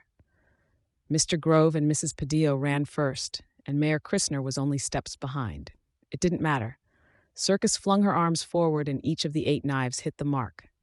People stood from their seats, and for long moments I couldn't see what happened on the stage after that. I only felt the bodies hit the floor with the bugs. I didn't dare move the bugs to try to see exactly where the knives had landed. Coyle's soldiers were holding the reporters and cameramen at gunpoint. I raised myself up high enough to see him turning around to face the largest group of cameras. The other villains want to seize the city from below, to start at the streets, out of sight, to remove any who would threaten their rule and claim the various districts one by one. They ignore the fact that there are others in power who aren't superhuman, ordinary mortals with the power to make decisions that affect its citizens. I would take the more direct route. Brockton Bay is mine. I will make the decisions, claim and distribute the taxes, and decide who sits in seats of power. Anyone who would disagree will face the same fate as the mayor, Mr. Grove, and Mrs. Padillo. I rose up enough to get a glimpse of the stage. The mayor was lying on his back, chest rising and falling with too much force, as if he was sucking in lungfuls of air and then forcing them out with just as much strength. He had a knife sticking out of the middle of his torso, another in his shoulder, and yet another in his leg. My father pulled me down before I could see the others. The mayor wasn't dead, but he looked like the man might be dying. Was I condoning this by staying silent? I'd told myself I would let Coyle's plan play out until he did something unconscionable, and this threatened to cross the line. It was only the fact that the mayor was still alive, and the fact that I couldn't think of what I might do to intervene, that kept me on the sidelines, hiding from the soldiers and the assault rifles they were wielding. "You cannot expect this to succeed," the voice blared over the speakers. "Director Pigott," Coyle spoke, "I must admire your courage, putting yourself in the line of fire so soon after your last escapade. Kidnapped by the Undersiders, weren't you?" Through my bugs, I could sense how Pigott was leaning heavily on a desk just in front of the stage, using the debate moderator's microphone. "This plan of yours was doomed from the outset. Just for what you've done, threatening these people and ordering the execution of those three on the stage, they'll send the entire protectorate after you. America will demand it. Or are you so mad you think we'll let you crown yourself king?" Mad? No. A monster? Maybe. Better to say I'm a freak of nature. My power is to control my own destiny, to reshape and cultivate it. What you see here is only the tip of the iceberg. There's a greater plan, then. Quite. A shame you won't discover it. Circus? Pigott backed away from the table and ducked low. It didn't help. Circus lobbed a throwing knife into the air so that it arced.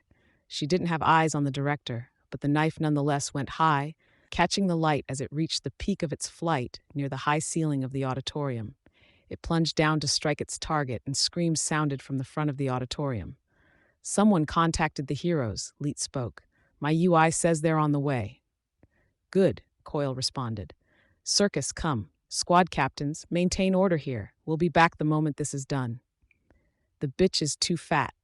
Thinking I didn't hit anything vital," Circus said. "See it through," Coyle ordered, turning to leave with Uber and Leet accompanying him. Circus turned to follow, flicking her wrist hard over her shoulder. 3 knives traveled through the air, their paths eerily in sync as they nearly touched the ceiling, converging together as they dropped towards Pigott. I barely had time to think about it, rising to my feet and calling on my bugs. I knew it was too few, too late, but standing by while someone got murdered? 4 or 5 cockroaches, some houseflies, it wasn't enough. I'd held the bugs back, keeping them in out-of-the-way areas, and now I didn't have enough to block the knives or divert them from their path. There was a flash of light around Pigott, and for just an instant, I thought maybe she had powers. Maybe she'd had a trigger event, or she always had them but kept them in reserve, but it wasn't her. Weld caught the knives, letting them sink into his palm, down to the hilts. It was the wards. Weld and Vista were at the foot of the room. Vista was raising her hands, folding the walls into barriers to block those of Coyle's soul soldiers who weren't holding the reporters hostage. Kid Wynn was at one corner of the room, firing what looked like concussion blasts into soldier and civilian alike, a gun in each hand, and the hovering turrets at his shoulder adding still more firepower to the fray. He'd taken the fight out of them with the first barrage, and the follow-up fire was apparently to take down the soldiers who managed to climb to their feet or raise a weapon. The concussion cannons were obvious non-lethal weapons from the casual way he was firing into the massed people, intended to stun and disable rather than harm. Chariot had a gun that was firing off charges of electricity, similar to the one I'd borrowed from Kid Win, and was flying over the assembled soldiers, unloading shots on them. His costume was different from the last time I'd seen him, with single-wheeled rollerblades at his toes and a flight system that didn't seem to be attached to him. A disc the size of a car tire floated behind his head and shoulders, almost luminescent with energy, and the wings of his flight suit, tipped with jets of gold light, floated out to either side of it. Clockblocker formed the final part of the strike party. He wasn't fighting, not directly. He stood by a white cloth that had been frozen in time, covering the soldiers. They were turning the situation around. The suddenness with which they'd appeared, their positioning, they had planned this, assessing the situation, deciding where they needed to be to make a decisive strike and protect the crowd, and they must have teleported in. I knew they had the technology to teleport objects. I hadn't guessed they had it for people, too. "This way," Weld bellowed. "Evacuate through the area at the back of the stage. Stick to the sides, and I need medical help for the wounded." Their group was a little battered, beaten and bruised, and they wore replacement costume parts. Where I could see skin, I noted the welts of bug bites and stings that hadn't yet faded. Vista had covered hers with makeup, but they were there. I was frozen by indecision. I felt almost hopeful, strange as that sounded. If the good guys got the upper hand, if they actually beat Coil, then I could rescue Dinah by simply visiting Coil's base and opening the door to her room. Coil was being ruthless here. At his orders, 4 people had been wounded to the point that they might die. If I stepped in to help, no, my help wouldn't be welcome. It could even be dangerous, a distraction at a crucial time. I would also have to escape. A resounding victory might see them locking down the area to take down witness statements, or make sure no soldiers removed their uniform and slipped out with the crowd. Nobody had seen me gathering the bugs in my futile attempt to try to help Pigott. But if they found out Skitter was in the building and won, then it would be a question of narrowing down which teenage girl in the building fit the profile. And if I tried to help and Coil won, well, my dad and I would be fucked. No sense in putting it politely. He would be in a prime position to not only retaliate, but maybe even retaliate without losing the support of my teammates. If anything anchored me in place, it was the way one of Dad's hands clutched my own, the other hand holding my wrist, and the way he seemed to be trying to shield me with his body. His face was taut with fear, his body rigid. "Wards," Weld shouted. "All clear." "Clear." The cry came back 3 times, from Clockblocker, Kid Win, and Chariot. The soldiers had been taken down. My dad tugged on my hand. Enough people had made their way down the aisles that we had room to maneuver. I followed his lead, letting him pull me towards the aisle. "Regroup. Optimal range facing the doors," Weld ordered. Vista, Clockblocker, Kid Win, and Chariot hurried to the center of the room. He stayed where he was, watching as civilians from the crowd tended to the wounded. All but the mayor were apparently alive. The only one I could wonder about was the mayor. He was lying prone, receiving CPR at the hands of 2 people. "Now," Weld shouted. Clockblocker moved, lunging 3 feet to his left to tag Chariot. Chariot froze in the air. I stopped in my tracks, momentarily confused. Had some of the wards turned traitor? No. Kid Win and Vista seemed to be taking this in stride. Both were working together to bind Chariot. There were cries of protest from the crowd. "What are you doing?" "He didn't do anything." "He's a double agent," Weld spoke, his voice carrying. "Working for Coil. Go. Evacuate. Get out of here. We have this in hand." He radiated confidence. Damn it, for all the times we'd fought the wards, for every time I'd cursed the heroes for not doing what I needed them to do, I began to feel hopeful. My dad and I were making our way down the aisle, past the soldiers that Chariot had laid low. We were at the steps leading up to the stage when the doors slammed open. Uber led the way, followed by Coil, Leet, Circus, and a squadron of soldiers. His metal frame took the brunt of the incoming fire, and he used his arms to shield his exposed upper body from the blasts of electricity and the concussion shots from Kid Win's guns and turrets. Vista began shrinking the arms, but the progress seemed slower. She had trouble using her power when there was living material in the way, but it was still working. Being so close to the fighting, to the gunfire and flashes of electricity, people were reacting badly, screaming, shouting at others to move faster, pushing and shoving. Worst of all, they were making so much noise I couldn't follow everything that was going on. Coyle was saying something, his words carrying to the heroes, but I missed it in the chaos. I didn't want to out myself as being present, so I was limited in how many bugs I could deploy. A small handful on Coyle served to let me follow his movements. He dropped to one knee behind Uber, and Leet handed him a small remote control. He wasted no time in pressing the button. The noise of gunfire changed. My head wasn't the only one that turned to see what had happened. Kid Win had stopped shooting, and a shrill whine was filling the air. He turned to Weld, who began tearing at his armor. Leet stepped out from behind Uber and shot Vista. She was thrown down the length of the aisle, slamming against the base of the stage. He took another shot at Clockblocker, who froze himself. Kidwin drew another gun from a side holster and shot Leet. Weld had finished dismantling Kidwin's armor, freeing what looked to be a power cell. I could barely make out the words, but someone in the crowd did. A woman screamed the words, "He said it's a bomb! Sabotage! Run!" In that instant, the crowd became a crush of bodies, each trying so hard to get up and through the stairwell that we barely made any progress. Uber, Leet, Circus, and Coyle began running towards the lobby. Uber kicking down the door, leaving the heroes to deal with the bomb they were holding, which was squealing at a higher pitch and volume with every passing second. It was glowing, brilliant in its golden radiance. Kid Win pointed at Chariot. The boy was frozen still, but the wings and pack on his back were still active, not attached to Chariot's suit, and therefore unaffected by Clockblocker's power. Weld caught the setup out of the air, tearing away the outer casing the second it was in his hands. Kid Win changed the wiring. They were shouting something to one another, but I couldn't make out the words. Weld pointed up. The bomb, or sabotage power supply, disappeared, teleporting away in the same grid of lines that I'd seen Kid Win use to summon his massive cannon. It dawned on me what they'd done, teleporting the bomb straight up into the sky where there was nobody and nothing to be affected. Or that had been their plan. It didn't work out that way. I saw a flicker of light from the lobby, the glow of the device, and Coyle wheeling around to face us, his screaming lost in the midst of the shrill whine and the shouts of the others. My eye-to-brain response was too slow to process everything that happened next. I saw it in snapshots, the swelling energy of the sabotaged power supply, Coyle's body coming apart in pieces, the chairs of the auditorium, and fragments of floorboards being thrown into the air as the explosion seemed to move in slow motion.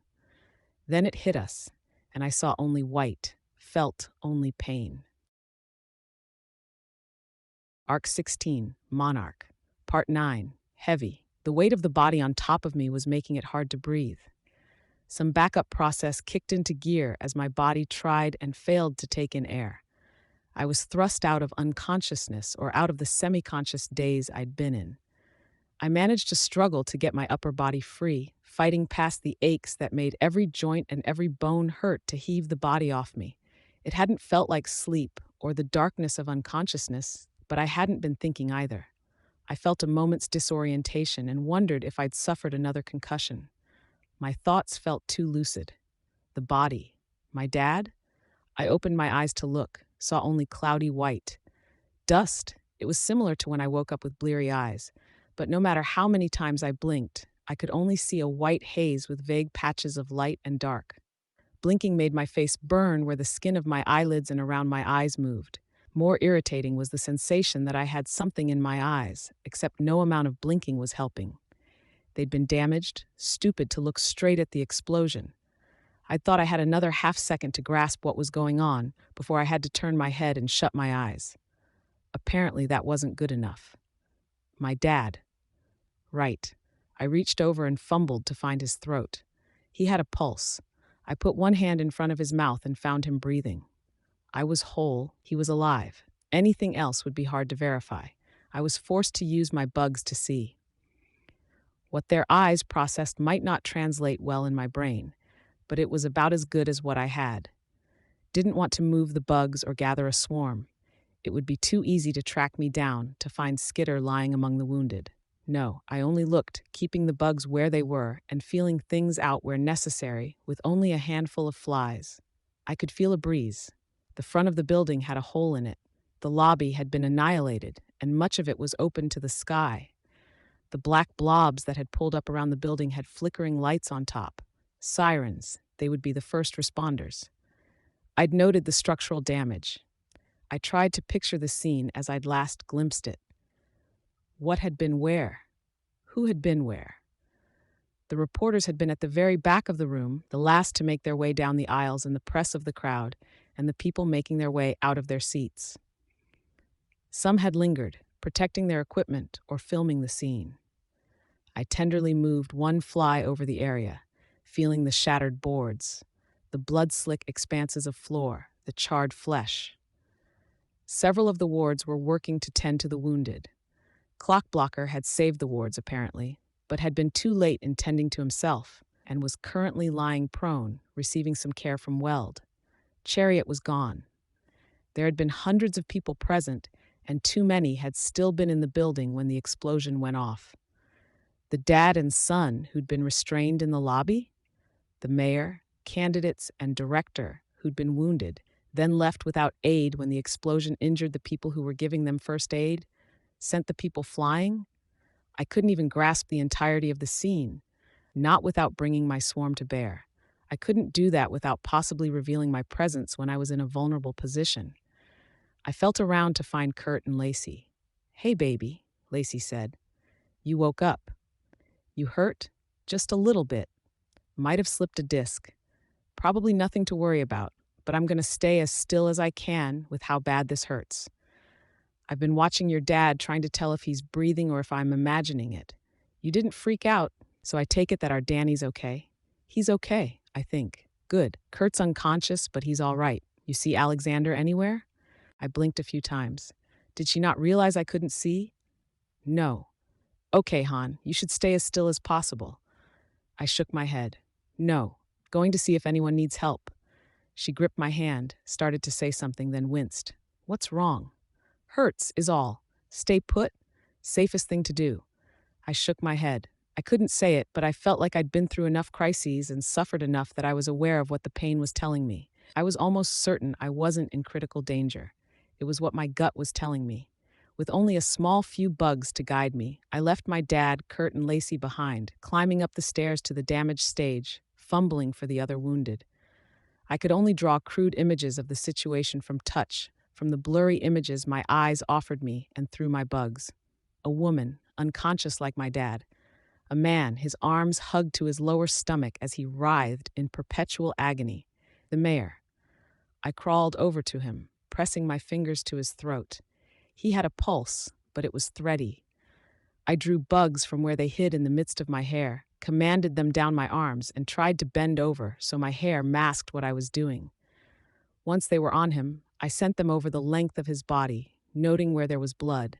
No use fumbling around with my hands. I didn't want to bump one of the throwing knives and gave it the push necessary to drive it into one of his arteries. One of the knives that impaled his hip had moved, probably when the explosion happened, and the offending weapon wasn't serving to cork the blood flow. I pulled my sweatshirt from around my waist, leaving my knife where it was on my belt, folding one sleeve and pressing it around the base of where the knife had penetrated. It wasn't enough, didn't feel like I was doing anything, but I wasn't sure what else I could do. I wasn't strong enough to do chest compressions. "Help," I shouted. "I need help here." Nobody leaped to the rescue. Anyone else that was still in the building was too busy with their own injuries, were still unconscious, or were making their way outside. Damn them. Damn Coyle. I would make him answer for this. Yes, I had seen Coyle die. I had little doubt others had as well. Even news cameras would have had eyes on the scene, especially news cameras. Coyle had staged this, taken advantage of the reporters' cameras, the fact that there were no working communications, and all the important figures would be attending. He was too savvy, too invested in his plan to not have taken all the variables into account. Just the fact that I knew about his power turned this whole scenario on its head. He wouldn't have charged in like this without a backup, without a version of himself staying safe and secure in his underground base, just in case things went awry. No, I might have seen the man die, but the more I thought about it, the less I could believe that man was Coyle. The emergency response team had stopped outside, at the perimeter of the building. I listened through the bugs in the area, but I couldn't follow any of the conversation. Even tracking who was speaking was nearly impossible. Whatever they had been discussing, they ventured inside. Some, who I gathered might be police officers, were moving to the most affected areas, the places where the reporters had been, the lobby. The paramedics proceeded down the aisles, too slowly for my liking, checking on the wounded. "Help!" I called out, but my voice was nearly drowned out by the other wounded. It was 1 or 2 minutes before a paramedic saw the mayor and hurried to my side. I could tell where he was because of the bug I'd planted on him, but I couldn't say as much. "I've got this," she said. The paramedic was a woman. I gratefully backed away. Even the strain of pushing the makeshift bandage down had been making every ache and pain across my body stand out in sharp relief. "Your name?" she asked me. "Taylor." A short distance away, my dad groaned a response, as if he'd heard my voice. I noticed more because of the mosquito I'd placed over his carotid artery than my ears. I didn't let on that I'd noticed anything. "You shouldn't be moving, Taylor." "I'm sore, but I don't think I'm hurt." I wanted to help. "What kind of pain?" "Bruises, aches." My dad took the brunt of it. I pointed in his general direction. "My face hurts, and, I can't see." "Don't worry. Soon as we take care of the critically injured, we'll look after you." "I'm alive," I said. I'm okay. I'd rather you guys check my dad and his friends, make sure they aren't hurt, help the other candidates, and the director. They were stabbed before the explosion, all of them like this. They were getting help when the bomb blew. I think whoever was helping them got knocked away by the explosion." I was rambling. How fine was I? The paramedic shouted, "Burroughs, Sturdivant, Manry, girl here says they're MSW victims on the stage here." I could hear running footsteps. One of my bugs brushed against one of them as they ran past. There wasn't much more I could do.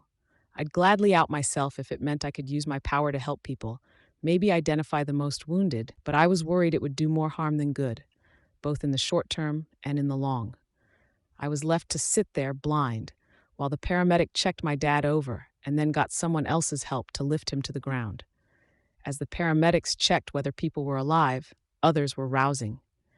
I could hear the cries of pain, the shouts and screams. Coyle would answer for this, for the people he'd hurt for his own selfish ends, for knowingly putting me in the line of fire, for the lives he'd spent like currency. "Taylor, was it?" the paramedic asked me. "Yeah. You're very quiet, you're breathing hard, angry, and a little sore, but I'm okay, really. There are others who need help. Others are getting help. We've got a lot of people here, and very few with serious injuries. You have a burn on your face. We're going to want to look after that." The reporters at the back of the auditorium. I thought you couldn't see. I remember seeing them there just before it went off. Very few people were badly hurt, less than you might think. Just stay calm. If I hadn't used my bugs to see the evidence for myself, would I have been able to tell she was lying? She wanted me to stay calm. It was odd, but I felt very calm, and I didn't feel like I was in shock. I was pissed. I was worried about my dad, worried that I was missing something critical with Coyle's overarching plan, but I wasn't panicking. I wasn't stressing about the burn or my eyes or any of that. I'd handled worse in terms of injuries. I wouldn't freak over that much. I'd love to be able to see what was going on, to not have to worry about permanent blindness, but I wouldn't worry about it until I could confirm how bad it was, confirm that it was permanent. Sort of like how I was looking at the potential end of the world. I wouldn't worry about it until we'd exhausted every resource available and verified that in this era where countless people had the ability to break the fundamental rules of reality, someone couldn't stop it from happening. "I am calm," I said, after confirming it for myself. I tried to take a deep breath to demonstrate, but winced at the pain from the bruising. I might have been pushed into the railing by the force of the explosion. But I don't want you to worry about me. My dad. The bald guy by the stairs? Yeah. My partner's looking after him. Let's make sure you're okay. If there's spinal damage or internal damage and we're ignoring it and letting you move around like you have been, things could get much worse than they are now. I shut my eyes, noting how the blurry white haze gave way to darkness. I could remember when Leviathan had hit me, how Panacea had noted internal damage that I'd been entirely unaware of. I sighed, opened my eyes to stare at the hazy figure. Okay, we're going to be putting you onto a stretcher, but we won't be carrying you out for a minute. We can't leave you alone, but I'll need to help my partner carry your dad out. What we're going to do is put you next to someone, so someone can watch 2 or 3 of you at once. Okay. I was lifted into place, then carried a short distance before being set down with great care. The paramedic there was talking with one of the other patients, leaving me free to think. Why? That was what got me. This whole thing bordered on senselessness. Hurting these people, putting me in the line of fire. Why attack the event? It would draw attention from heroes across the nation, and it would make holding the city that much harder. Had he abandoned the plan, or were there nuances I wasn't aware of? What was deliberate in how this had unfolded? He'd wanted to take out the mayor. But the candidates? Hadn't they been his? I was looking at it the wrong way. Circus. She had been part of the plan from the beginning, and he'd hired her for an explicit reason. Her powers included her personal pocket dimension for storing items. I couldn't think of how that might be used. She had minor pyrokinesis, but that didn't apply here either. She also had an enhanced sense of balance and enhanced coordination. The balance wasn't a major thing here, but the coordination? The way she'd been able to casually target Pigott as she tossed the throwing knives over one shoulder? If I had to guess, Circus's knives had only killed the people Coyle wanted dead. The others would have been hit in non-vital areas. Her enhanced hand-eye coordination would have given her the accuracy needed to ensure the knives hit where she wanted them to hit. Uber, then? Leet? What was the rationale for them? When we'd left the fundraiser and Coyle had revealed himself as our employer, it had been Trainwreck in Coyle's company, but Trainwreck had joined the merchants, possibly at Coyle's behest, and the merchants had been eradicated. He was dead. That led me to wonder if Coyle had brought in Uber as a stand-in for Trainwreck, wearing another heavy metal suit. Was there a reason for why Coyle wanted it? Circus, Uber, Leet, Chariot, the candidates. Moving parts in a greater set of machinations that I wasn't aware of. The reporters, me, my dad, and any number of people in the area, we were the bystanders, the casualties. And I couldn't get why. Was it to attack or assassinate the mayor and director? To mark his candidates as survivors of a supervillain attack and give them more standing in the eyes of the public? It didn't make sense. Why go to the effort of positioning the undersiders and the travelers in the city if that was his goal? Any advantage he might glean from us holding territory would be counterbalanced by the chaos and the national attention that he drew from this kind of terrorism. It wouldn't be directed at him, because his body double had been killed in the attack, but it couldn't help either. If I thought about it, I could almost believe the bombing had been intentional. I couldn't say how he'd arranged it, but the fact that he'd thought to have a body double, and the man had died, and that Coyle was effectively off everyone's radar, seemed too coincidental. It was something I needed to ruminate on.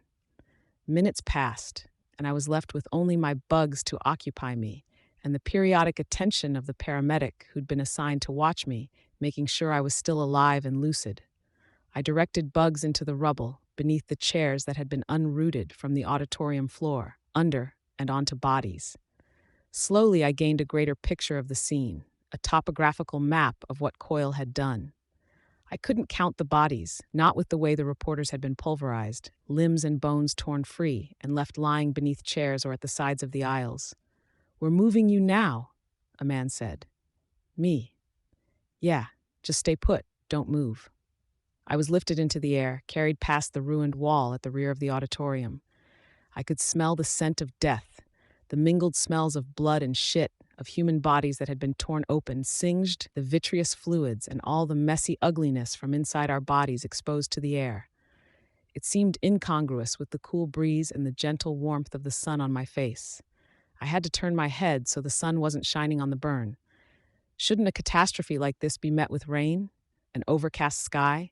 It didn't seem right that things were so quiet, so calm, the days so tranquil when so many people had died, lost loved ones, or suffered serious injury. I bit my lip, focusing on my bugs, sweeping them through the area as the ambulance made its way to the hospital, and the paramedic in the back carefully checked my vitals, asking me questions about the degree of pain, stiffness here or there, and checking for hard tissue where there might be internal injuries. It was odd, going to the same hospital where I'd been taken after fighting Leviathan. I maintained a few bugs to feel things out. A stray housefly or mosquito would likely go unnoticed if it kept out of the way. There were no capes, no blue tags or red tags on the curtain rods, nor PRT uniforms keeping order and informing the staff of who they were treating. They took me to a curtained-off area, very similar to the one I'd been in before. Except here I was Taylor, not Skitter. I wasn't handcuffed, treated roughly, or outed for my most damaging secrets. They investigated me thoroughly, shone a light in my eyes, and asked me far too many questions. A cream was spread across the mild burn on a quarter of my face, and the nurse picked grit out from beneath my skin. The process hurt, but it was a 2 at most on a scale of 1 to 10. I'd dealt with 10s before. The fact that I couldn't see was starting to wear on me. My left eye was worse than my right, but neither let me see details, only smudges, only light and dark. I was so used to having an unnaturally broad sense of what was going on, but I just had one of my most essential senses stripped away from me. As the medical professionals left, a young woman slipped into the curtained enclosure. "Hey," she said, "you're alive? Lisa?" "Yeah." "Honeybee tea. Praying mantis R, you're blind. Damn, that sucks," she said. "Yeah," I sighed. "My dad?" "He's okay, looked in on him. He woke up and was asking after you. He doesn't like me much anymore." "You took me away from him. He'll blame you for that because it's easier than blaming me, I guess." I guess. I planted a mosquito between her shoulder blades, and I could track her as she stepped closer, crouching with her arms resting on the rail of the hospital bed. When she spoke, she was quiet enough that only I could hear her. "We can get you a healer or something. Kidnap someone like Othala, have Regent or Gru use her powers. Othala isn't around, left the city. We'll hire someone with healing powers then. They won't want to come here because of the very thing you were talking about with Othala. Word's probably out about us owning the city, especially after we kicked out groups like the Chosen and Fault Line's crew. They'll tell people just how dangerous we are, the kind of tactics we can employ, like using Regent or Gru. We have options. I know. I'm not worried about me. What gets me is what happened. So many were hurt or killed. Lots hurt, not so many killed, from what I've seen and heard on the subject. But that's not important right now. What are your priorities? I blinked. My dad is fine. My territory, the fires, strategically placed, nowhere near our real lairs.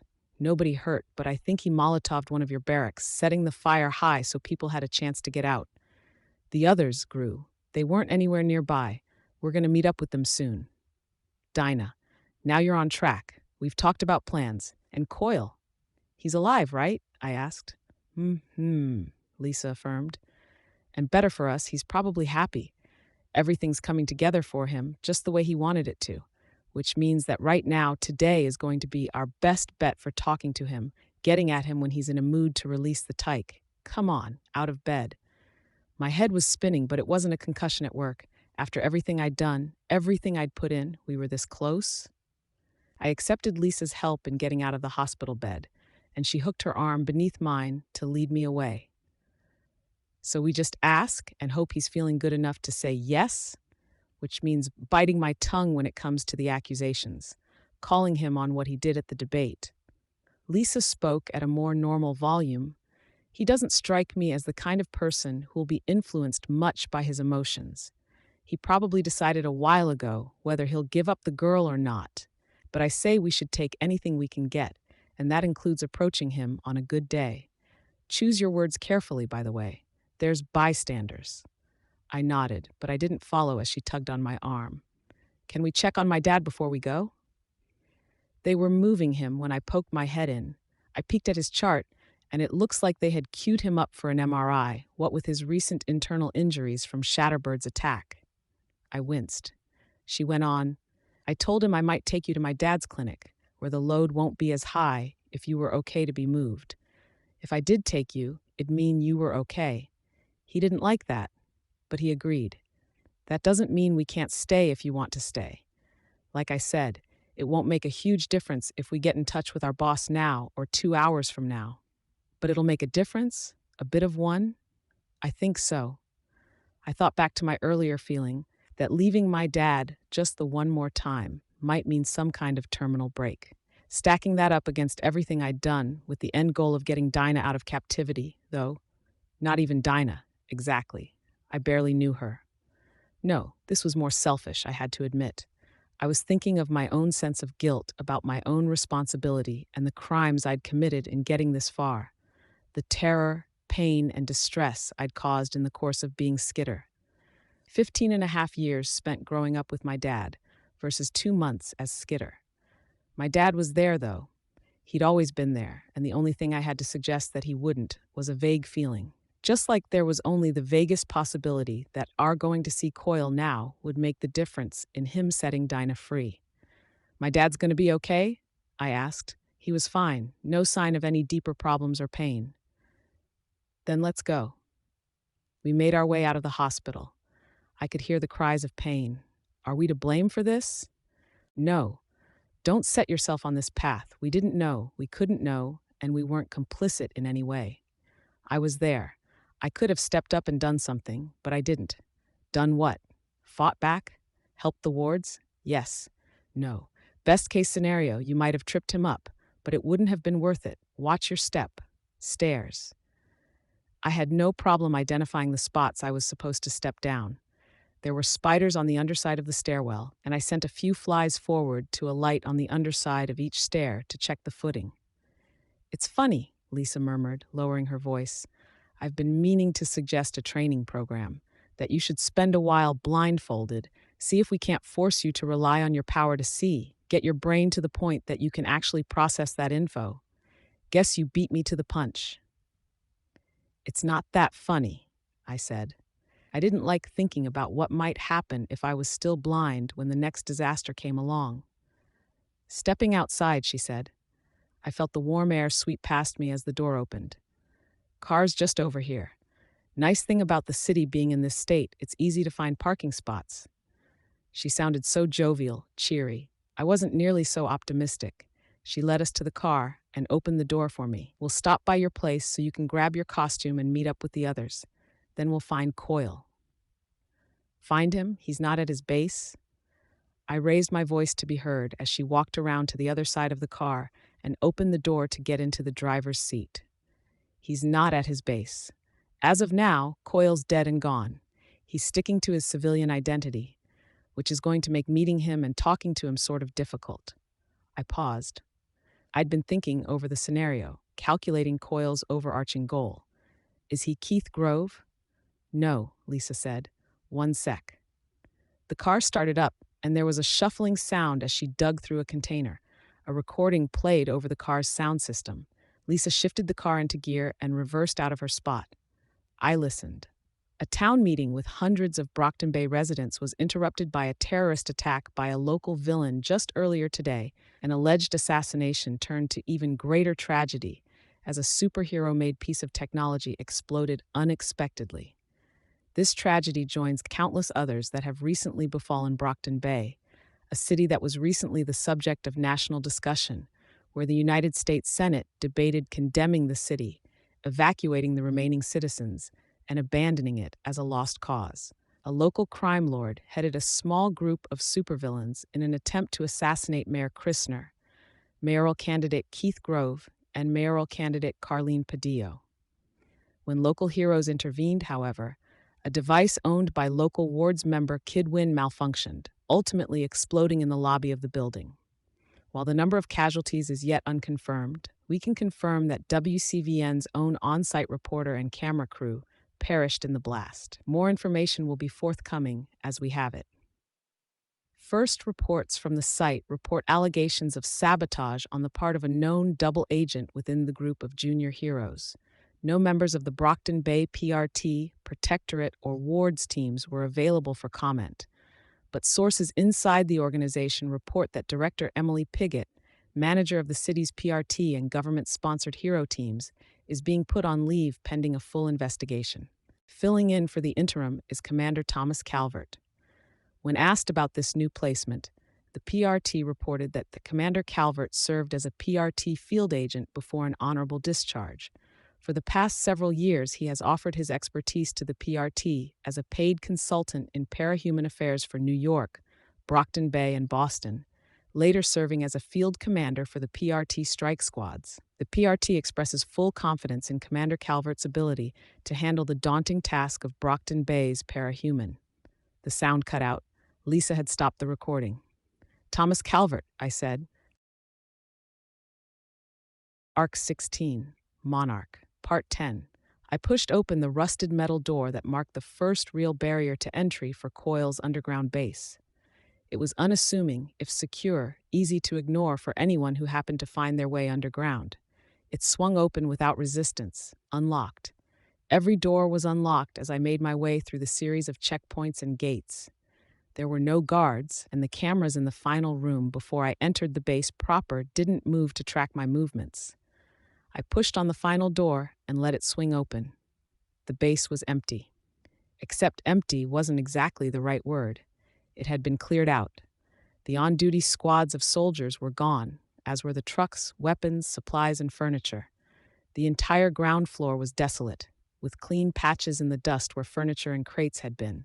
In groups big enough for me to get full coverage of the area, my swarms took turns roving over my surroundings. They couldn't pass through closed doors, but they gave me a sense of my surroundings that my eyes couldn't. The results were almost the inverse of what I might expect from my eyesight.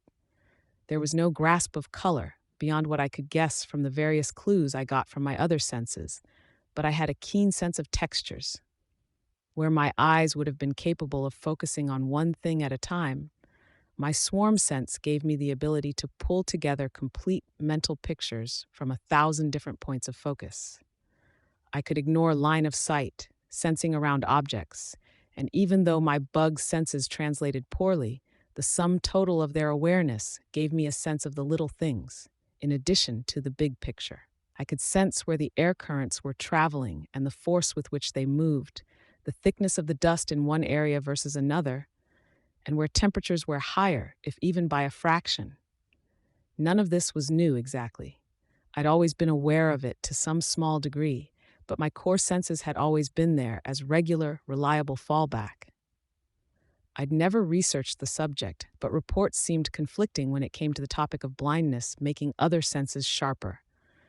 With only half of a day's experience, I was beginning to think that maybe it didn't improve my other senses, but seemed to free up the semi-conscious, semi-unconscious intake that my eyes typically used as my dominant sense.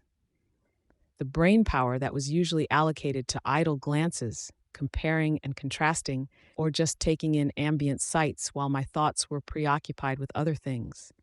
It was freed up to be used for listening and my swarm sense. The travelers were here, I noted. I wasn't startled to note their presence, but I was somewhat surprised. They'd gathered in one room above the vault that Noelle was presumably being kept in. They'd noticed the bugs and were venturing outside onto the walkway. I met them halfway between their apartment and the entrance. They were in civilian wear. Trickster and Ballistic were in regular shirts, jeans, and shoes, but Sundancer was wearing what I took to be pajamas, her hair tied back in a bun. Genesis was in her chair, a blanket on her lap, with Oliver standing just behind her. "Skitter," Trickster said, "you're here alone?" "My teammates are upstairs. We wanted to have words with Coil, but he wasn't free to talk until sundown, so we've been killing time and waiting around. There's still a bit of time. I sense some movement down here. I needed to stretch my legs to keep my injuries from earlier today from stiffening up, so I decided to take a bit of a walk." "And they're staying put?" Ballistic asked. "I can signal them in a heartbeat if I have to." I responded. Just saying, but you know Coyle's dead, right? Trickster asked. I saw it happen, I answered him. I chose my words carefully, so I have a very good idea of how dead the man is. Fair enough. And you guys? I asked. You're keeping eyes on your teammate, Noelle? Noelle's fine, Trickster said.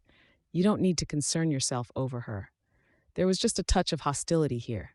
I turned my head to face the two girls, using my bugs to figure out the orientation so I could appear to be looking at Sundancer and Genesis. The two of them were, I figured, the closest thing to allies that I had among the travelers. That wasn't to say I was on good terms with them. Sundancer was especially wary of me, and had been since I'd carved out Lung's eyes. And Genesis had been a little weird in how she related to me when I'd delivered Trickster to her at the mayor's house. Part of that might have been a reflection or a response to my own paranoia, where I'd thought they were planning to kill me. Either way, they hadn't given me the impression of dislike or hostility to quite the same degree that I was seeing with Trickster and Ballistic right now. This was where my current inability to see was hurting me. I couldn't read their expressions or body language, and even though my bugs were giving me a sense of how they were standing and where their head, arm, and legs were positioned, I didn't have that innate human ability to instantaneously assess and process those details. Time and effort spent trying to figure it out was taken away from my ability to plan and follow the conversation. It was sort of like talking to an answering machine. I was left trying to hold up my end of a conversation without the ability to assess what the person on the other end was making of it. End result? I was left there, silent, while none of the travelers were volunteering anything. If you're done checking up on us, or visiting, whatever you want to call it, Trickster said, you could go. Your duty's done. You've paid your respects to the other team while you're in their territory. That's something we're supposed to do? I don't want us to be enemies, I said. We're not, Trickster replied, but his tone was far from friendly. We're on the same side. But, I asked, it sounds like there's more to that. We're not friends, Skitter. Let's not pretend like we are. You've got your goals. We have ours. You want to work together to tackle a situation like the dragon thing? Fine. Great. You want to backdoor Ballistic, going to the boss to recruit that cape he was trying to take down? Hey, that's fine too. Ballistic folded his arms. Trickster went on. Really, we're doing what we have to do in order to make this thing work. I don't love what you pulled. I'm not jumping for glee, but I get it. So we're business associates, but not friends. Succinctly put, there has to be more common ground there. We can't meet, share a box of donuts, and talk about ways to mutually benefit our territories. The fact that you have to ask that is a pretty good indication of how clueless you are about this. Let's count the ways.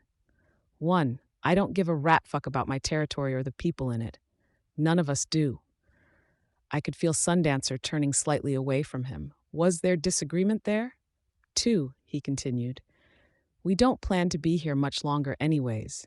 Either Coyle fulfills his end of the bargain and we're out of this hellhole, or he doesn't and we take a hike anyways, take our chances elsewhere.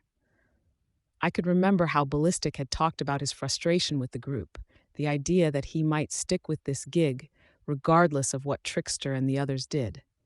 If I brought it up, would it refocus the discussion to the point that Trickster wasn't opposing me in an abstract sense, or would it derail it with the ensuing drama? I kept my mouth shut, and I was sort of glad that I couldn't see, or I might have given in to my impulse to glance at Ballistic and give something away. Maybe it wasn't worth worrying about. I was wearing my full costume, including the additional pieces I'd accumulated over time. I wore the tattered cape, the ragged semi-dress over my leggings, and a heavy carpet of bugs clung to the black fabric and armor panels. My goggles would hide my eyes. Nobody would see any tell if I could see, and I doubted they'd notice I was essentially blind. Trickster took my silence for an excuse to go on. 3 again. There's no common ground to be found, and I'm not interested in hunting for it. There's 2 things I want in this world, and being part of Coyle's thing was my way to get those things. You were useful only as far as you helped make Coyle's thing work, and that's over now. To put it bluntly, you don't have anything to offer me. I get the picture, I told him. cutting him off before he could continue. Okay, friendship's off the table. Even a friendly business relationship would be pushing it. He nodded once. I sighed a little. Okay, that said, as one local warlord to another, I'd like to extend an invitation. We're going to talk to Coyle, and I'm saying you're free to come. Coyle's dead, Ballistic made the words a drawl. That was getting old fast. Do we really have to maintain this charade? Coyle went to a lot of effort in putting together his grand plan. He died in a blaze of glory and violence, just like he wanted. Do you really want to spoil that by going on about how he's still alive? Like you said, I retorted, we're on the same side. If you didn't know, you'd be more upset than you are now. Why pretend he's dead when he's alive? Especially when it's getting in the way of the larger conversation about the man and my invitation to come hear what he has to say. Trickster leaned against a wall and fumbled in one pocket for a cigarette. You mean outside of the possibility that you're wired and my saying the wrong thing could out him? Well, I don't have anything to say to him that I haven't already said. Maybe you aren't getting the point. We went out of our way to help you once, rescuing Gru, and it nearly got us carved up by Bonesaw. Your plan, I thought. He went on, I don't care about the undersiders. I don't care if you get $100 trillion and wind up kings of the planet, and I don't care if Coyle kills you. We've wrapped up our business with Coyle, and that's as far as my interest goes. All right, I said, raising my hands. Point taken. Listen, I get that maybe we haven't gotten along so fantastically, but I really do wish you guys luck with your circumstances, whatever they are. I hope you get what you've been looking for. Sure, Trickster said. He turned to leave, making his way to the doorway that led to the pseudo-apartment they stayed in when they weren't in their individual headquarters. He beckoned for his teammates to follow, and they did. Only Genesis lagged behind, her hands on the wheels of her chair. After Trickster had rounded the corner, she said, He's tense. Too much comes down to what happens in the next 48 hours. Believe me, I replied. I get that. Then good luck with your thing, she said. Don't take this the wrong way, but I hope I never see you again. How the hell am I supposed to take that? I didn't respond as she wheeled herself to the corridor. Okay, I thought, learned what I needed to. Whatever the terms between Coyle and the travelers were, he hadn't seen fit to invite them to the meeting place. I'd had to think for some time before making the offer to join us for the meeting. I knew that whatever Coyle had planned, inviting the travelers wouldn't hurt. If Coyle fully expected to cooperate, to give us the answers we needed and hand Dinah over, then it didn't matter if the travelers were there. If he was expecting conflict and he had planned to invite them, then we only gained the benefit of knowing in advance that they'd be there. Finally, if he'd expected trouble but he hadn't invited them, there was probably a reason, and that reason would be something we could exploit in a pinch. They hadn't accepted my invitation anyways, and I hadn't sensed anything sinister when Trickster had rejected the offer. He'd been too self-centered. Funny, as I thought on it, how easily he seemed to slip between talking about I's, as in himself, to talking about we, the group. It was as if he assumed everyone in the Travelers was on the same page as him, and my discussions with Sundancer and Ballistic had suggested anything but. Even Cherish's taunts had pointed to some strife within the ranks. The second major piece of data that I'd gleaned from my detour was that Dinah wasn't here. There were a handful of locked doors my bugs hadn't been able to slip past, but the room Dinah had been in when we'd first visited was empty. I wasn't 100% sure that Dinah wasn't still in Coyle's underground base, but I had a hard time believing that Coyle would leave her there with no armed guards. She was too valuable to risk losing her to one of his enemies or losing his bargaining chip he had in his dealings with me. We'd agreed that if I could prove myself as a valuable asset, he'd accept my fealty in exchange for Dinah's freedom. I hadn't earned him any money, not directly, but that had never really been his goal. He had money, and he could get more by exercising his power in some high-risk, high-reward ventures. I had gathered more followers under my wing than all of the others put together, with the possible exception of Tattletale. I'd put life and limb at risk, partially for his benefit. I'd proved myself as a leader, a soldier, and a problem solver. I'd put up with every challenge he'd set in my way. The false death threat he'd put on my head, convincing the mayor, dealing with Dragon and going up against the Nine. Hell, I'd tended to my territory while my dad lay bleeding in the hospital. I couldn't say for sure whether Coyle would actually follow through with his end of the deal. In his shoes, ignoring what the right thing to do would be, if only because it was pretty fucking obvious he didn't put much stock in right and wrong, I wasn't sure I'd give Dinah up. For a guy like Coyle, who did things from behind the scenes, playing the long game and orchestrating events to get the best possible results, Dinah's power was invaluable. Trickster had used a chess metaphor, back when the thing with the nine was just beginning. Would I be considered a bishop? Hell, even if I thought of myself as a queen, I wasn't sure Coyle would value having me on his side of the board over having Dinah. Dinah let him rig the game. I ventured outside and made my way to the flights of stairs for the building that was still in progress. It had proceeded nicely in recent days, and the outside was partially complete. The sun was setting, and my bugs could see and feel the warm light that streamed in through the openings in the outside, where tarps had come free. The thick dust of concrete and shorn wood layered the area and formed clouds wherever the wind made its way inside. I'd climbed the stairs to the meeting place only an hour ago, and I'd ventured all the way to the bottom to investigate Coyle's base. That made this my third trip over the 20 flights of stairs, accessing the roof. On my third trip, my aches and pains from being tossed around by Coyle's explosion were most definitely making themselves felt. In a way, I didn't mind. I felt restless, and moving made me feel better. Nervous wasn't the right word. Nervousness implied there was uncertainty, and I was pretty sure this wouldn't go the way I hoped. Trepidation wasn't right either.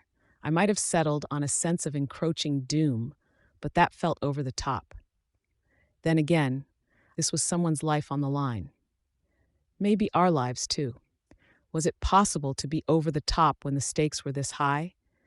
The others had arranged themselves around the roof. Bitch was in a half-sitting, half-lying down position, leaning back against Bentley's side, Bastard sleeping on her lap. Tattletale and Regent were having a discussion at the top of the stairwell, while Gru and Imp were at the edge of the building.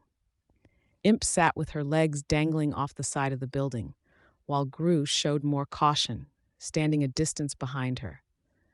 "You should be careful," I spoke up. "If you're standing too close to the building's edge, you're making yourself a prime target for a sniper." "You said these suits were bulletproof," Imp said. I noticed how she didn't move. "I said they might be, but judging by the fact that mine let some non-metal shotgun pellets through, I don't think they'll stop a bullet. Either way, I'd really rather not start experimenting tonight." Imp pulled herself to her feet and retreated from the edge of the building.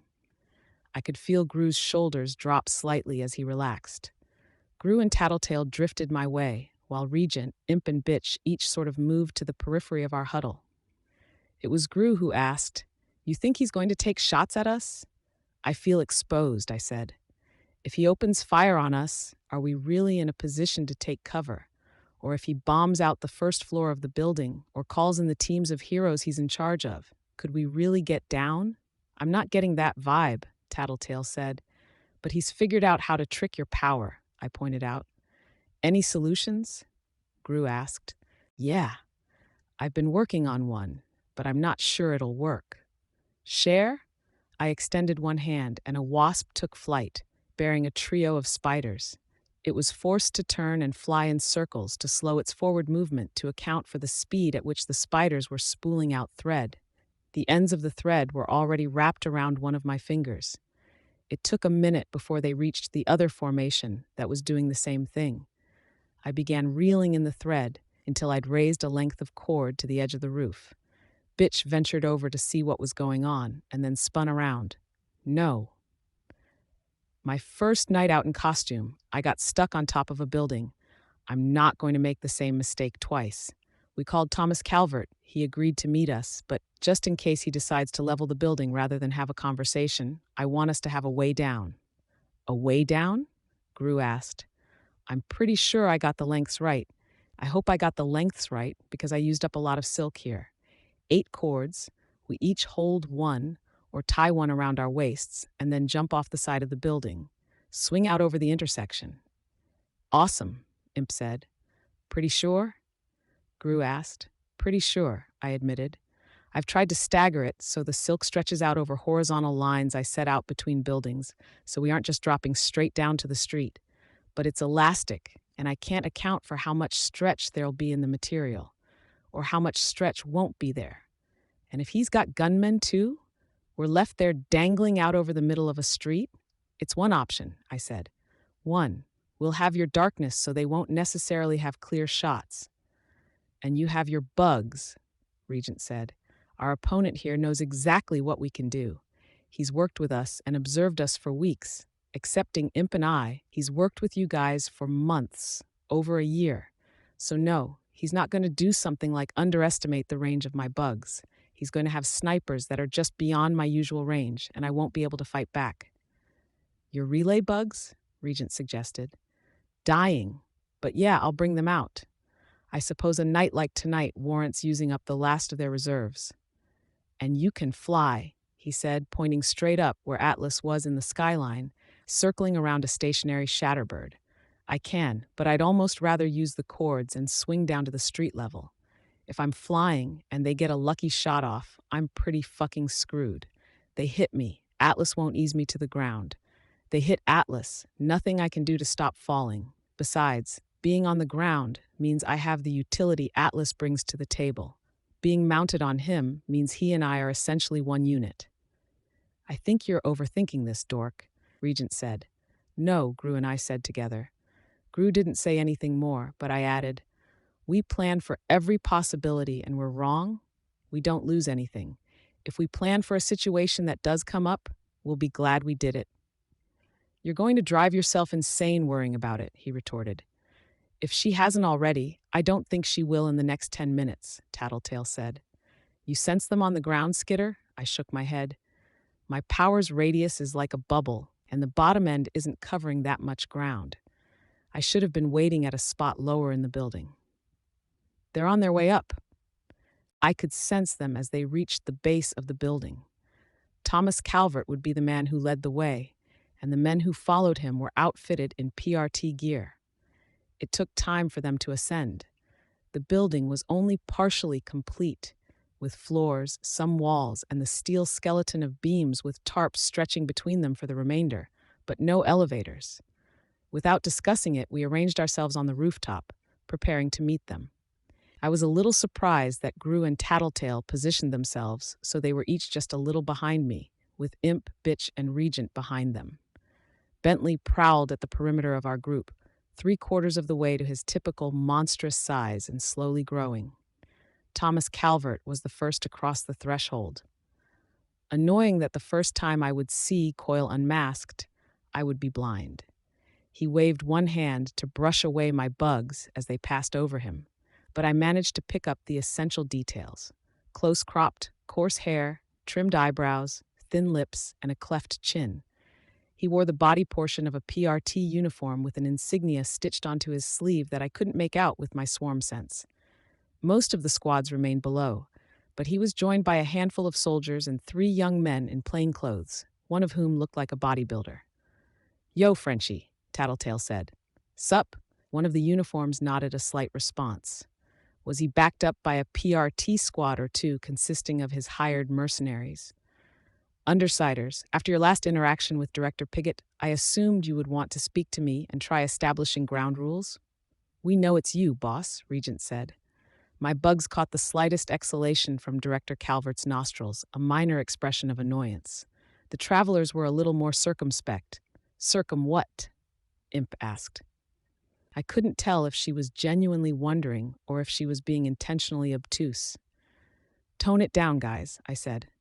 They're the types to go after any weakness in authority figures. They'll nettle him until someone gets in trouble. Director Calvert, would it be too much to ask for you to ask your squad to wait downstairs? There was an extended pause before he offered a slight nod to one side. His squad turned to return downstairs, and I followed them as they took position by the base of the stairwell. I asked you to stay out of costume until further notice, he spoke. With all due respect, Director, I said. Tattletale had coached me. I would stroke his ego by reinforcing his new position. I was injured as a bystander in Coil's attack. I wouldn't have been hurt if I'd been costumed. Until everything cools down, I think my team and I will play it safe. I see. I can respect that. Nothing serious? Serious? Yes. But it's nothing life-threatening and nothing that can't be fixed. Thomas Calvert reached beneath the armored panel of his vest and withdrew a small remote. He stared at it for several long seconds before putting it away. That done, he clasped his hands behind his back. It was a position that was very Coil. It was obvious and direct enough that I suspected he was dropping his director persona and admitting his true nature. My apologies. I am not infallible. You let a dozen or more people die and left twice that many people injured in some way. No, you're not infallible. I kept my mouth shut. I just checked for listening devices. You aren't recording this, which means I can answer any questions you have. How much of that was planned? I asked. More than you might suspect. Every person in that room who was not in the audience was accounted for. Mr. Grove and Mrs. Padillo were selected and recruited well in advance. Circus and Chariot were hired nearly a year and a half ago, their actions and development in the public eye carefully orchestrated. Uber and Leet were recent acquisitions. I needed a heavy metal suit that could carry a package, and Trainwreck died at an inconvenient time. Most reporters were selected and stationed well in advance, claiming the rear of the room where they would bear the brunt of the attack, so to speak. They didn't die, I asked.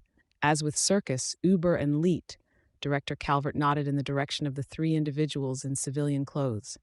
Wait, Circus is a guy? Regent asked. Depends on your definition of guy, Tattletale said. If you're talking biological or what Circus identifies as. Not that I have it pinned down.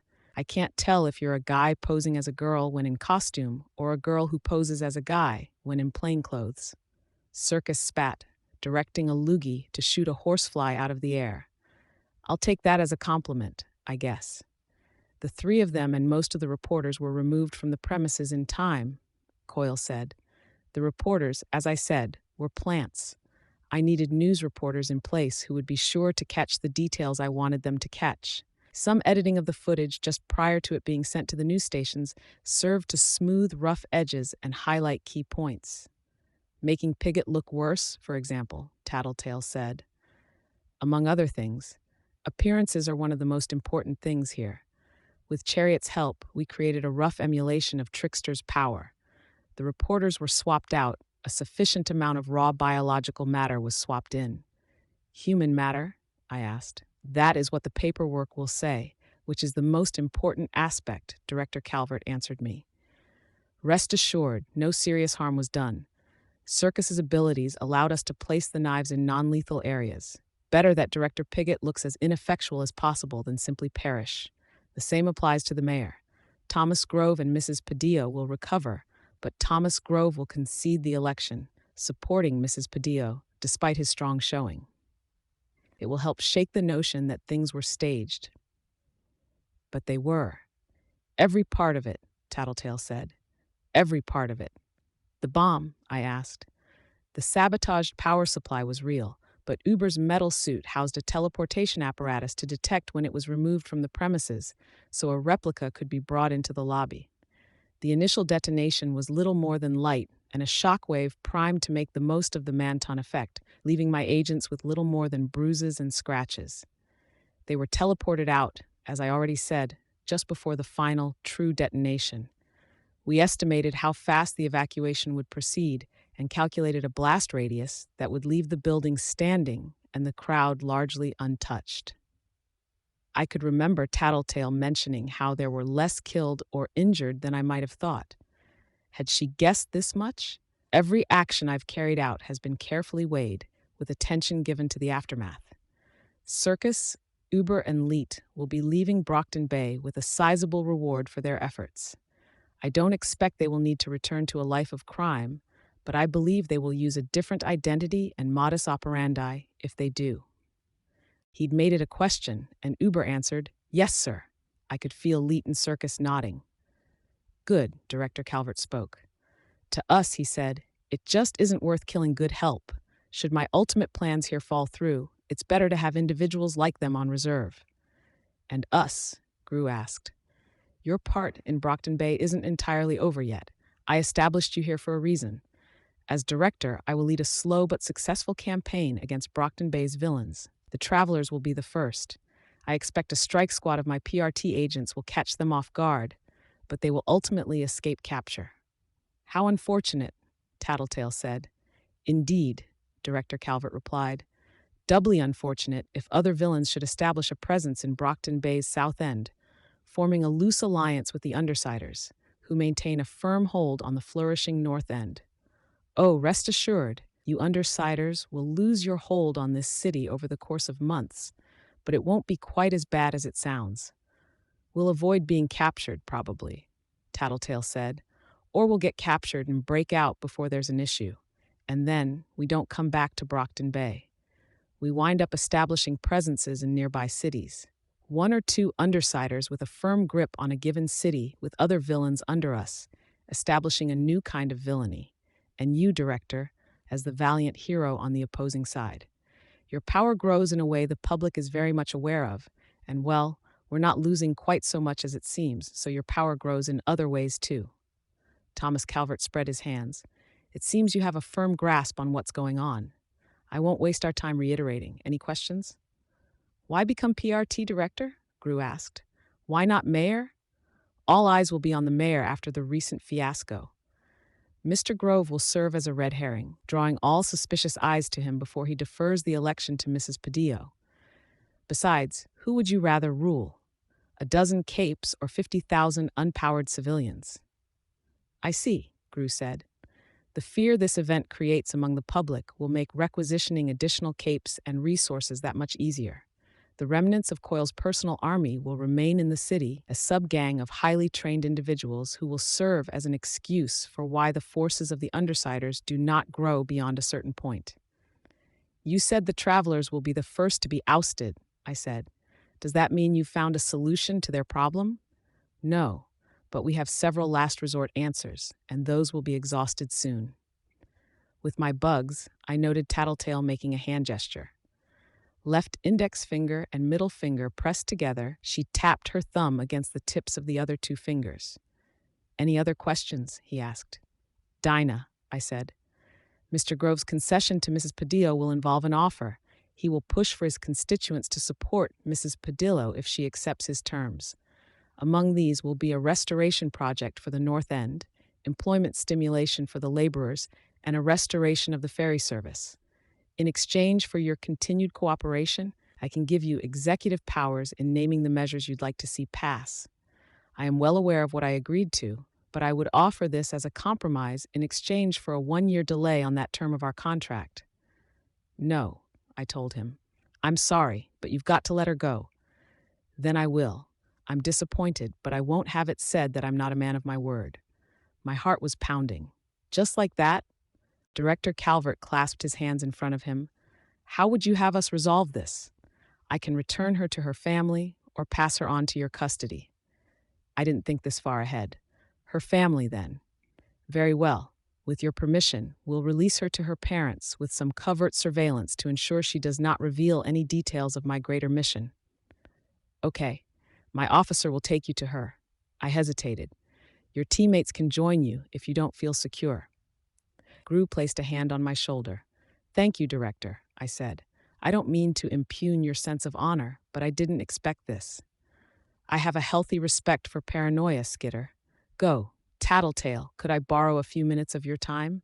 The travelers grow anxious, and you can offer some more answers about Noelle's situation. Tattletale turned our way. Your call, guys.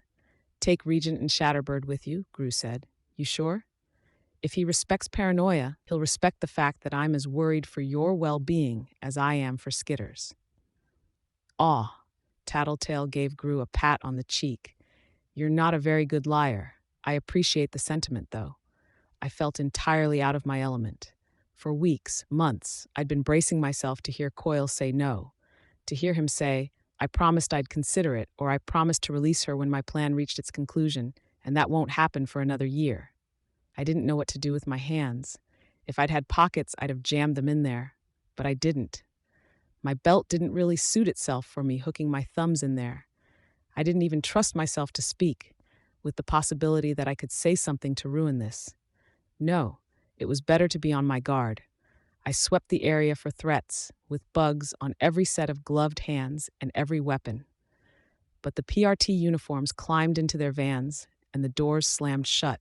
Director Calvert stayed at the gates that marked the construction site from the roads beyond, Tattletale and Regent beside him. In the truck, the remaining PRT officer told us, "If it's all right," I said, "we'll ride." He looked to Coyle, who nodded. I climbed onto Atlas and grew settled behind Bitch on Bentley. It was a 15-minute flight, following the truck, and I was on edge for every second. We stopped outside of a brick building, and the driver of the truck stepped out. I swept the area with my bugs, then swept it again. The interior featured modest living accommodations, a squad of armed soldiers, a man who wasn't armed, and a little girl. I set Atlas down and waited outside, bugs poised to attack. The door opened, and the soldiers stepped out, parting to let Dinah go free. The little girl stepped out, hesitant, then stopped. Nothing gave me any indication that she was unhealthy or hurt, but she wasn't lively either. She was dressed in a skirt, sweater, and Uggs, her hair thick with chemical smells that told me it had been recently washed. "Want to go home?" I asked. I reached out. Her hand found mine, and I clutched it tight. Couldn't leave on Atlas. I turned, and she stepped to follow. Through my bugs, I could feel the thrum of the truck as it started up. I could feel the mild heat and see the flare of light as the high beams shifted on. If I could see, they would have been blinding. I tried to squeeze Dinah's hand to reassure her and found myself clenching an empty fist. My bugs weren't where they were supposed to be. I was momentarily disoriented as I tried to map my surroundings. When I felt hardwood beneath my feet, I scattered the bugs from beneath my costume. Containment foam all around me. I'd been teleported. And Calvert and a squad of his people. "You bastard," I said. There was no response. I could feel how his arm was outstretched, sense the general shape of the weapon in his hand. The others had weapons too. I could attack, but it would only make them open fire. "No monologue?" I asked. "You're not going to explain how you did it? How you're going to deal with my teammates or explain what happened to me?" He answered with a pull of the trigger. Arc 16, Monarch. Part 11. I'd sensed the movement of his finger a fraction of a second before the gun went off and tried to lean out of the way. It didn't help. Dodging bullets wasn't a trick I had in my repertoire. Judging by the way the gun followed me as I moved, Thomas Calvert either knew his way around guns or he was using his power to help ensure he hit his target. Or, more likely, it was both. Getting hit, the smallest part of me could only think, costume can't stop a bullet after all. Except it wasn't even a complete thought. Just a momentary disappointment as I felt the impact of the bullet passing through my chest to my back.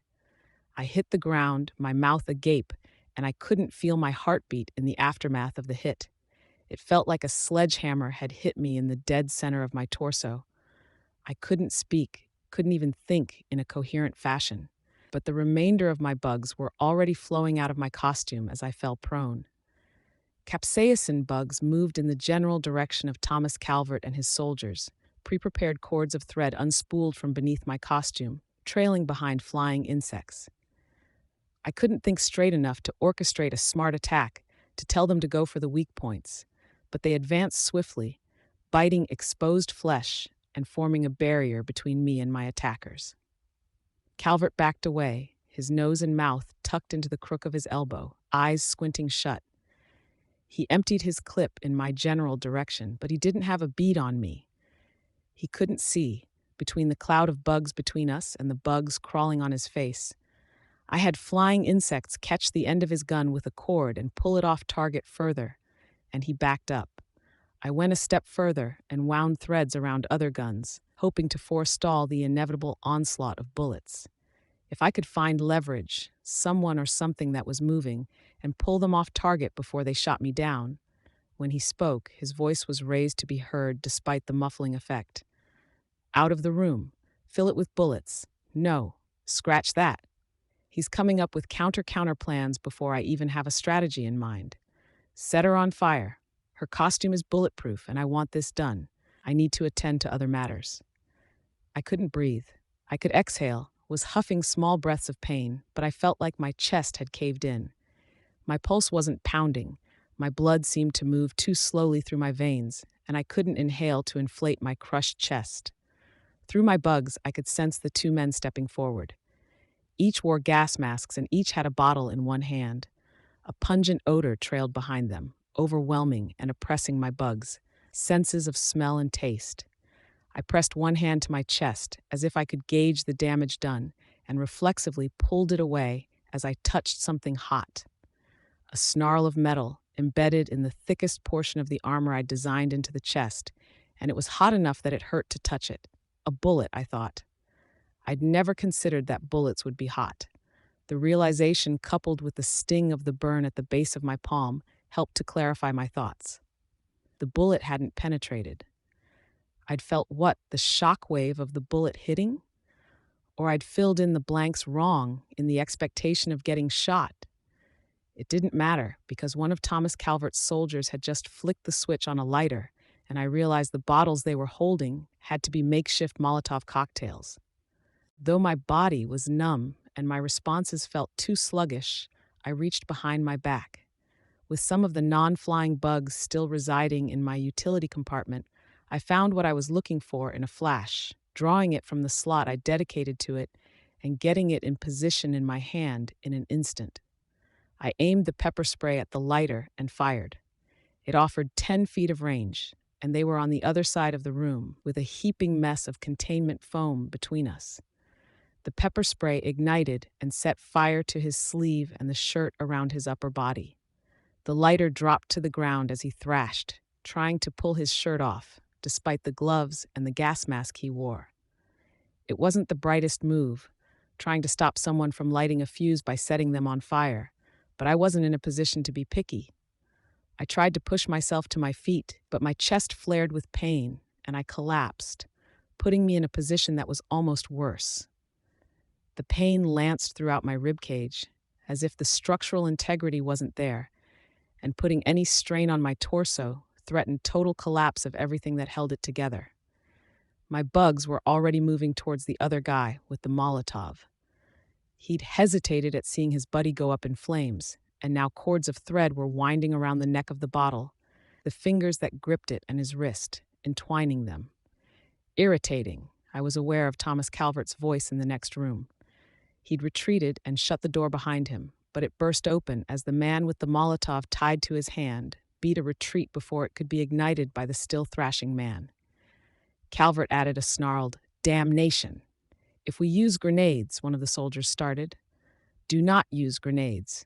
I assure you it does not work out the way you imagine it will. Give me that." I could sense Director Calvert tearing the bottle free of the man's hand. I began arranging my bugs, creating a loose net with threads. It wouldn't stop the forward momentum, but I had some cord left.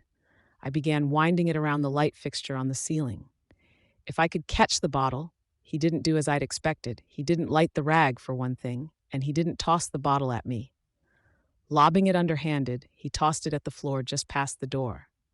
The bottle shattered, and the contents, gasoline by the smell of it, spread across the other half of the room. The burning soldier that was still in the room with me screamed, yelped out the word, "No." He made a break for the door, and Calvert shot him. The bullet wasn't enough to stop the soldier's forward momentum, but one of the other soldiers kicked him hard in the stomach. Calvert used his foot to push the door closed as the man fell onto his back, landing in the pool of gasoline and broken glass. His still burning clothing ignited the accelerant. In a heartbeat, the floor in front of the door was on fire, and the room was filled with the shrill screams of the thrashing, burning soldier. I experienced a moment of animal panic, the kind of mindless fear that was hardwired into our brains on a basic level, so that we, like a wolf, a deer, or an ape, knew that fire was bad. Smoke was bad. Fire was a thing to run from, and I had nowhere to run. I shook my head, had to think. There was one exit to the room. To get to it, I'd have to leap over a heap of containment foam, which I wasn't sure I could manage with the way my chest was hurting and with no real running start. Even if I passed the hurdle and failure would mean I was stuck and trapped. I'd have to run through a pool of burning gasoline, avoid tripping on the flailing, burning man, get to the door and pull it open. Except Calvert was calmly, efficiently ordering his men to gather tables and chairs and stack them against the door, as if the fire in the next room wasn't even a concern. A chair was propped up so it was under the doorknob. A heavier dining room table blocked the door itself. 3 soldiers worked together to move a tattered sofa, lifting the end to put it on the table. My bugs. I didn't have enough here in the building, not enough to mount a serious attack on Calvert. Most of the ones I'd brought with me had burned up as the room caught fire. Some clung to Calvert and his men, but they were too few to do more than hurt and annoy. In my mindless fear, I'd called for my bugs to come to me. Or my passenger had, perhaps. Maybe it was the two of us, working together through my subconscious. Either way, I had only a few usable bugs, a whole mess of useless ones like moths, houseflies, cockroaches, and ants from the surrounding neighborhood, and Thomas Calvert, Coyle, was on his way out of the building. I looked at the bigger scene. I was in one of the areas that had been abandoned when Leviathan attacked. This house hadn't been nice to begin with, and the flooding had made things worse. Calvert had prepped the area prior to teleporting me in. The house sat on the corner of the block, and the 2 neighboring houses had been bulldozed. There were no people in range that I could see. He would have cleared it out so there were no eyewitnesses. Portable chain link fences had been put up and bound together with loops of chain at the perimeter of the property. He was stepping through an opening now, and his men closed it behind him, threading chain through. Going by the lock, one soldier held in his hand. They clearly planned to lock it as they had the others. Just past the perimeter of the fence, there were a dozen trucks and cars surrounding the building. Each turned toward the property, their headlights on. Squads of soldiers stood beside and in front of the trucks, guns raised and ready. Most had machine guns or handguns, bandoliers of grenades and all-concealing body armor. 3 had containment foam dispensers. Leaving the property would be impossible, which didn't matter because I wasn't capable of leaving the room. There were 2 windows, only one of which I could reach, and both were boarded up. Not even just boarded up against the window frame, but the planks of wood were long and fixed to the studs of the wall, too. I ran my hand over the end of one plank and felt the raised bumps of nails or screws. An ant climbed off my fingertip to move over the surface of one bump. Screws. Screws with hexagonal slots. Because Calvert wasn't willing to risk that I'd have a screwdriver on hand with a more typical head on it. I laughed. It made my chest seize up in pain. It probably sounded a little crazed, but I laughed. It was too much. This would be a perfect time for a second trigger event. Hadn't Lisa said that my mind power link was enhanced whenever I felt trapped? I doubted I'd ever feel more trapped than I did right this moment. I couldn't see just how far the fire reached because I was blind, and the heat of the fire was killing the bugs I needed for sensing my surroundings. I had only a minute or 2 before the room became an oven and killed off the rest, leaving me blind and roasting to death. I coughed as a wave of smoke hit me and ducked my head low to keep breathing. No, I probably wouldn't burn to death. I'd suffocate as the flame ate up the oxygen, go out quietly before I started burning. Maybe I'd trigger then, after things got that bad. It wouldn't help, probably. I couldn't think of a single permutation of my powers that would get me out of this mess. I went on the attack, sending my bugs after Calvert and his people. Too many were useless. Many weren't even capable of biting. Still, I found 3 black widows in the immediate area. After a moment's consideration, I delivered them straight to Calvert. They found flesh at his neck and bit. He swatted at them, pinched one between his fingers, and raised it in front of his face. Then he said something I didn't catch. There was no hurry in his movements as he flicked the dead spider to the ground and called out an order to his men. The order I feared, I actually heard and understood. It helped that I had enough context to guess what the words were and fill in the blanks. Burn it to the ground. "Fuck you," I whispered, pressing my hands to the wooden planks. I coughed as I inhaled another waft of smoke, then coughed harder as the combination of the pain in my chest and the smoke I was inhaling in my attempts to catch my breath made for a self-perpetuating cycle. Calvert's men were lighting more Molotovs, tossing them over the fence they'd erected. One hit the side of the building. Another hit the front porch. 3 or 4 more hit the lawn and surrounding property. Calvert glanced over his shoulder, then confidently strode over to a car and took a seat in the back. He didn't have the driver take him away. No, he'd be more interested in watching, in verifying that things went according to plan.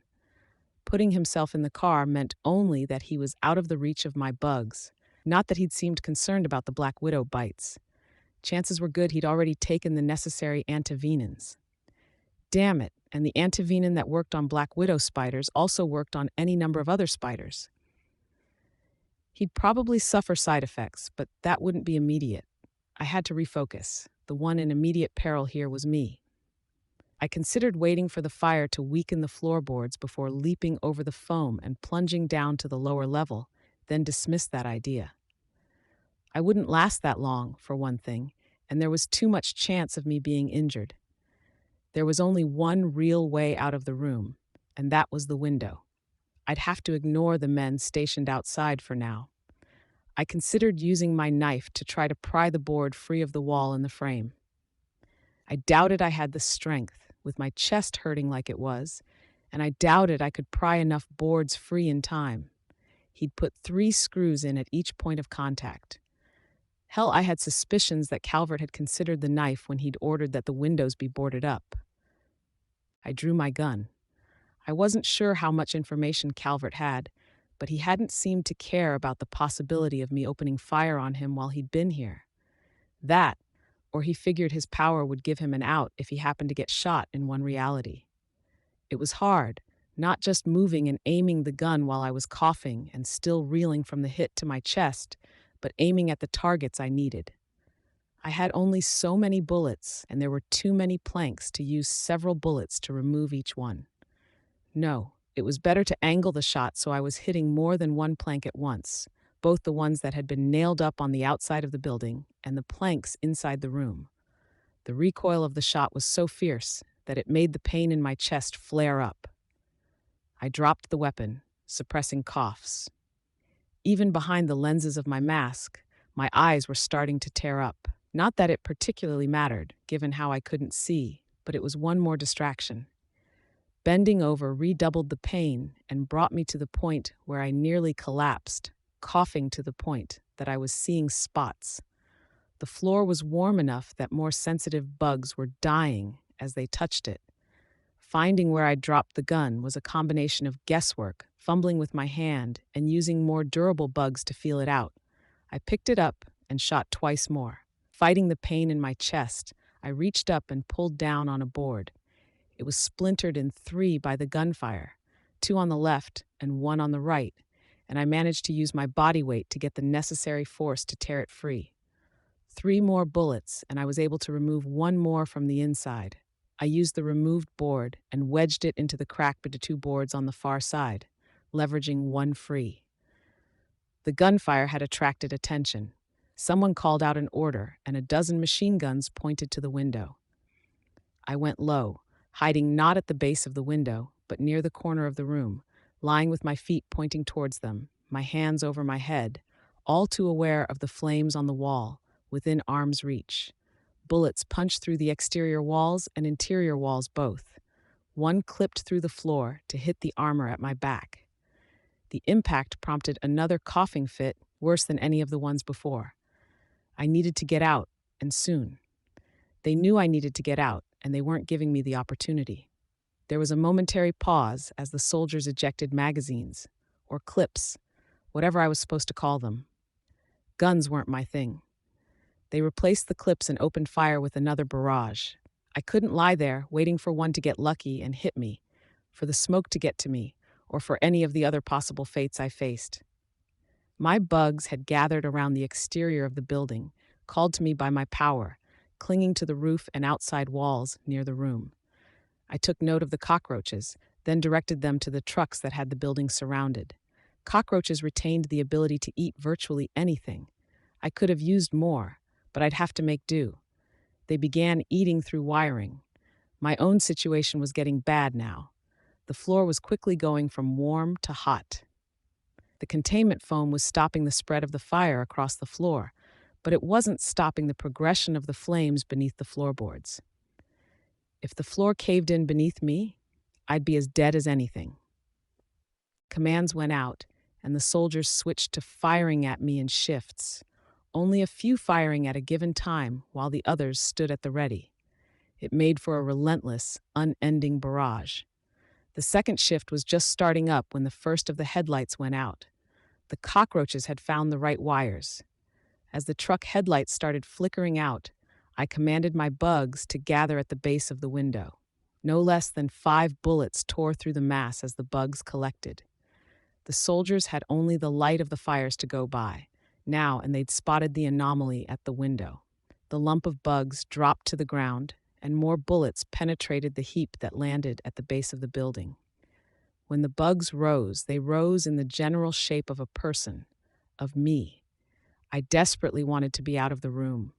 I was coughing more than I was breathing, and I worried that the next serious coughing fit would see me blacking out before I sucked in enough oxygen. But I had to wait. I gathered more swarms and dropped them from the edge of the window. Every bug in a 3-block radius contributed to forming decoys. Each decoy, in turn, had to act like it was sustaining gunfire. They moved slowly, stopping when the bullets hit, some flattening out to mimic falling to the ground. It made for slow progress as they advanced to the fence. I couldn't stand to wait any longer. I knew I should make 1 or 2 more decoys before going ahead, but the conditions of the room were going from unbearable and dangerous to critical. I approached the windowsill as the next mass of bugs gathered, submerging myself in the midst of them, my hands on the window frame. I tried peeking through, but my hazy, ruined eyesight only offered me a glimpse of one blot where a single truck far to my left had a working headlight. I faced a small army. I was about to drop 2 stories to what had once been someone's garden, now a muddy mess of dirt and detritus. And one bullet hit me in the forearm, not too far from where Brutus had bitten me months ago. I slumped onto the windowsill, cradling my arm. More out of desperation than anything redeemable, I forced myself forward between the broken planks and let myself drop to the ground below. The landing wasn't as hard as it could have been, but it wasn't gentle either. I was left writhing, dry heaving, much of my attention on keeping from screaming in pain and keeping the bugs all around me. I used all the residual willpower I could manage to turn over, putting my back with the armor of my utility compartment and the added fabric of my cape towards the ongoing gunfire from Calvert's personal army. I covered the back of my head with my hands and fought the urge to cough. I doubted anyone would hear if I did, with the constant gunfire and the sound of something collapsing inside. But I couldn't risk a coughing fit that left me blind to my surroundings or passing out.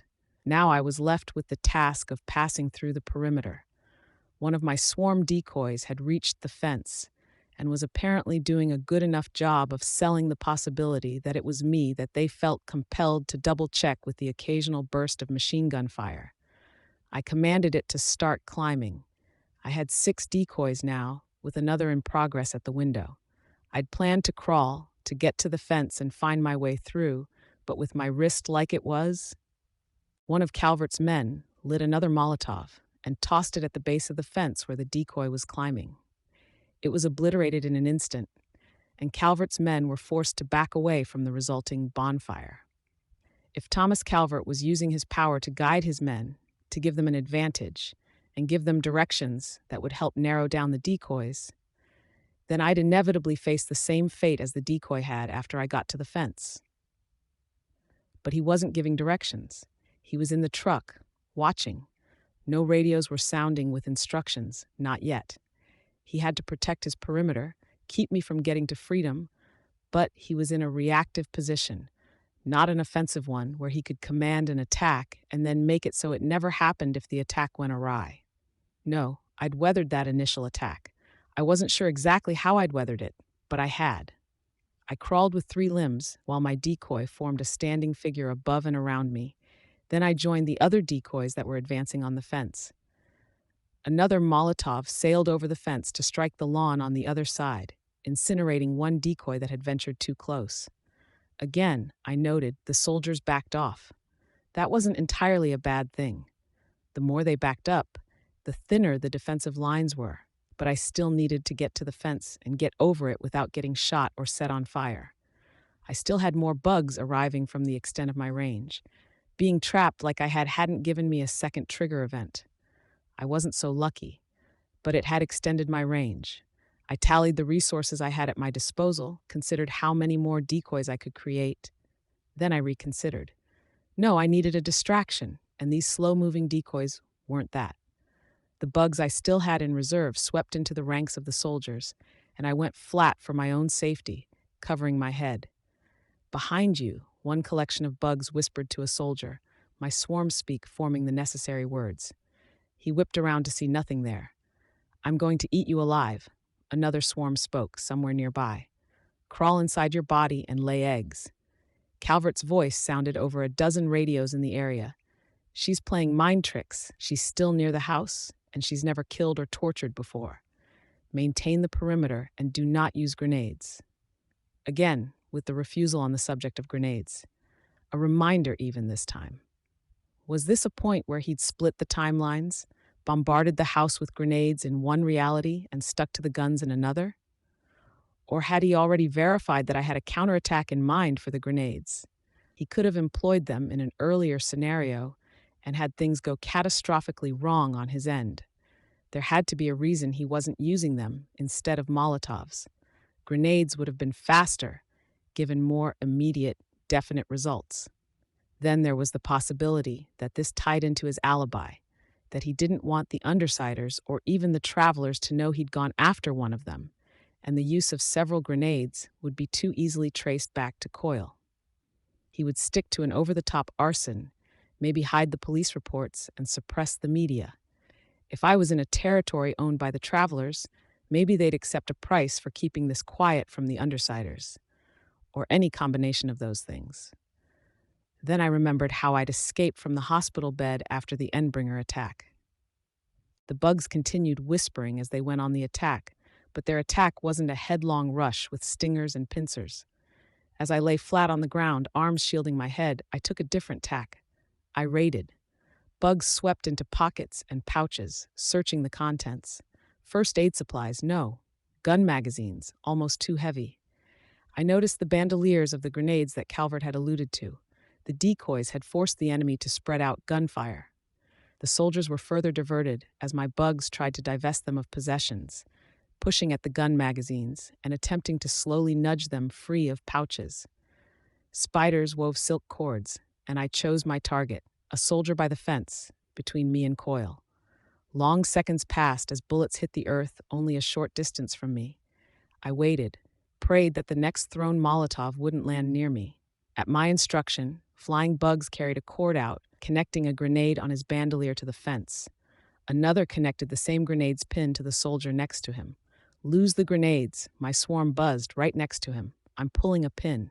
The man next to him heard, stepped away, and the cord went taut. The pin slid free. He had the grenade free in a second, but he simply held the bar at the side of the grenade down. Damn. Think fast. Pulling two more, my swarm spoke. A benefit of speaking through the swarm was that it was hard to hear a lie in the tone. He realized that he had only the two hands to hold down the bars for 3 grenades and tossed the one in his hands towards the house.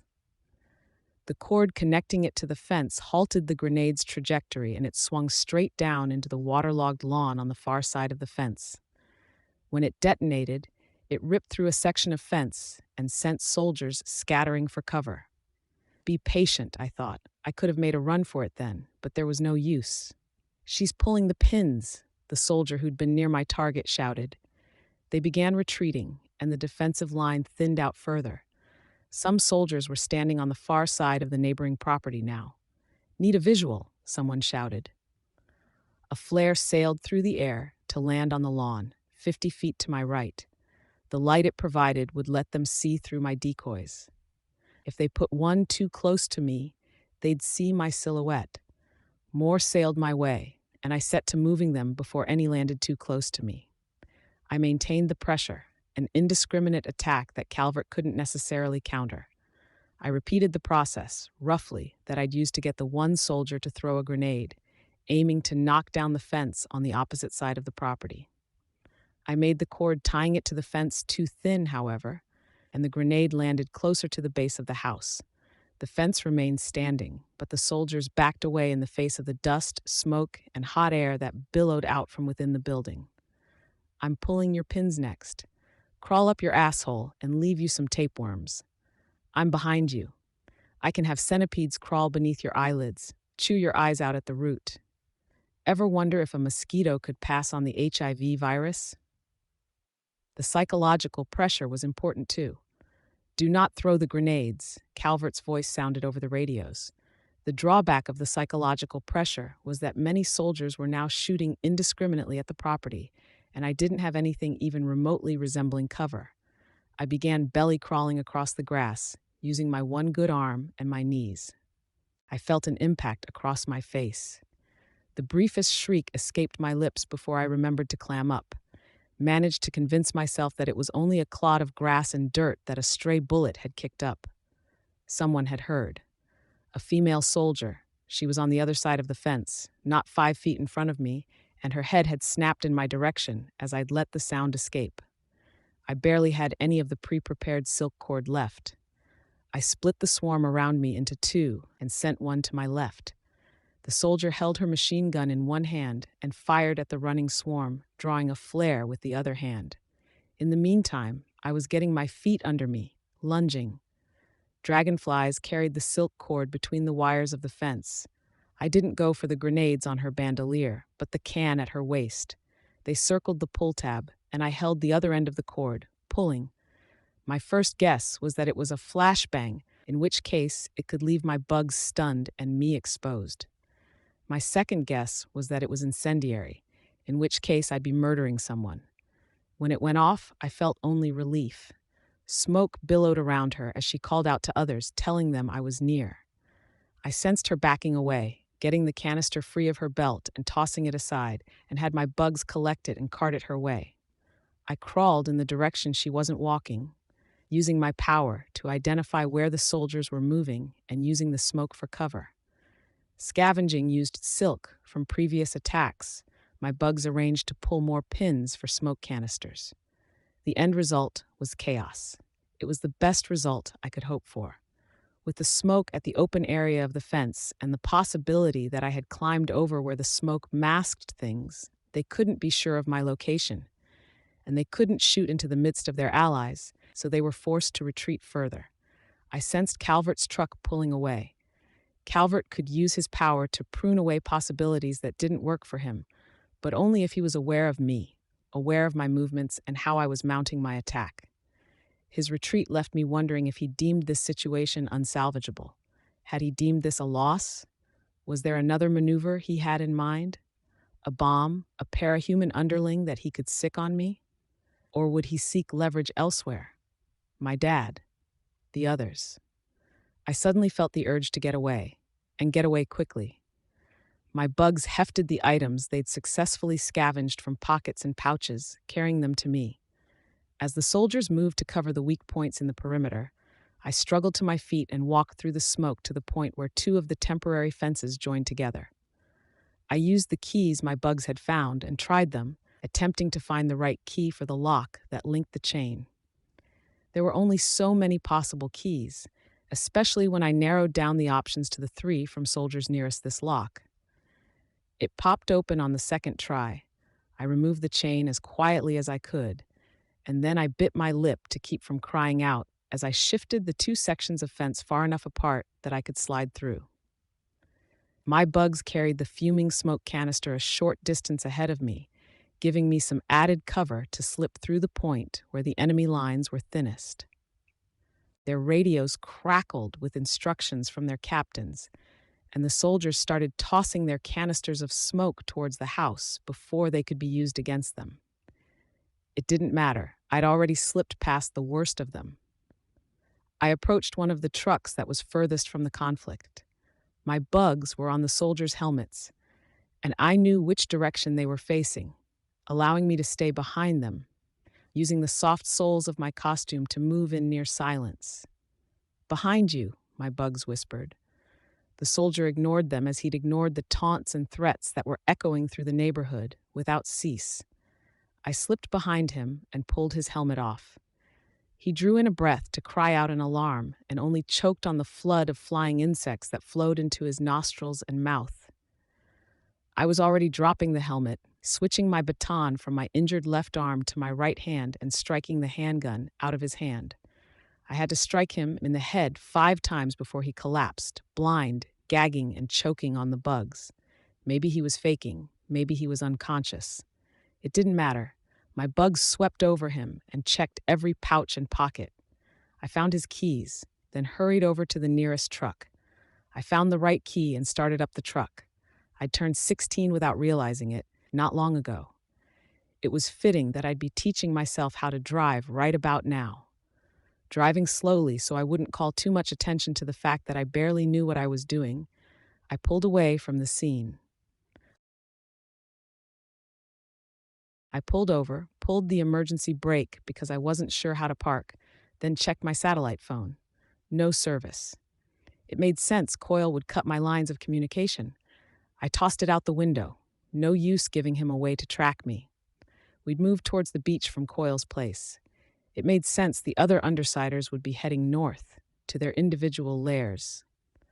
I was struck by an ugly connection between two thoughts. Calvert had mentioned he had other matters to attend to, and if Chariot's teleportation device mimicked Trickster's power, they'd had to swap something or somebody in. If he'd replaced me with a body double, he would want to stay in contact with her and help ensure things went her way with the other Undersiders. On the other hand, if Calvert was looking for a way to get leverage over me, my dad was one very vulnerable target that he was aware of. I was left to decide if I would go check on my dad or tackle the bigger, Cape-related issues. It was a decision I'd had to make too many times in recent weeks. It would have to be the Undersiders and Dinah. I hated to admit it, but if my dad was attacked and I had the Undersiders there by my side, they could only help. If the opposite were true, my dad would hamper me. I disengaged the emergency brake and eased the truck into motion, fighting the urge to cough, knowing it would lead to racking fits that forced me to stop in the middle of the street. I'd seen how involved Calvert's maneuver had been at the debate. He had a grand plan, and it wasn't necessarily the one he'd shared with us earlier. I was now a glitch in his system, threatening to unravel everything he'd put together. He had no reason to hold back, and he knew more about me than anyone I'd fought yet. He'd tried to strike at me directly, and I'd only barely escaped. I had little doubt he had other plans in mind, fail-safes, traps, and safeguards, and I had little choice but to run headlong into the thick of them. Arc 16, Monarch, Part 12. Finding my teammates wasn't hard. Calvert was telling me where they were. He didn't tell me directly. No, this was more a casualty of being too careful, of putting too many secondary measures in place. He'd stationed soldiers to serve as lookouts at a wide perimeter around the Undersiders. I noticed one group, turned the truck to drive around them, and then noticed the second and third. They were 3 blocks away from the Undersiders, effectively surrounding my team, staggering their movements so only half were changing position at a given time. I wondered how much battlefield experience Calvert actually had, or if it had been too long ago to matter. Had he forgotten what it was like to actually be in pursuit of a target in the midst of a sprawling urban environment? He probably could have tripped me up a fair bit more by dropping the perimeter and leaving me to try to track down my teammates. No less than 3 radios for one squad buzzed with the noise of voices. The 3 soldiers picked up their radios and replied. Okay, so he was checking in with each squad. So maybe it was roughly as inconvenient as trying to find my teammates in the middle of nowhere. Calvert had dropped me in Genesis territory. It was about as far away as I could be from where I wanted to be, about 10 minutes' drive down Lord Street and then a ways towards the water, if someone was driving quickly. I wasn't driving quickly. I spent far too long in the wrong gear. For one thing, I was clumsy with the car's controls, and I was forced to drive even slower because the roads were treacherous. Damage to the road was hidden in the areas that were still flooded, where my bugs couldn't necessarily see them. Other roads were slick, where there was just enough water to raise the oils up from the crevices of the road's surface to the point that tires would slip on them. On the plus side, driving while blind wasn't as hard as I'd thought it would be. I was relying on my swarm, of course, but even then, I figured the lack of sight would be more of an impairment. After noting where the squads were deployed and coming to the conclusion that Calvert was using his soldiers to track the movements of my team, I had to stop to contemplate the situation and finally got around to the coughing that had been looming for a few minutes. If I charged in, Calvert's men would collapse in on me. 3 or 4 soldiers per squad, and there had to be 8 or more squads, unless Calvert wasn't keeping troops moving in advance of the group. That made for 25 to 50 soldiers. That would be pretty much all of Calvert's troops that hadn't been at the house. I didn't fail to note how they were equipped either. I could sense the general shape of what would be sniper rifles and one piece of artillery that looked to be a mortar. Made sense that he would have had the perimeter in place to ensure Dinah didn't slip his grasp. If she was gone, then he might have maintained their positions to keep me from reuniting with my team after I escaped from his death trap. Thing was, I had another problem here. Calvert had teleported me. I wasn't sure how he'd locked on to me, had ditched my phone as the most obvious measure, but I was worried that they could tag me with the thing and toss me into some backup trap reserved for one of my teammates. All in all, I didn't want to give the soldiers a chance to see me, radio in general coordinates, and then toss me out to some remote area on the other end of the city.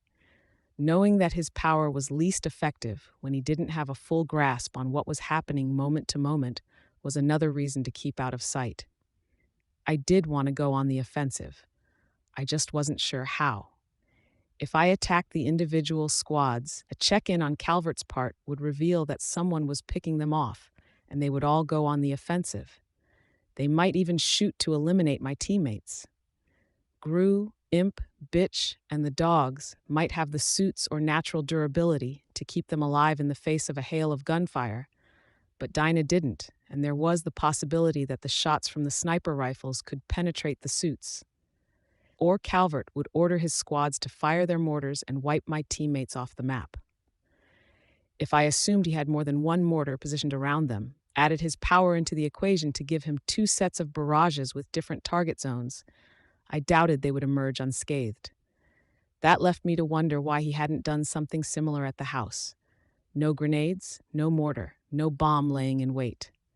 Failing that, what was the trick behind the teleportation? Why hadn't he just teleported me back after I slipped away? Did he want to keep me alive? Or had he actually expected me to escape? Had he looked at all my past confrontations and gauged that I could probably make it, and it was no skin off his nose if I didn't? Hell, it was possible he'd used his power to help ensure I'd make it this far, to further some greater scheme. Whether I wanted to deal with the soldiers, get the undersiders out of the way of those mortars, or avoid falling into some greater trap laid by Calvert, I needed more information. The undersiders were walking, judging solely by the speed the soldiers were adjusting their positions. I wasn't sure where Atlas was, but I'd driven past the site where we'd picked up Dinah, and he hadn't been there. I could guess that Dinah wasn't keen on riding the dogs, so that made sense. I slipped bugs into position on the soldiers to track their movements, then moved in closer, pulling the car into park and climbing out. Better to move on foot. I'd picked up masses of bugs on my slow-ish drive through the city, and I guided them as close to the soldiers as I could get them without giving myself away. The tint of my lenses didn't help with the haze over my vision. Still, opening my eyes, I could see it was evening, and the city wasn't offering much in the way of ambient light, given the inconsistent availability of power. I coupled the use of my bugs with my eyesight to try to spot the glare of flashlights or headlights, but peaks suggested that the soldiers were operating in darkness. Night vision goggles, perhaps. I waited until the squad nearest to me shifted to follow, noted how the squads to the north and the southeast of them were holding position, guns at the ready. Calvert would have told them I'd escaped and that they should keep an eye out. Their wariness made sense. Still, I was able to advance closer, following the group that was moving to follow, getting closer while keeping buildings and other obstructions between us. Not the easiest thing in the world when I had to use the presence of the bugs to estimate where their line of sight extended, but I managed to get within half a block of them, crouching behind a van. Swarms waited just around the corners. I wasn't attacking, though. No, my interest was on getting close enough that I could reach my teammates with my power. Calvert had apparently stationed his men with my power's range in mind, but he didn't necessarily know that my power's range extended in certain circumstances. Getting just a little closer, I could sense them walking down the middle of the road. I drew my bugs around me, not in the shape of a person, but to mimic the curves and bumps of the truck I was kneeling beside, so my silhouette wouldn't stand out so dramatically. I could sense Bitch still on Bentley's back as he trailed behind the rest of the group. Bastard was lying across her lap, apparently asleep. I sensed Gru and Imp walking just ahead of Bitch and Bentley, and I sensed Dinah walking hand in hand with a girl who shared my build, who had hair of the same length and a costume similar to my own. I didn't want to give anything away by swarming her with bugs to sense where our costumes differed, but it was pretty damn close. She even had bugs on her costume. Some were drawn there by pheromones, and some were pinned in place. Her utility compartment differed from mine. She had a knife, longer and narrower than mine, and 2 guns holstered within. Some grenade canisters were tucked into the spaces by the shoulders where the short cape could cover them. If Calvert's preparation of the building, prior to teleporting me in, hadn't made me think his betrayal was premeditated, this certainly cinched it. Copying my costume, finding someone who fit my shape to the point that the others wouldn't notice, someone apparently capable of using a gun. Dinah was still with them. They hadn't dropped her off, even though Calvert could have arranged something like fake parents to accept Dinah. Or maybe someone had raised that possibility, and fake Skitter was taking Dinah back to her territory to look after for a bit. The other Undersiders would leave, maybe, and Dinah would go straight back to Calvert's possession. I wished I had a better sense of Calvert's overarching plan. What would happen to the other Undersiders? What would he do with fake Skitter? He couldn't hope to maintain the ruse for any meaningful length of time. There had to be a reason he hadn't just bombed them here and erased the last of his enemies in one fell swoop. How much of the plan that he'd shared had been real? This situation wasn't so different from the one I'd just escaped. There was the immediate threat, the mortars, and there was the one beyond that, with the soldiers ready to gun down my allies. Bitch could have rescued Dinah, Imp, and Gru from the mortars, given a chance to run, and Gru and Imp could deal with the guns. But the biggest issue, the biggest difference in where they were now compared to where I'd been, was that they weren't aware of the threat. If I could communicate with them, perhaps I could have coordinated them, managed something. But it was evening, and the black and brown bodies of my bugs wouldn't be able to spell out anything obvious against a dark background. My phone had been locked out, and the presence of the false Skitter meant I couldn't deliver a message unless it was very subtle. Any mistake on my part threatened to provoke an ugly situation. Calvert could order the mortar strike and teleport Dinah and false Skitter out. No, I didn't think there were many options when it came to communicating with Gru. Imp? Maybe that was a better option, given her ability to disappear, meet up with me, and then rejoin the others. Except I didn't have an explicit strategy in mind, and I wasn't willing to gamble that Calvert hadn't accounted for Imp with some kind of surveillance with an electronic filter, like the screen of Dragon's battlesuit. Rachel? No. I was pretty sure she couldn't read and write well enough to follow any directions, so I couldn't even explain anything complex without saying it aloud, and doing that would be hard. Speaking through my bugs without alerting the doppelganger in their ranks. I could abandon them, try to find Tattletale or my dad, but Tattletale was going to be behind even more layers of security if she was inside Coil's underground base, and going to see my dad felt like a detour that wouldn't do anything to address this situation. That left me one potential ally. I sent a ladybug to Dinah, settled it on her right hand, the one that the mock skitter wasn't holding. She glanced at it, her head turning a fraction, then moved her hand to hide it from false skitter. I felt her clench her fist, the skin between the ladybug's legs stretching so the legs were pulled slightly apart. Dinah knew that Skitter wasn't me. There was no other reason to hide the ladybug. We'd never spoken, we'd never had a conversation, or even communicated through more than eye contact. Dinah had been driving my actions for weeks now, or maybe it would be fairer to say my goal of saving her had been driving my actions. Now we were finally getting a chance to interact, and everything hinged on it. The bug crawled to the center of her palm, and she closed her fingers gently around it. Did Dinah have access to her power? Could she signal me, dropping the bug, killing it? I sensed the movement of the bug as she raised it to her chest, used her thumbnail to scratch at her collarbone. Maybe I'd pinned too many hopes on the drug-addicted preteen. Maybe I'd read the little signals wrong, and she didn't realize that the skitter next to her wasn't me. Or maybe that niggling doubt that had been in the back of my mind since I'd decided I had to help Dinah had been real. It was all too possible she didn't want to be rescued. She was dependent on the drugs, she craved them, and staying with Calvert meant she got them. In a way, I felt like that possibility was why I'd been pushing myself to save her as hard as I had, because I suspected that Dinah was trapped in more than one way. She'd been kidnapped, kept captive physically, but she was also being kept captive in other ways. I had to save her because she might not want to save herself. Except if she didn't want to save herself, then this situation would be that much more difficult to manage. She dropped her hand to her side, let it swing a distance away, then brought it up to her chest again, scratched. My doppelganger noticed, said something along the lines of, "Don't scratch." I caught only some sounds, was left to put the rest of it together through cadence and context. And I thought, maybe it was easier to understand because she sounded familiar. She sounded much the same to the ambient bugs as I did. It bordered on creepy. The second thing I noticed was that what Dinah was doing was probably a signal. Both times she'd touched the bug to her chest, bringing it close to her heart. Bringing the bug to her, I didn't like the idea of that. If I was interpreting it the way I was supposed to, it seemed suicidal. Did she want me to come to where she was? If she was her power guiding that request? Or was she still powerless and simply wanting to be rescued? Breaking past enemy lines without getting seen, only to, what?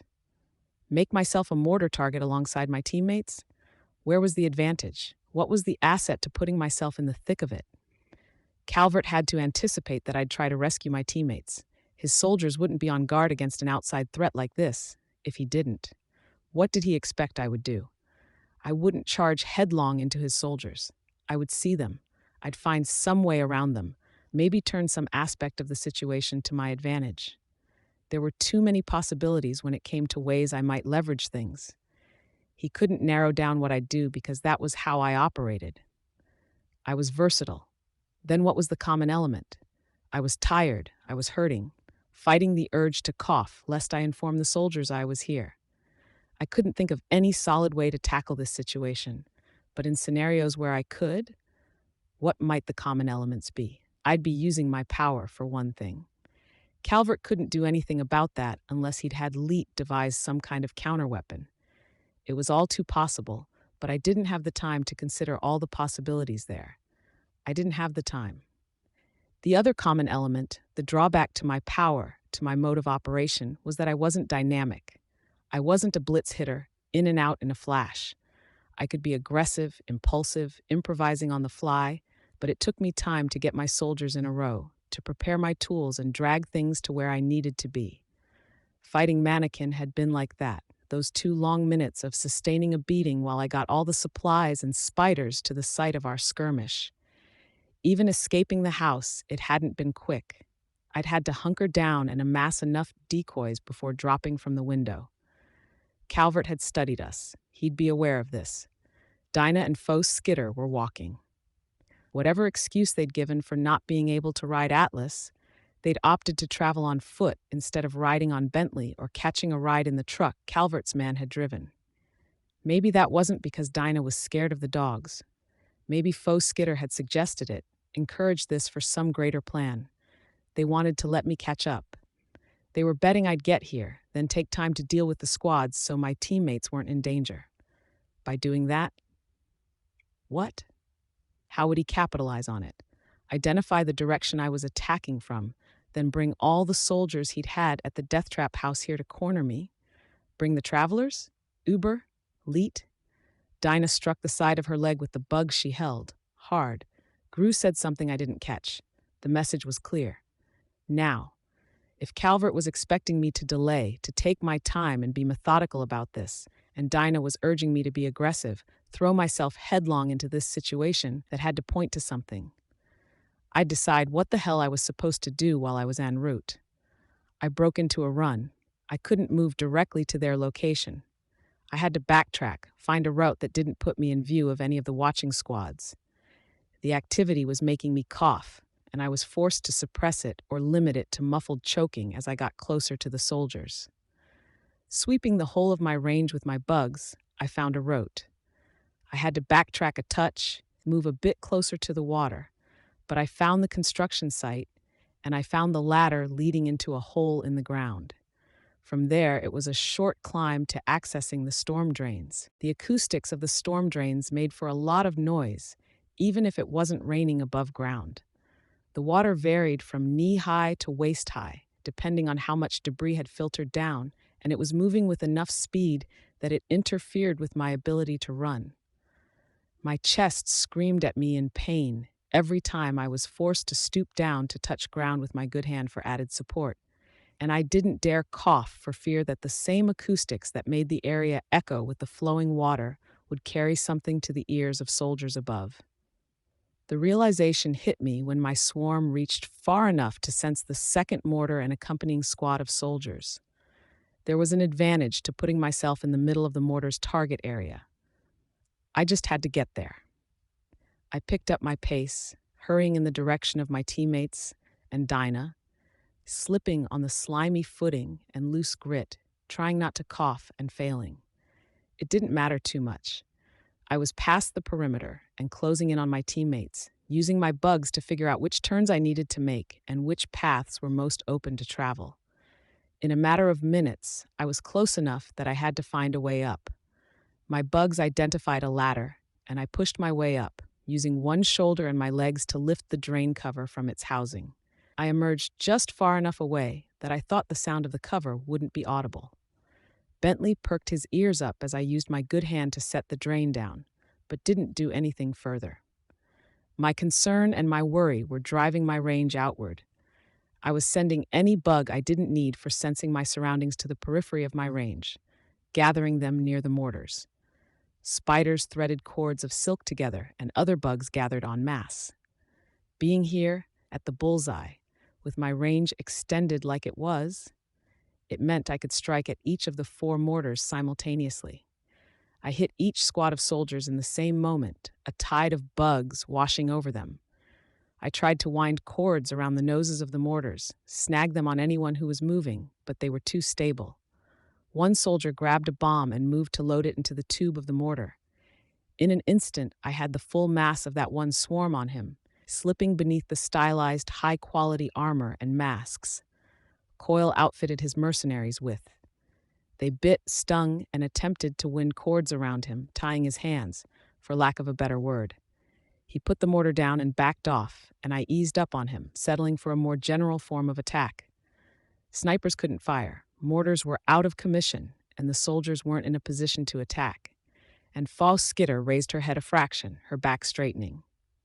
If I could see, and if I were in a position to see her, I might have missed it, but I was aware with my bugs on her. She knew. A headset beneath her mask, a communications device in her ear feeding her info. I ran towards my team. Bugs stirred around the others as I attempted to rouse them and get their attention. Fake Skitter wheeled around, reaching behind her back to draw her gun. Her arm caught Dinah around the shoulders, hugging the girl to her side. I missed the first part of what she said. The meaning was clear. Got no more use for you. And she sounded like me as she said it. I could sense the shock on the part of my teammates, and I could sense the trap fall into place, as though a switch had been flicked. The bugs I'd placed on my teammates to sense where they were went on the attack. It wasn't my command. I tried to push the bugs to stop, but my power was drowned out. It wasn't that the commands they were receiving were more powerful than mine, more that they kept coming, a singular, crude set of commands extending across my entire range, maybe even further, every half second, overriding any ongoing instructions to my bugs. Attack, move this way, attack, move this way. Gru said something, and I couldn't catch it. Betraying us, bitch screamed the words. Next to Bentley, she was suffering the worst of it as the bugs attacked. Sorry, my doppelganger said. I missed the tail end of what she said after that, but it ended with, the plan. Sorry, bitch, it was always the plan. No, I shouted, and the act of shouting made me cough until my knees buckled. I could feel the bugs gathering on me, attacking mindlessly, collecting on my scalp. Still coughing, I reversed the short cape that sat around my shoulders and pulled it over my head to serve as a hood. It didn't do anything to kill the bugs that were still alive and present, but it kept more from accumulating. I was too far away for any of them to hear. A block away, miles away, for all the good it did. The other skidder fired her gun at Bitch, one shot after another. Gru blanketed the area in darkness, and the false skidder dropped her weapon. I could sense Bitch slumping on Bentley's back, bastard spilling from her lap to hit the ground and roll on impact. Did he clone me? No. I could sense the movements of the bugs throughout my range, even if I couldn't control them. They were moving in a massive, slow spiral, drifting counterclockwise and attacking anyone they came in contact with, and the center of the effect, where they were settling and gathering in piles, a box in the center of one building. Had to get there, shut it down. I struggled to my feet, half running, half staggering as bugs gathered in a heavy carpet on me. I was lightheaded, exhausted, still coughing, and the first of the bugs were arriving from where they'd been attacking the soldiers. I sensed Dinah in the midst of the swarm. The pheromones that false skidder wore were serving to override the pulses from the box, keeping bees and wasps from doing too much damage to the pair. I wasn't sure how they planned to deal with the more dangerous spiders, but the bugs that were moving across land were slowed by the constant vertical ascents and descents as they ran into buildings and other features of the landscape. False skidder hurled a canister into the midst of my teammates. A flashbang. I could see the flare of light, the concussive sound that scattered the bugs that had congregated on them. Heading for the swarm box, I wasn't close enough for it to really affect me. The mortar crews were packing up their equipment and climbing into the trucks to beat a retreat from the scene. This is Calvert's doing. He was convincing the others that I was turning on them the second I had Dinah. He'd probably rigged it so I would disappear afterward. Skitter out of the picture in a way that was totally believable given my prior actions. The Undersiders would be mad, they'd be hurt, but they'd still be his. Except I was here. I could convince them it was a trick. Either shut off the swarm box or take a left turn, show up where they were, and things would make sense in an instant. 2 skitters, 1 a fake. No, I had to shut off the box. I could feel blood where some bugs had found flesh on Rachel and the dogs. If too many bee or wasp stings struck home, someone could be seriously hurt, needing epinephrine. I could sense Dinah moving one hand, drawing it across her chest in deliberate gestures, from shoulder to shoulder, down the side of her body from her armpit, turning to cross the base of her ribs. Letters. SORR. There was no time for the Y. Both Dinah and the other skidder disappeared, replaced by a collection of rubble and a single flashbang. The others were still reeling from the first when the second flashbang detonated. More boarded up windows and doors. I fired at the handle of the door and then kicked. I did more damage to myself than the door, collapsing in another coughing fit. The others recovered before I did. I could sense Gru standing, shouting something. I couldn't understand him with the effect his power had on his voice. Not the first time I'd run into that issue. Rachel was up too, using Bentley to stand, one hand pressed to her side. I sensed the hot knot of metal where it had impacted the reinforced jacket I'd given her. Good. Find her, she shouted. Find Skidder. Hurt. Kill. Bentley broke into a run, Zigzagging across the street they were standing on toward where false Skitter had been. Did they make her smell like me? They had to keep the dogs from barking distress. But how? Had Calvert had his men raid my stuff? Had he used my dirty laundry? I felt violated, not just because of the potential trespass, but the extent to which they'd stolen my identity and abused it. Bentley raised his head and then turned right in a loping run that would put him behind me in a matter of seconds. Then he'd have my trail. He'd zone in on me. I could picture what happened next. I wasn't in a state to put up a fight. I climbed to my feet, reloading my gun, then fired 3 more times at the door handle. A gnat that was following the spiral summons of the swarm box made contact with a deadbolt on the far side of the door, and I shot at that too. This time, when I kicked, it opened. I collapsed to the ground, my cough so fierce and ragged that I wouldn't have been surprised if I'd been expelling flecks of blood into the inside of my mask. Bentley spotted me and began charging. I crawled inside, brought my legs up to my chest to get them out of the way of the door, and kicked it shut. The mutant bulldog was too large for the door. When he impacted it, it split across the midsection, the upper half coming free of the hinges, and the surrounding brickwork bulged inward, cracked mortar showering down around me. The wooden framework around the door kept him from getting much further, wooden pillars of support that were a foot thick on each side.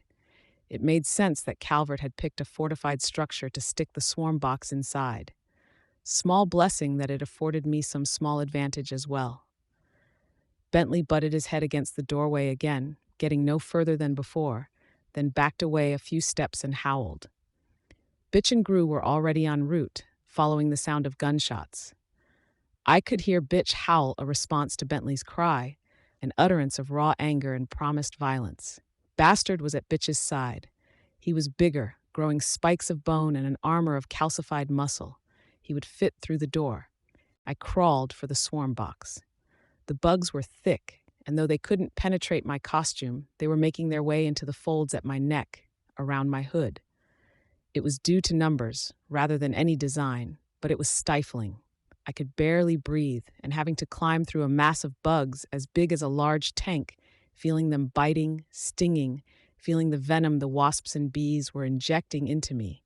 I raised myself up enough to get a grip on the tarp that covered the box, and then let myself collapse to the ground, coughing, maintaining my grip so I pulled the tarp off as I fell. I was seeing bright spots in my vision, which shouldn't have been the case because I couldn't see anything. Getting onto my knees so I could find the wires of the swarm box was a gradual process, made heavier by the mass of bugs on and around me. Every bug for what had to be at least a mile in every direction, gathering here. I tore at one handful of wires. Nothing. It was just a matter of time. I had a minute or two, judging by the speed Bitch and Gru were moving. I reached to grab another and felt a hand on my wrist. Imp hauled my hand back, pulling me off balance, then kicked me square in the chest. I doubted there was a place she could have hit me where it would have hurt more. I lay on the floor, alternately writhing and spasming as pain lanced through me. "Did the doggy get you?" Imp growled the question. "Good. Turn off your fucking power." I had only a helpless noise to offer in response. "I warned you what you were in for if you let my brother down. So do I use the knife, make it quick?" She drew a knife. Then she drew her taser with her other hand. "Or do I stick you with this until you stop using your power? Then we can find some place where you don't have your bugs and take the slow option." Gru and Bitch entered through the door, and I heard Gru mutter something. Bitch gripped Bastard by the collar. "Imp, you found her," he said. He sounded strangely unaffected by recent events. There was no emotion to his voice. We were just discussing options. "I heard. Taser won't do anything. Worse than anything, she'll use her power while she's asleep," Gru said. I opened my mouth to speak, coughed instead. "What about if she's dead?" Bitch asked. She didn't sound disaffected. She sounded pissed. "I can do it if you two can't stomach it."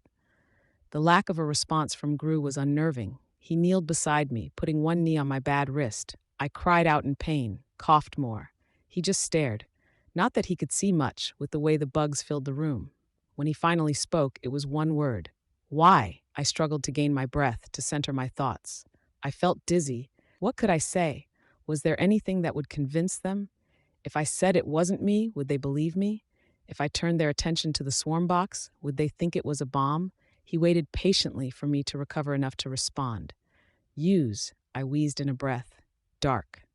I closed my eyes as the darkness flowed over me. I felt my power weaken, realized I'd unconsciously been pushing the bugs to hold back. I felt their attack intensify. Gru stood. He opened his hand, fingers splayed, and his darkness dissipated. He turned to Bitch, gestured to Bastard. Yeah? She asked. Yeah, he pointed. You sure? I'm sure. Bitch whistled, Bastard lunged, and the swarm box caved in beneath the wolf cub's front paws. The swarm went quiet. Gru offered me a hand. I took it, and he hauled me to my feet. I was unable to balance, dizzy, and leaned heavily into him. You're not buying this, are you? Imp asked. It wasn't her. She's playing you. It wasn't her. Imp folded her arms. Bitch didn't move. Gru murmured, Explain what's happened. Then we need to take care of you. I shook my head. No, I coughed briefly. Tattletale, Regent 2. They're in trouble. We left them with Calvert, with Coil. Arc 16. Monarch. Part 13. With Gru's help, I seated myself on the intact edge of the destroyed swarm box, scattering my insects to the walls and ceiling of the room. Gru paced a little, while I eyed Imp and Bitch. My female teammates didn't look entirely convinced, and I couldn't blame them. They'd just seen someone who matched my description attacking them. The nighttime darkness and the lack of city lights hadn't helped, and the obscuring swarm of bugs had helped hide the details from the moment the imposter gave them reason to suspect her. What happened? Gru asked me. We arrived at the place he was keeping Dinah. She grabbed my hand, we turned around, and the headlights flashed. Then I was somewhere else. He switched to his high beams momentarily. Don't know about the others, but my eyes had adjusted to the dark. I couldn't see anything, used my darkness to try to cover us in case he was pulling something, but nothing happened. Turned around, and you were fine.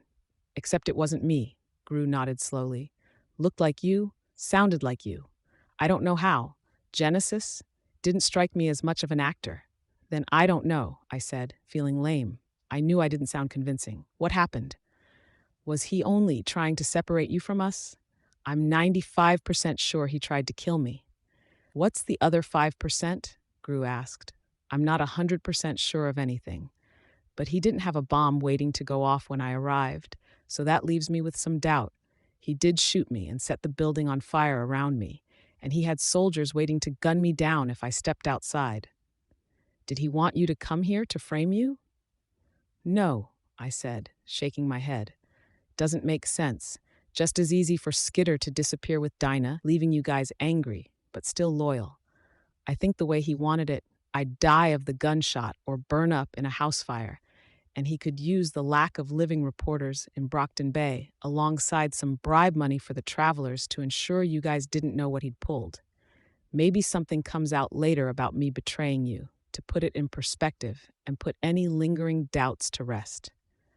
He teleported you into a burning house, shot you, surrounded you with soldiers. And you escaped, Imp said. Barely. I touched the knot of metal where the bullet had settled in my armor. I guess it's bulletproof after all. I got away because of stuff he wasn't aware of mainly. My costume, tactics I've been using in the field, the fact I had a gun. Don't know if Calvert knew about that. Are you okay, Rachel? Rachel didn't respond. Her head was turned my way, and I could imagine her staring, trying to read me. Her hand gripped the chain at Bastard's neck. It wasn't me, I told her. It wasn't her, Gru confirmed. I saw with her power. That box was controlling the bugs. Bitch nodded slowly. I couldn't see her expression to know whether she was glaring at me or narrowing her eyes behind her mask. If you have any doubts, I said, you can stay in a position to attack me if something happens. One whistle or one hand signal away from commanding Bastard or Bentley to tear me apart. I hope you won't leap to any conclusions, but it's fine. Are you sure? Because I don't want there to be any hard feelings, or I don't want there to be hard feelings. I'd almost said retaliation, but I decided I didn't want to bring that up. It's fine, she said, and there was a touch of anger to the words. This shadow and dagger shit pisses me off. Cloak and dagger, Imp offered. Bitch made a low, grunting noise in her throat that fell somewhere between a huff of anger, a belch, and a grunt. The way you acted before, the way that person acted when she shot me, and the way you're acting now, none of it makes sense, and maybe that's because I'm stupid. But I'm going to handle this my way. Next time someone shoots at me, I kill them. Or I have bastard eat their hands and feet.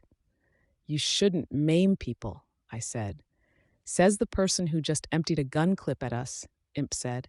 When Gru and I turned her way, she raised her hands. Kidding. I'm just kidding. Want me to kill them instead? Bitch asked. No, just never mind. But hold back a bit for now. And don't call yourself stupid. You think in a different way, that's all. She offered a non-committal grunt in response. We should talk rescue plans, I said. Calvert invited Tattletale to join him, probably so she wouldn't tip us off about the body double. That means she's probably caught. Regent too, since we sent him to look after her. This is the kind of situation we were hoping to avoid by playing along with his grand plan. Having to tackle his full forces to save Tattletale, Regent, and Dinah. Right. If we go charging into this, we or one of his hostages will get killed. I could go in, Imp said. Get them. Walk them out. No. He knows us. He's anticipated something like this. Probably has for the travelers, too. He'll have planned around our powers, with counters in mind for each of us. That means video cameras to keep an eye out for you. Pain in the ass. Indirect attack? Gru suggested. It won't work if he's holed up somewhere safe, not with the countermeasures he'll have put in place. If he's in his underground base until this all blows over, then he'll be impossible to access, I said. I had to stop to cough. Nobody chimed in with an answer or idea while I recovered. I went on. If he's in the PRT offices, then we'll probably have to get past the travelers, his soldiers, his PRT officers, any countermeasures he's put in place, and any countermeasures the PRT put in place. It'd be a question of staggering out his various lines of defense, so the more questionable ones are out of sight of the good guys.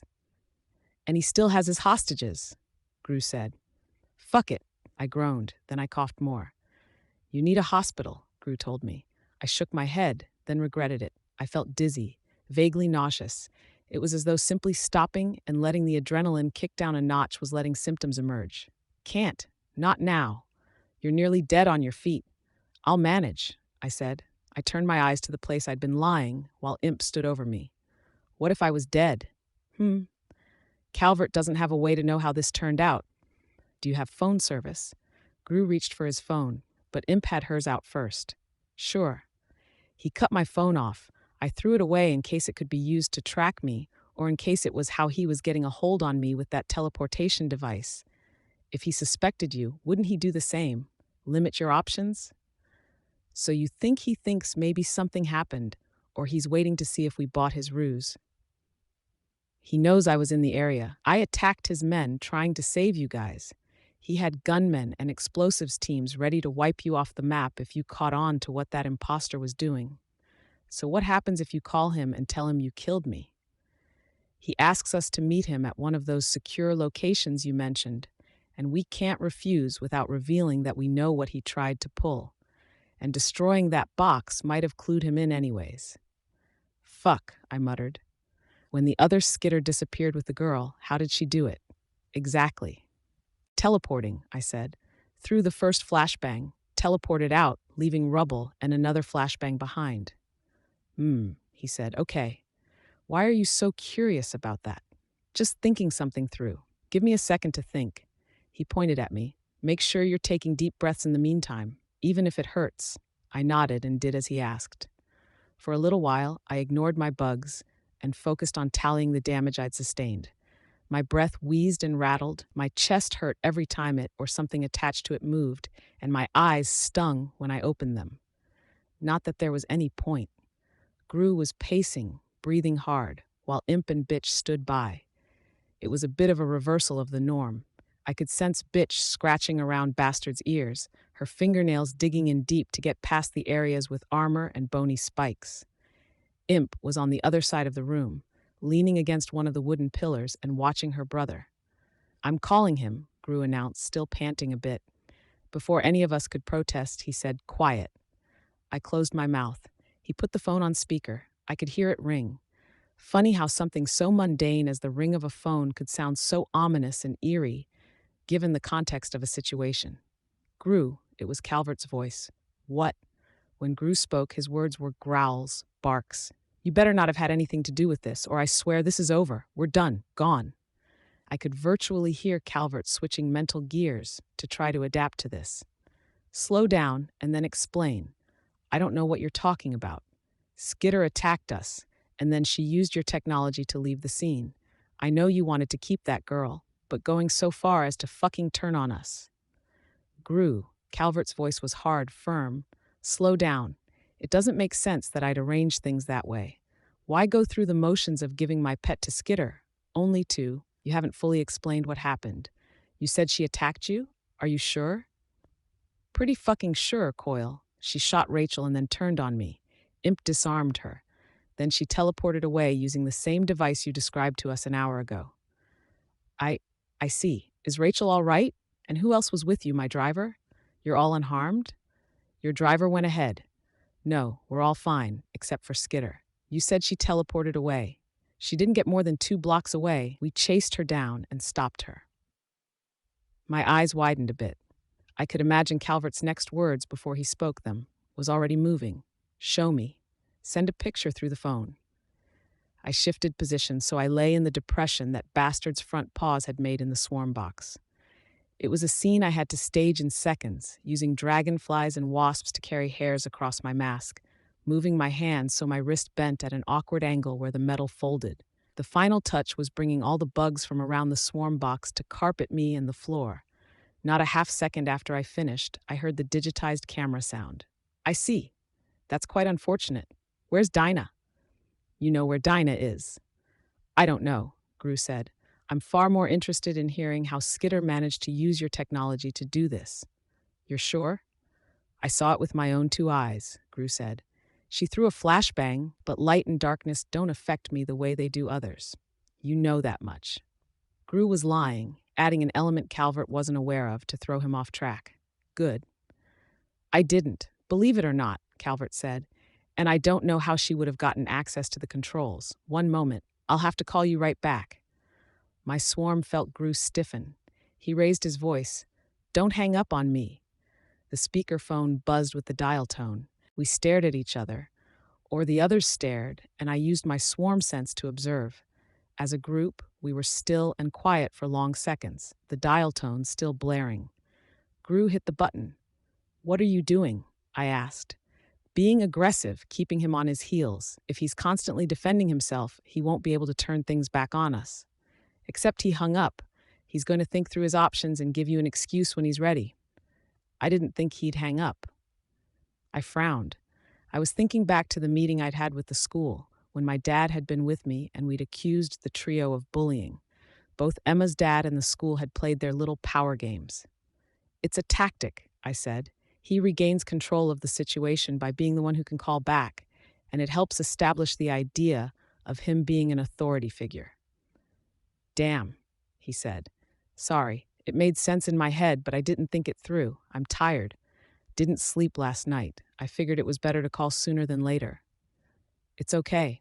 Maybe call him back? He didn't get a chance. The phone rang. This wasn't the kind of response I wanted, Coyle, Gru growled into the phone the second he'd answered. I heard the beep as he switched it to speakerphone. Calvert was already talking. Have sequestered Regent in my custody, out of concern that he controlled Victor to have the young man hack into my systems. You and I both know that Victor didn't have that kind of access, and we didn't know about your teleportation technology until an hour ago. I fear Skitter may have known, and I'm simply covering my bases. Once we've verified what happened and that Regent wasn't complicit, I'll release him. You can understand where I'm wanting to be careful given this turn of events. I don't understand anything, Coyle. I heard a tremor of emotion in Gru's voice. I liked Skitter, and she's dead. The use of the teleporter says you're complicit. I want to look you in the eye and believe you weren't a part of this. We'll sort this matter out. If you'll come to my headquarters, we can discuss this. No, not your headquarters. Not with the possibility you pulled this shit on us. We'll meet somewhere else. Somewhere open. There was a pause. As you wish. Name a location. Gru, this time, was the one caught off guard. Calvert's response was fast, and Gru clearly didn't have an area in mind. A place where we'd be able to set up faster than Calvert, ideally open, not riddled with attack routes and vantage points for his soldiers. I thought of a spot, and the air caught in my throat as I suppressed a small noise. I almost coughed. I drew the word in the air with my bugs. The market, North End, Gru said, reading it. You know it? I do. It's shut down at present. Right, you come with only one small squad of soldiers. Bring Tattletale and Regent. If, Calvert started, Gru hung up on him. He looked at me. Authority, right? Right, I said. But all I could hear was the emotion in his voice when he'd been talking about the idea that I'd been dead. Pretending. Gru wasn't a guy who showed his emotions. He didn't strike me as an actor. Hearing that had affected me more than I thought it would. I didn't want to ask if it was because he really cared or if it was because he'd tapped into something else, some vulnerability that his recent trauma had left open to him. I coughed lightly. The market's a good spot. His people were at the south end of town. It'll take him a bit to get there, so he won't be able to stage any kind of ambush. It works. But if we're meeting him, what are you doing? Staying nearby, I said. I'll wait in the wings. In the meantime, we should see if we can get our hands on something that we could have bastard maul to the point that it looks like my mutilated remains. There a butcher still in service anywhere? Gru asked. We'll figure something out, I replied.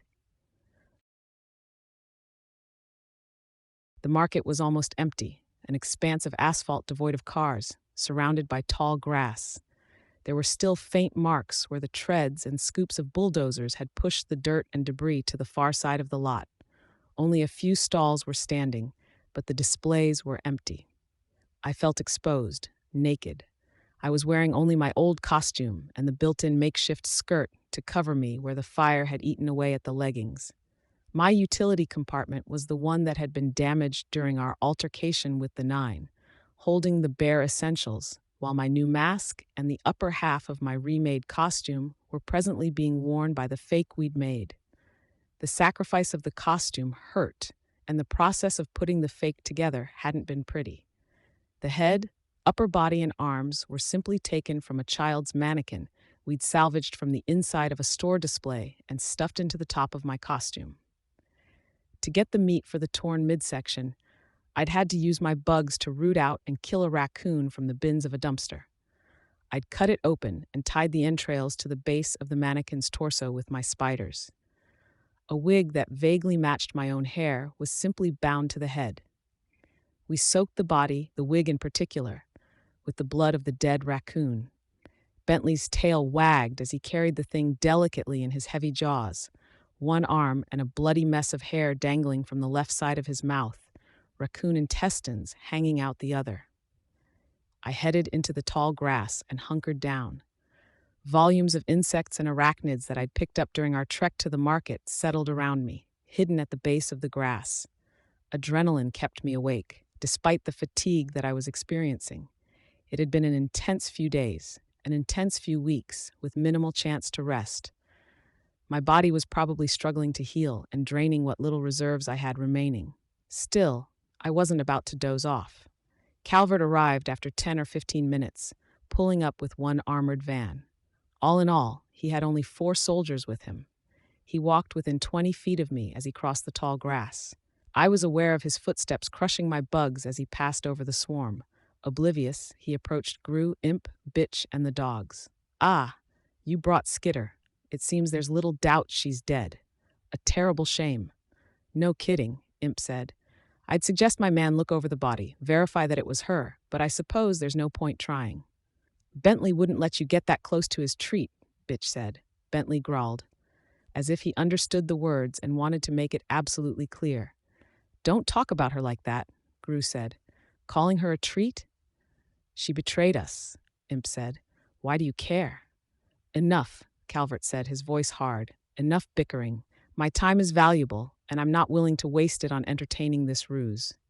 I didn't have many bugs deployed on my allies or on Calvert, but I could still feel the others tense in surprise. Yes, I know. I commend you for trying. I might have believed you, but I do have other resources on hand. Then, Gru started. Calvert raised a hand. I was talking. As I was saying, I have other resources available. I have a small cadre of supervillains, a small group of heroes, all the resources of the PRT and PRT computer systems, and all of their tools. He snapped his fingers, and soldiers began to teleport down to the edges of the market. Most were positioned so that the undersiders would have to run off the edge of the pavement, over the grass and into the water if they wanted to get away. Surrounding a target while holding guns only promised to get people shot. The effect, as it was good enough. The travelers teleported in behind Calvert, followed by Chariot, Circus, Uber, and Leet, and a few of his lieutenants. People in suits. One held a laptop while the other typed on it. Every gun, tinker-made or otherwise, was pointed at my teammates. Another gun pressed against the back of my head. Soldiers had teleported in behind me. I felt despair sweep through me. No, too many. Didn't think he could teleport this many in. The gun barrel prodded me, and I stood. I walked with the gun pressed between my shoulder blades, just above the spot where my utility compartment hung. Skitter, how nice of you to join us. Cut the fake civility, I said. Where are our teammates? Regent and Tattletale are safe and locked up, rest assured. I must say, I'm quite disappointed. I really had hoped this would work out, and the loss of the Undersiders sets me back by weeks or months in the grand scheme of my plan. Imp, you can cease trying to run. My men have cameras on you. Calvert gestured toward the laptop. Imp moved her mask to spit on the ground just to my right. It was a bit of a shock to find her standing there. Farewell, Under. Wait, I said. Raising my voice made me cough. I don't see any point to waiting. I hurried to recover and speak before he could give the order. Dead man's switch. Calvert sighed. Ah, you are irritating, you know. On more than one occasion, I know, you've argued for the sake of the greater good. I've viewed the recordings the PRT has of your appearances at major events, and I've come to know you fairly well. It's rather hypocritical that you're now working so hard to fight against the greater good. Against your rule. Essentially so. If you simply would have died quietly, the Undersiders wouldn't have been stirred to rebellion. I could have established a peace we haven't seen since the day Scion arrived, and everyone involved here could have walked away happier and healthier, your friends included. Tattletale accepted, I responded. Tattletale accepted, I admit. Too dangerous to be left unchecked. A shame. Now you were saying? I arranged a dead man's switch. Kind of. Unless one of my subordinates receives a message from me every 20 minutes, she'll mass send emails to everyone important and even a few unimportant people. Detailing the true nature of Thomas Calvert, I suspect? Yeah. I hate to break it to you, dear Skitter, but this isn't enough leverage for me to let you walk away. I turned my head in the direction of my teammates. With my power, I noted their presence. Gru, Imp, Bitch, her dog. None of us? I asked. No, I'm more confident in my ability to handle the chaos that any email creates than I am in my ability to get you and your teammates under my thumb again. Okay, I said. I could feel sweat running cold down the back of my neck. Then I have a few questions and a couple of requests. Satisfy that, and I can disable the dead man's switch. The requests first, if you please. Dinah goes free when you're done. You don't keep her forever. Agreed. My dad, you don't touch him. I haven't, and I won't have reason to. And you take care of Rachel's dogs. Calvert nodded, but I could sense his patience was running out. You do what you can to stop Jack from doing what he can to end the world. If you have capes at your disposal, you give them some job related to that, to stopping it. Fine, is that it? If none of us here get to live, at least promise Tattletale gets to. Fine, that can be arranged. I'll need to see her to verify she's okay. I get that you can't prove you haven't gone after my dad in retaliation for earlier, but you can bring her here. Calvert nodded at Chariot, who pressed a button on his wrist. Tattletale appeared in a flash of light, arms bound behind her, legs shackled. She wore headgear that had her blindfolded and gagged. I couldn't quite tell, but it looked like the ears were plugged too. Satisfied? Calvert asked. No, it could be a body double, like you arranged for me. I'd like to confirm with her. No, the restraints are in place for a reason. Then it's a body double, I said, and I'll let the timer run down on this damaging piece of email. I'm willing to run that risk. Use your power, I told him. I'm going to say the words Rose L. She'll reply with something green, followed by the letter A. I'm familiar with your codes. Great, and if she doesn't, shoot us. If there's a problem, go with your other world. You know how my power works? Calvert sighed. I suppose I shouldn't be surprised in the end with the name she chose. No. It's all I'm asking for. You can send your computer experts to the destination I name. They'll check the computer memory to verify no messages were sent, check the phones of everyone on my call history that you don't already know, and then you'll know you're in the clear. That's what I'm offering you in exchange for the assurance that at least Tattletale will get to live. Their peace of mind. I could kill your liaison, you realize. She's a loose end. I thought of Charlotte, hoped I wouldn't regret getting her involved. I hope you won't. All I've told her is that she should await my message and send the file I composed if she doesn't hear from me regularly. I hope you'll let Tattletale and my civilian live, but if you won't, if you break your word, I guess I'll have to live with you looking a little worse in the eyes of the people who work for you. Like the travelers. Don't bring us into this, Skitter, Trickster said. This is your mess, your consequences. I didn't do anything. He was the one who turned on us first, I protested. I sensed Trickster turn Calvert's way. Calvert sighed audibly. As Skitter knows about my power and ever so kindly revealed the broad strokes of it to everyone in earshot, I suppose there's no loss in explaining. I tortured one member of the Undersiders for information, in another world, days ago. They revealed that you were plotting to turn on me if I refused to release Dinah. I cannot afford to release her, so my hand was forced. So it's our fault? Imp asked. Ultimately, yes. How did you make those body doubles? Genesis? The old-fashioned way. The one that replaced you was a Sudanese child soldier. I was preparing for the eventuality of your betrayal since the day after Leviathan attacked and your wobbly allegiances became perfectly clear.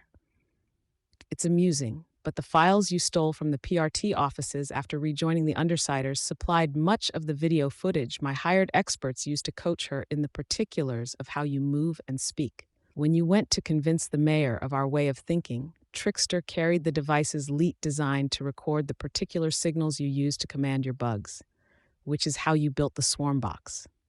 The famine engine, Leet said. Whatever. Any further questions? Why didn't you drop me on top of a bomb? An unfortunate side effect of Leet's power. Leet believes it was the proximity to the bomb or the particular signature of the vat of acid that made it so likely to occur. But with my power, I observed that it wasn't merely a chance that the teleportation would fail and your well-trained body double would be caught instead, but a surety. No less than 12 tries with the variables changed slightly. Leet's power sabotages him, it seems. Is that Leet's passenger at work? Passenger? Ah, that's what Bonesaw calls the agents. Yes, I suppose that might be the case. In any event, we nearly ran out of time before verifying that guns, fire, and alcohol wouldn't skew his power, whatever the cause of the errors was. Okay, so I don't suppose you want to let me confirm it's Tattletale and tell you who to contact to cancel the dead man's switch? No, you've been careful every step of the way, thinking 5 steps ahead, amassing resources, amassing top-notch underlings, getting us working for you, getting the travelers.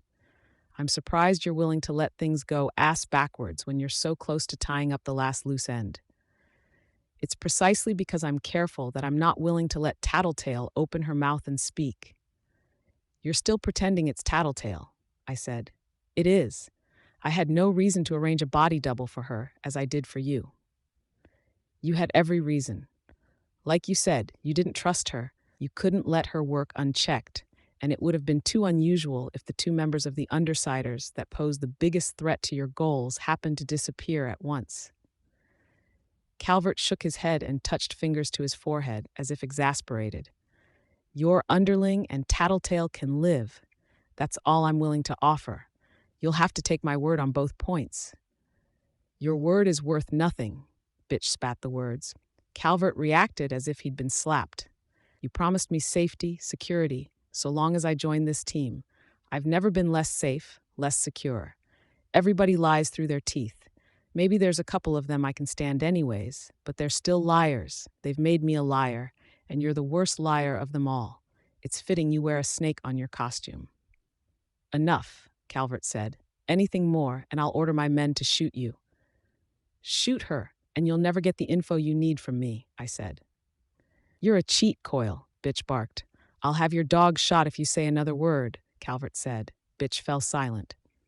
Silence reigned for long seconds. I was aware of my bugs, knew that I couldn't have them attack without us getting shot. I knew my armor was bulletproof. Bitch's armored jacket was the same way, but the thinner fabric, or a bullet through the lens or eye hole of a mask? There were a lot of soldiers here. Even if the suits could stop the bullets from penetrating, we could be pulverized anyways. I heard a wave crash against the shore, not far away. Long seconds passed. If it settles the matter, then fine, Calvert said. He signaled Chariot. Another tattletale appeared. She dropped to her knees the second she materialized.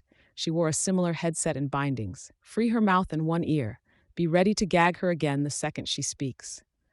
One of his soldiers approached the kneeling tattletale. He undid the gag and freed her ear of the plug that was held in place with wire. Rose L, I called out. String bean A, she replied. She grunted as the soldier forced the gag back into her mouth.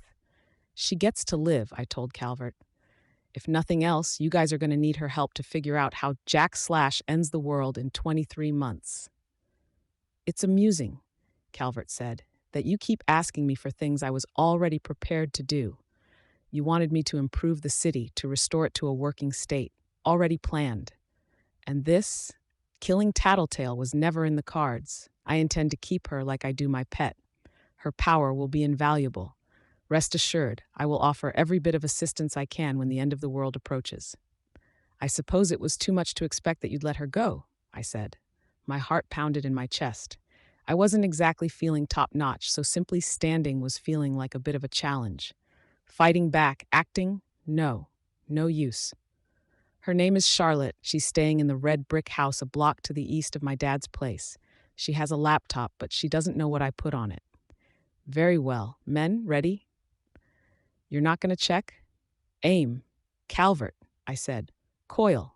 Fire. The sound of the gunshots was deafening, debilitating when I was already missing my sense of sight, my bugs not present enough to give me a sense of the surroundings. I sensed Gru get hit, then Bentley. I took one in the stomach and folded over. When the smoke cleared, for lack of a better term, we were still standing. There was the sound of a few isolated scuffles in the ranks of the soldiers. My bugs moved to the ends of gun barrels and to the soldiers themselves, noting their postures and positions. Roughly half of the soldiers that surrounded us were holding the other half hostage. A few had managed to get shots off, but a quick feel around with my bugs verified that nobody had been hurt enough to be knocked to the ground. Most of the bullets had gone over our heads. What is this? Calvert asked. Travelers. Don't do a thing, travelers, Gru boomed out in his eerie, hollow voice. Someone removed Tattletale's bindings. One of the soldiers approached Tattletale and began undoing the restrictive binding. She wobbled slightly as she stood, working her jaw in the absence of the gag.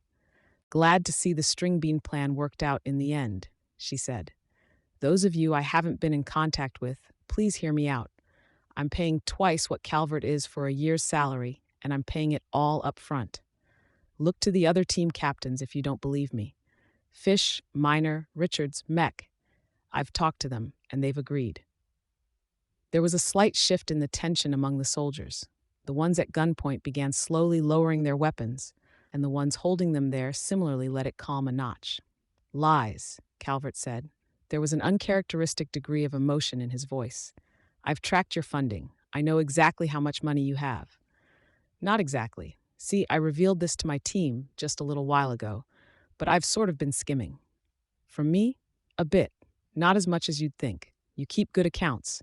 But our targets? For sure. Like we go rob the Brockton Bay Central Bank, and maybe I skip off for 5 minutes to go visit the CEO's room, use his computer to get access to more funds and shift them into a personal account.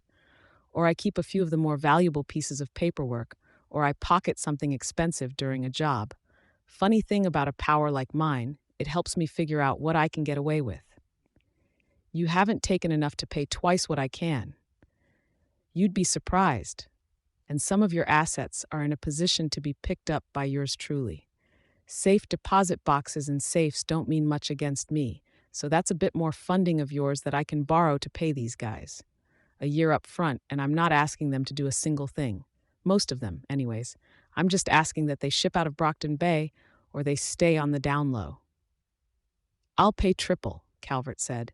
You can't pay triple, Tattletale said, stretching as the chains around her wrists and ankles were undone. You've dented your coffers too much with the city revitalization. Didn't help that you paid such an exorbitant sum to the Dragon Slayers for the information they were offering. That was your idea. Yeah, Tattletale said.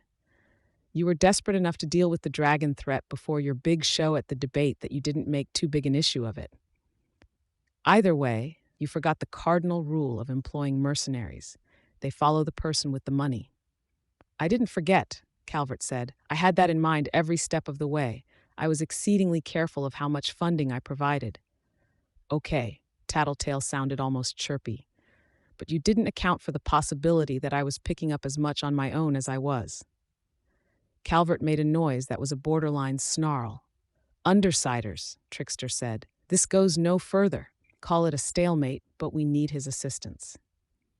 Calvert's lying, you know, Tattletale said. He can maybe help you, but he can't help Noelle. None of the plans he's been talking about will work, and he knows they won't work. He wants Noelle for entirely different reasons. He thinks he can get her on a leash, so he's got firepower, even if he gets rid of the supervillains working under him. A threat that only the great PRT leader, Thomas Calvert, can address. I'd rather see the truth of that for myself. You touch him, and we kill you. You guys aren't wearing the same kind of durable costume we are, Tattletale said. If you want to make a point of it, my soldiers can gun you down. I can swap your group with mine the second the gunshots happen, Trickster replied unfazed. You don't want to do that. I tried to speak, coughed once instead. When I finally had my voice, I said, ballistic, Sundancer. Any other traveler with doubts, I know you guys aren't happy with the status quo. If you want to stop running, stop moving constantly and move to Brockton Bay permanently, we'll have you. We need you even. A long pause stretched out, then Ballistic stepped forward. Hey, man, Trickster said. No. I'm done. This was a doomed quest from the start, Ballistic said. He stopped at Gru's side, turned around to face his teammates. Sundancer, I asked.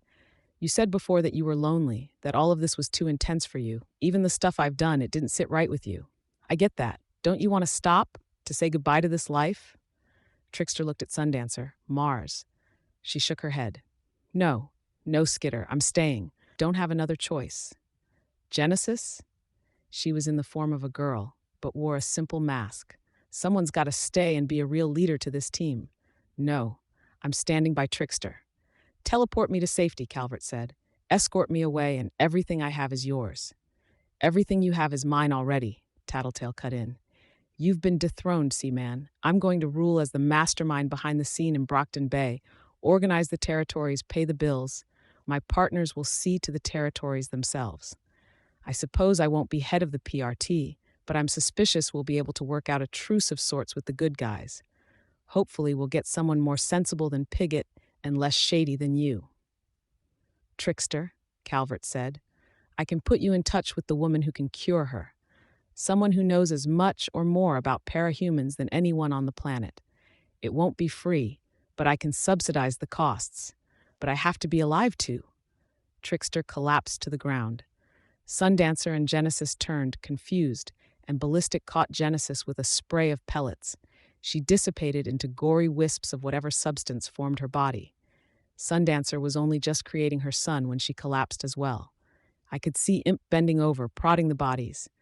Uber, Leet, and Chariot backed away as guns turned to point at them. Anyone who shoots one of the Undersiders will receive $1 million.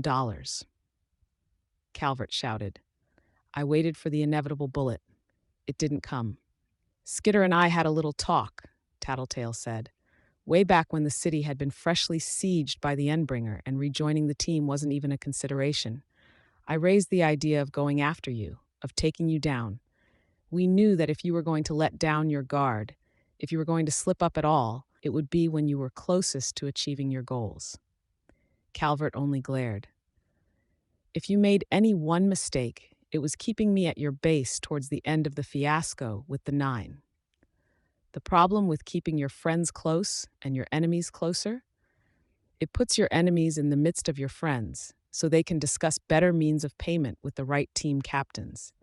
Or they can maybe arrange to put something in Noelle's vault during one of the feeding times. A few fire alarms with a low battery, tucked in where the door meets the wall. Irritate her so she's awake that much more, and she then costs you sleep. That metaphor fell apart, Imp commented. Tattletale shrugged. Not so much a metaphor, but I got off track. Pettiness, Calvert said. Strategic. Lots of little things add up. Seeding doubts, making you second-guess plans. Keep you up at night wondering, planning just a bit more in both your realities. You were too focused on the big picture, on the thing I could find out, keeping me off balance, that you missed out on my ability to see the little things, to exploit them. And it wore on you. You didn't realize how much, but it did. And maybe that's why you were that much more susceptible to making the critical mistake here. Damn you, Calvert said. But you made the mistake we needed you to make, using your power here while you were talking to us. There's no escape routes now. The only loyalty you have is bought with coin, and I have more cash than you do. Then send me to the birdcage and be done with it, Calvert said. To jail? Tattletale asked. No. I know you have contingency plans, arrangements. We send you to prison and someone breaks you out before you get there. I took a step forward, then made myself take another. It doesn't have to be you, Tattletale told me. No, I told her. I think it does. Calvert turned my way, let his head sink back so it rested against the ground. So it comes down to this. I thought of the countless lives I'd put at risk, if not directly, then indirectly, the ABB blowing up parts of the city, the ensuing gang war, Purity leveling buildings, because she blamed us for the loss of her daughter. There was the fat superhero I'd left to die when the tidal wave was incoming. I recalled leaving the dying merchant to bleed out when I'd rescued Bryce from the merchant's festival of blood. There were the people in my territory, the old doctor who'd had her throat cut because I hadn't realized Mannequin was close until it was too late. The gas attack that killed nearly 20 people and the fire's burn scar had set in my territory, both because I'd provoked them and failed to consider how readily they'd go after the vulnerable point that was all the people I'd been trying to protect. I remembered trying to kill Mannequin with grenades, going all out in attempting to end a man's life. A madman, a monster, but it was what it was. And much more recently, there was the case of me bringing Triumph so close to death that he'd needed life support. I'd come to terms with so much of that by telling myself it was leading to this. I'd known deep down it would happen, that my fight against Calvert would have to end here. I walked forward until Calvert was beneath me. I drew my gun, checked there was ammo in the clip. "You're not a killer," Calvert said. "No," I replied. I couldn't see, so I screwed my eyes closed, felt the moisture of tears threatening to spill forth. I took in a deep breath. "But I suppose, in a roundabout way, you made me into one," I finished. I aimed the gun and fired. The gun dropped from my hand as the recoil jarred it. It clattered to the pavement. It was quiet enough that I could only hear the ocean water crashing against the shore, just off the beach. As an afterthought, I kicked the gun a distance away from where Calvert lay. Not that there was much point. I tried to learn from my mistakes. I felt Tattletale's arms settle around my shoulders. "We're done. This is over. The travelers will be pissed. We can't kill them," I said. "We won't. They'll move on. They have no more reason to stay."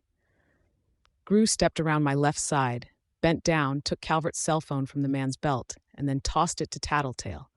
As Tattletale withdrew her arm from my shoulders, he stepped forward to give me a hug. "Let's go." I nodded into his shoulder. We turned away. With my swarm sense, I was able to recognize Miner, Tattletale's man, helmetless, opening the doors of one van for us. I took a seat. It wasn't Tattletale or Gru that sat down beside me, but Rachel. She took my hand in hers, held it fiercely. I wasn't sure what to make of it, so I simply accepted it. We stopped at Coil's underground base, Tattletale's underground base. It was a relief to escape the silence of the van, surreal to be in the dim noise of downtown again. Much of the area still lacked power, but there were the noises of the occasional car, of people clamoring on the bottom floor of an apartment building. City noises. "You okay?" Gru asked. "More bothered by the fact that I'm not bothered," I said. I knew how little sense I was making, but I didn't feel like elaborating. "But you're okay?" I nodded, coughed fiercely for a few seconds. "Our next stop after this is the hospital." "Okay," I agreed. As it had been at sunset, the base was empty. The metal walkway sang with my footsteps as I walked to the far end of the complex. I stopped at a door without a handle. "Here," Tattletale said. She held Calvert's cell phone, held it up and pressed a sequence of buttons. The door clicked open. I forced my fingers into the gap and hauled it open, heavy and metal. There was one more door, one with a key lock. Tattletale stepped over to the desk and got the key, opened it. Dinah was inside with an unassuming man in a turtleneck sweater and corduroy pants. "Go," Tattletale told the man. "Your boss is dead. Just go." He fled. "I'm going to get Regent," she said. "Think we'll leave Shatterbird in her soundproof cage for now, just to be safe." I nodded absently. I was holding on to Gru for support, watched as Dinah stood from the bed and slowly approached. Her voice was barely above a whisper as she stared down at the ground between us. "I've been waiting for this for so very long." It didn't sound like an accusation, more the words of someone who had been forced to watch the clock for days, weeks, months, anticipating a possible moment that might never come. "I'm sorry," I said. "I'm sorry it took so long." She shook her head. "I'm the one who's sorry. You were trying hard and I set you up so you'd go the way where your friends tried to kill you. I shouldn't have." "Hey, it's okay. It offered us the best chances in the end, right?" She bobbed her head in a nod. A second later, she was running to me, wrapping her arms around my midsection. I winced in pain as her forehead banged against my chest. "Medical care," Gru said. "For both of us," I replied. "Dinah and me." "Yeah." As a trio, we stepped out onto the walkway, where Tattletale and Regent should have been waiting. But I could see Regent at the end of the walkway, and Tattletale wasn't with him. She was hurrying down the spiral stairs just to Regent's left. I leaned over the walkway, as much as I was able, with the pain in my chest and Dinah clinging to my midsection. My eyes went wide. A moment later, I was hurrying after Tattletale, holding Dinah's hand in one of my own and Gru's elbow in the other. We stopped when we reached Tattletale. She stood facing the vault door, the one that was used to seal Noelle within. There were two vault doors, one set behind the other, and both were ruined, the one closest to us nearly folded in half, hanging by one hinge. "A final act of spite," Tattletale said. She looked at the phone in her hand. "He made sure she heard our conversation. You didn't notice? He was using his ability to create alternate worlds to throw my power for a bit of a loop. I was more focused on the possibility that he had a loyal soldier in the ranks or a sniper waiting in the distance, ready to take a shot at one of us." The odor that wafted from the open vault was like sweat and rotten meat. It was dark. Nothing about it gave the sense of a teenage girl's living space. On a scale of 1 to 10, I asked, "Just how bad is this?" "Let me answer your question with another question," Tattletale said. "You think we could convince the PRT to turn on the air raid sirens?"